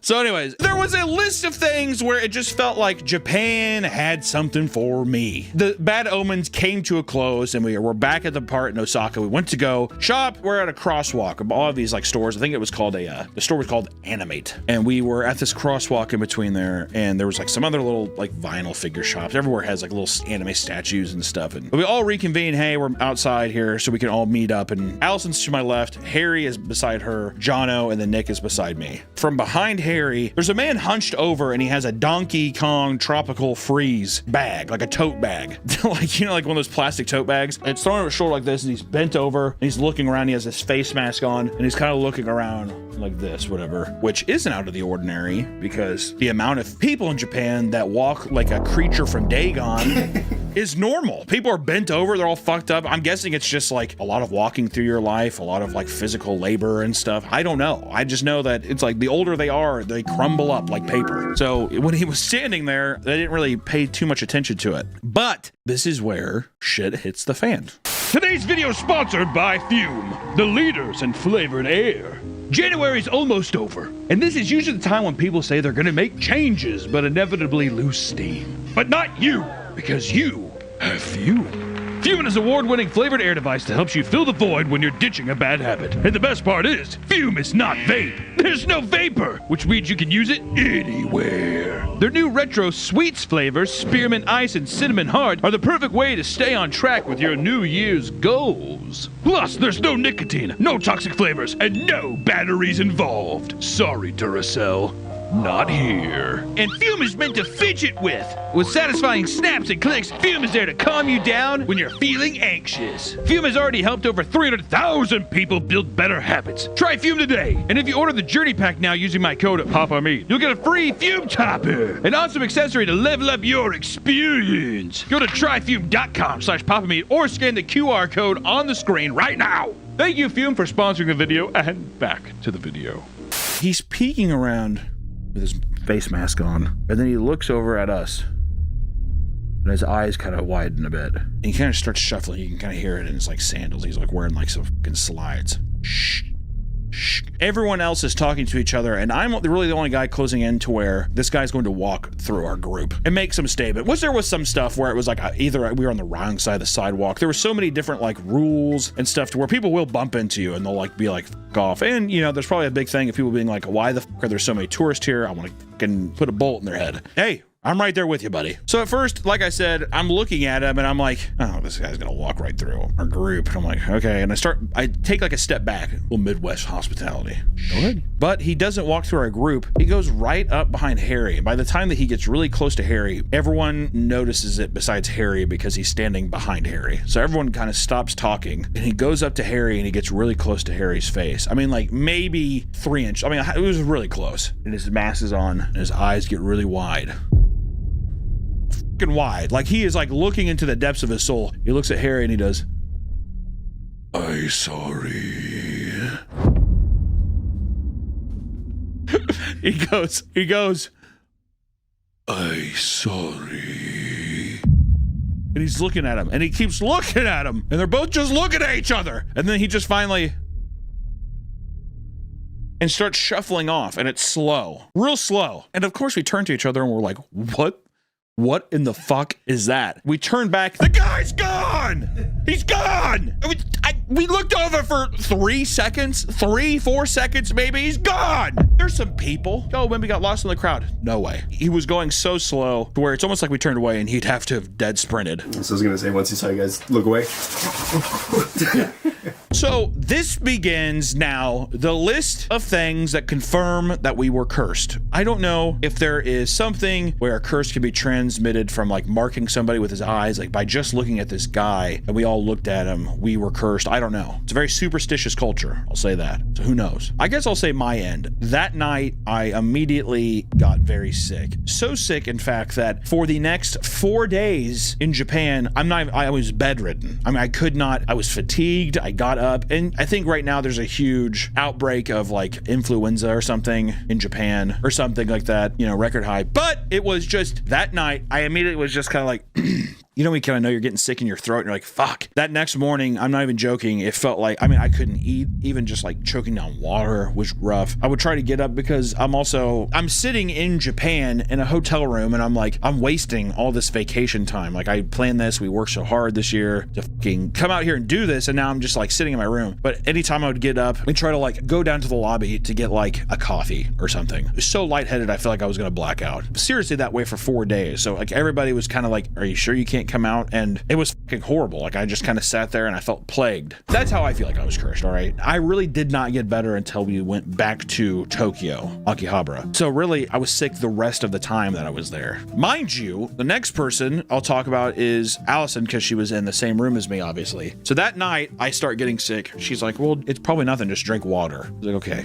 So the next morning, we kind of go through, I wake up, I still feel miserable. I put on like American Dad on TV. I'm just gonna go on fucking Japanese YouTube and watch American Dad compilations, because everything else, all the streamers are like region blocked or whatever. Allison is taking a shower and then she just fucking screams. This is like 7 in the morning. Screams, blood curdling scream. I'm like, like sick and frightened. She comes running out and she's like, why the fuck would you look in on me? Jump scare me like that. She thought I was like looking at her through the shower trying to scare her. And I was like, dude, I'm looking at my fat ass like laying on this bed. I'm like, I've been here watching American Dad. She says, and I quote, there was a man looking at me through the steamed glass, hands up on the glass looking in on her. And she's like, it was crystal clear as day. But the only thing that she said was different was that she's like, I could have swore he had like black hair. I don't think it was the same, you know, she's seeing aberrations of the man who cursed us, but I do think like some spooky shit's going on. All right. And one thing that me and Allison kept doing was we would look at Google reviews of businesses in Japan. It's really funny because those motherfuckers get mad over like the smallest, most insignificant things. And they'll write like, Bibles. So then we look at the hotel that we're at. It's in downtown Osaka. Look at the review. And one of the first ones was really fun trip, 3-star review. Because a lot of things in Japan also, people are like, it's perfect. They'll leave 3 stars. I don't know. 3-star review. What a wonderful trip, or I had a great time. Something like that. This fucking review was like, I had a great time at this hotel. The ghost tried scaring me, but I thought they were funny. I would definitely come back. And we're reading this like, what? Because at this hotel, there is a fucking temple right next door. Like not even right next door. There is a tiny alleyway and there is a full-fledged fucking temple. The guy in his review basically goes like, oh, it was this guy with black hair, so-and-so, which everybody in Japan has black hair. But still, it was like one of these things he talked about the ghost from the temple. We went there the next morning and fucking read the placard of the guy who was at the temple, and she was like, this looks like him. They had like a picture of him. This looks like him, which I was just like, all right, dude, like... You know, come on, Allison. Let's try to reel it in a little bit. But still, a fucking paranormal haunting happened. It freaked her out for the rest of the trip, at least in Osaka, where it would be like, leave the door open for the bathroom. Because it was like, there's an entryway to the bathroom, you close that. There's another door to where you have a toilet, another door to where you have your shower. So you would leave the door open to where like anybody in the room could like look in and see, it's just me. I see my wife naked sometimes, so it's not a big deal. But just one of those things where it's like leaving a night light on. I don't fucking know. That's Allison's. Whatever. Next, we go up to the culprit himself, Harry. He had insomnia every night he was in Osaka. Every night since he got cursed, he was tossing and turning. He was saying that he kept like hearing people tapping on the wall. Don't know what the that's about. Very vague. Harry's a very vague man. So you'll just be like, well, was it scary? Yeah. And you're like, oh, okay. Well, what happened? There's just like tapping on the walls.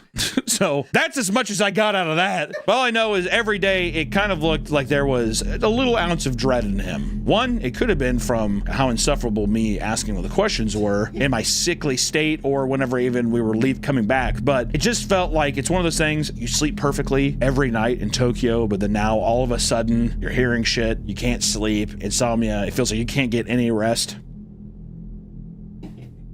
Come on, bro. Right? Am I wrong? A little suspicious. Little suspicious. Then our tall, doughy Irish friend, Jono, everyone while I was sick went up to go see the snow monkeys in Japan. There, it's like we went in the winter, so it's like perfect time of year. You go up there, there's like hot springs, and you see these snow monkeys. They have red faces. I'm sure here's some pictures or some videos of them up there having a fun time. I didn't get to go because I was sick. I had a good time. Jono goes up, everyone goes up there, and they go into a hot spring where you can like sit in a hot spring. Naked? And the monkeys are, well, yeah, naked. I think everybody knows it's naked. Did you guys see each other's dicks? I was covered up. You didn't just let it hang free? Oh, I think when I grabbed my towel, I did. It was too cold. We got out and was like, so I'm pretty sure people saw my dick. All right. Well, and mind you, this is normal. People go in, you pay to go into these hot springs and sit around them. And like the monkeys they go around you. They really don't give a fuck. They're so acclimated to it that it's just like, they don't really even pay attention as long as you just don't look them in the eyes. Yep. The guy specifically said, no looking eyes. No looking eyes, right? Which, whatever. We've heard that before. Don't look fucking monkeys in the eyes. Sure. Jono gets in the hot spring, and from the sources of Jono, Nick, and Harry, all of the monkeys like surround the hot spring. They make a circle around the hot spring, and they're all looking at Jono. Is it because it's the first Irishman they've ever seen? Is this the biggest man in the pool, therefore they feel intimidated? I'm not sure. All I know is usually they're frolicking around and kind of doing their own thing because they just don't give a shit. But now they're all huddled around this circle watching Jono. And Jono is a tired, scared Irish boy. So he's just kind of like looking at their feet, but he sees the amount of feet there in front of him, and he's like, this probably isn't normal. Which sometimes the monkeys as well will get in the hot spring and they'll kind of like hop out. This monkey like hops borderline in Jono's lap. Huge noise. And it uses his fucking leg to pole vault off of him and out of the hot spring, whatever. But he gashes his fucking leg up like bad. Bleeding. He's like, oh my God, I can't believe what happened. Actually, I got the Jono accent. I should just do the Jono when he talks, he kind of sounds like this. So he's just kind of like doing this thing where he was like this. I can't believe that they fucking jumped off me, man. For real. It's pretty good, isn't it? I can't believe that they fucking jumped off me. It's crazy. It was the craziest fucking thing I've ever seen. It was horrifying. It was fucking horrifying how he did it. He jumped off my leg and it scratched me. I got out immediately. It was the craziest fucking thing I've ever seen in my fucking life, man, for real.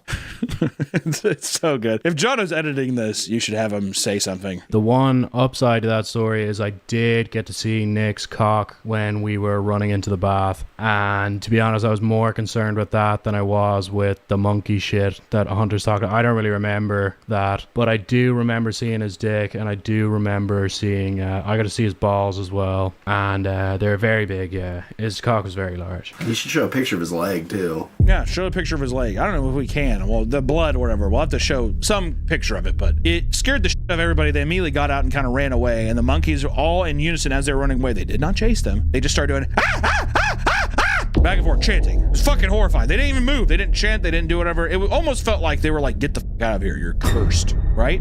But the most egregious, and dare I say, the most curse-ridden man was Nick of all, because Nick had the curse of not getting any pussy in Japan. All right? Mind you, Nick's a dirty bird, likes to get some pussy once in a while, dude. He's a man. Who doesn't? And we all know Nick loves Japanese women, finds the most beautiful people in the world, so he went there very eager to find a wife, potentially. Who knows? We went to clubs. We went to bars. Women everywhere. Women who, I know for a fact, Nick's a good-looking man. And especially in some of these clubs and stuff, a lot of donkey faces out there, dude. All right? He's walking around like, you probably peacock a little bit. You know, he's all nervous. No, I know. Every time a girl would look at him, they would kind of perch up though. in these clubs. Just like, what the fuck's going on? It's almost as if he had this stink about him. He was emanating some kind of stink that maybe we had become accustomed to through this thing. Almost like when someone like shits their pants and on a car ride, and after a while you're just like, you become one with it. You kind of accept it as a scent. Nick couldn't break the ice with anybody. And you know what's crazy? Craziest of all is that even in Golden Guy or any of the places where people were soliciting prostitution, no one came up to him once. Which maybe they're coming up to me because I'm a big fat ugly man and they're just like, you surely need to pay for it, right? So maybe they're like, oh, we don't have to worry about him. But it's odd. Everyone else in our group, even Allison got solicited prostitution, okay? Not one person went up to Nick to ask him in a fucking weird way. Not that he would indulge in it. I think he fucking wanted someone to. It hurt. Did you want somebody to come up and... I felt like I wasn't wanted. It is, isn't it? Kind of feels like everybody else gets like, you go to like an ice cream store, right? Everybody else gets a sample and you're like the one kid left out. One Coke highball, please. Do I not look desperate enough? I don't think so. Probably not as me. I was kind of like, I had the big fat man waddle. It's like walking through the city. Oh. But as soon as we left Japan and we were flying in the air, there was a sense of ease. Like there was a sense of like, which you could associate to a long trip and you're going home and you're looking forward to going home. But in a weird way, it was us breaking the curse, the spell. You know, if we ever return, will it be reactivated as we enter this like barrier? You know, I don't know. All I know is I would go back to Japan. Not as long. We were there way too long. We were there 17 days. Next time I went to Japan, give me a week. 1 day for travel, 5 days, and then another day for travel. Just too long. Way too long. It could have been anywhere in the world. No, I've been like, this is way too long. What's fucked up is everybody I told before, I was like, yeah, we're going to go there for like almost 3 weeks. Everyone's like, cool. As soon as I came back, they're like, yeah, bro, it's way too long. Like 10 days max. As everyone kept saying, I'm like, well, it's fucking cool, man. Thanks, dude. And I just want to give a shout out to all the wonderful people, all the buddies I got to see in Japan. Corey Benny on Instagram. He's the guy who did my tattoo. Science Patrols. My buddy Corey. He does a lot of awesome soft vinyl. He got to show me around Nakano Broadway and that kind of stuff. That was a lot of fun and hanging out with him. He also got to show me, I think it's called Yamachan, whatever. I think we went to Yamachan like 3 or 4 fucking times. It's like a little chicken wing place. It was awesome. If you're ever in Japan and you pass a Yamachan, go there. Got to meet Corey and his brother. They're awesome. Follow Science Patrols. He makes awesome soft vinyl toys. It's amazing. And of course, our beautiful boy, Jacob Takahashi, who gave me, for my birthday, he brought me a bottle of sake from his local shrine, and I thought that was awesome. Sake is disgusting. I won't drink it, but I will cherish this as a memory, and it will remain sealed forever. So that's cool. I actually do. I love this. I think it's sick, but sake is disgusting. So Jacob Takahashi, of course, helped voice. He's voice acted. If you've heard a Japanese voice in one of my cartoons, it's one of him. He does amazing dubs and stuff for other animes, so please follow him as well. He's a beautiful man. But just want to say thank you to all my Japanese friends out there. Thank you so much. And,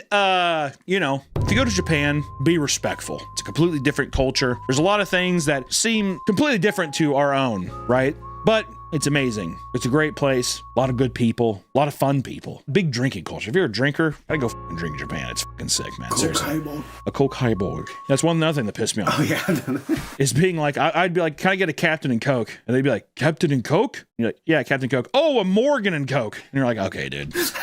All right, dude. So we're getting there. And then Nick was like, you know, if I want a Jack and Coke, I should just say Daniel and Coke or whatever. But yeah, you can't say whiskey and Coke. What? And you're like, Coke highball. Oh.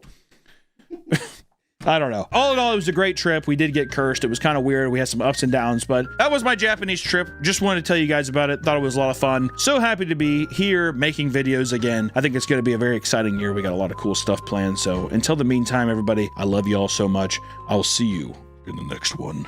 Bye-bye.